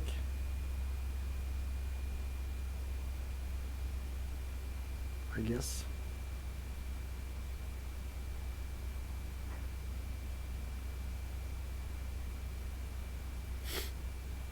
So if we look at the results, we can see that there are two guys with 3 points. Yeah, that's right. So, and this will be a draw, so we will have two leaders tomorrow. Right? Yeah.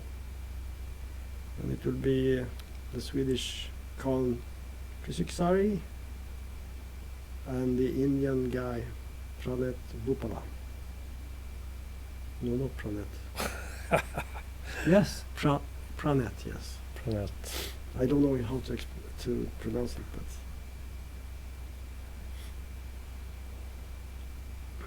yeah. Yeah, this will be a draw. He has a king takes is a draw. The thing is that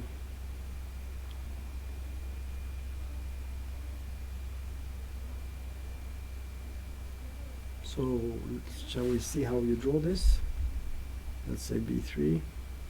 Oh, he plays rook b1. Yeah. So one way to draw this now is to just put to check here maybe. King g7. And maybe just move the king back.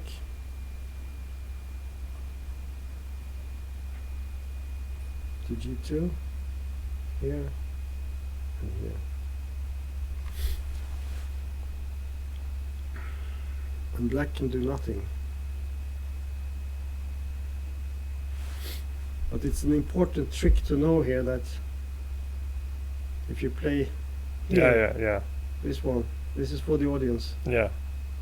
then you have this very nasty move, rook h1. What's that? Well, it's a skewer. Check. Winning the rook. So You must see up. yeah, you have to be observant. So this is the position, and I think we're heading for this position. So white should be very careful and not try to dash over to the queen side, because then he loses. He has to stay on these two squares with the king to prevent checks from behind, because if the king, he plays this, but there is king g2. It's not, don't take the pawn, as they say. It's the same trick. Yeah, if you take this, there will be a check here, and the rook goes. But king g2, yes.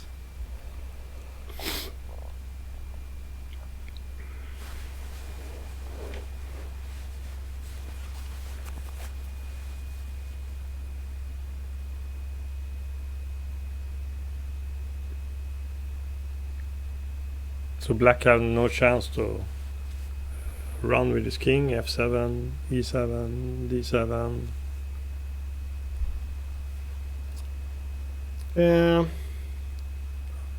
I mean, if the king, white king must standing left to take the squares.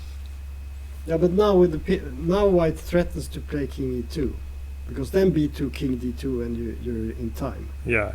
So now he will play king e2. Okay. So that's the problem. Now you go here, and then the king goes here. Because if you play this now, white is in time, Yeah. and this trick is not effective anymore. Because of it's this too guy. close. Yeah. So it doesn't quite work. So this is the situation. But if you go back here now, then the king goes over, and then he can try to get to b2. So maybe then it's dangerous. I don't know. No, this is still a draw. Here. Yeah. You just keep the rook here. It's it's a draw. But he played king e2.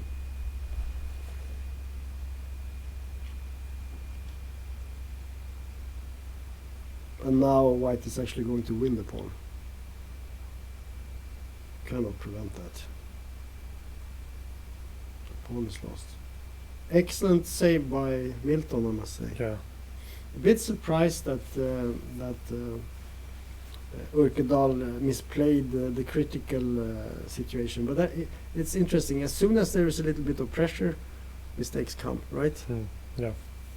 Milton, he had no pressure. He could only make the best moves trying to escape. And he did, and he escaped. So that's nice. Very good.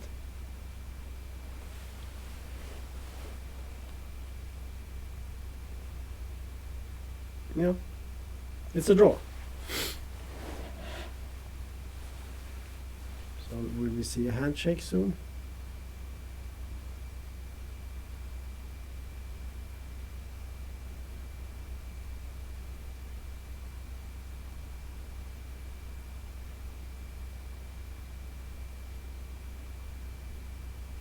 Maybe yes.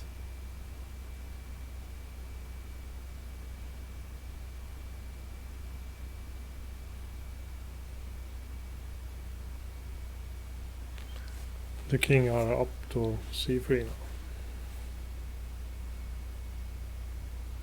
Yeah. The draw is And the last trap, king b2. yeah.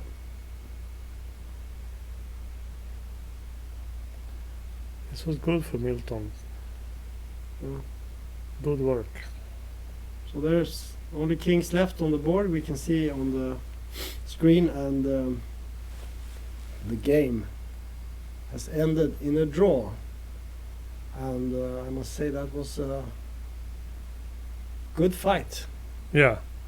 Between Norway and Sweden. Yeah.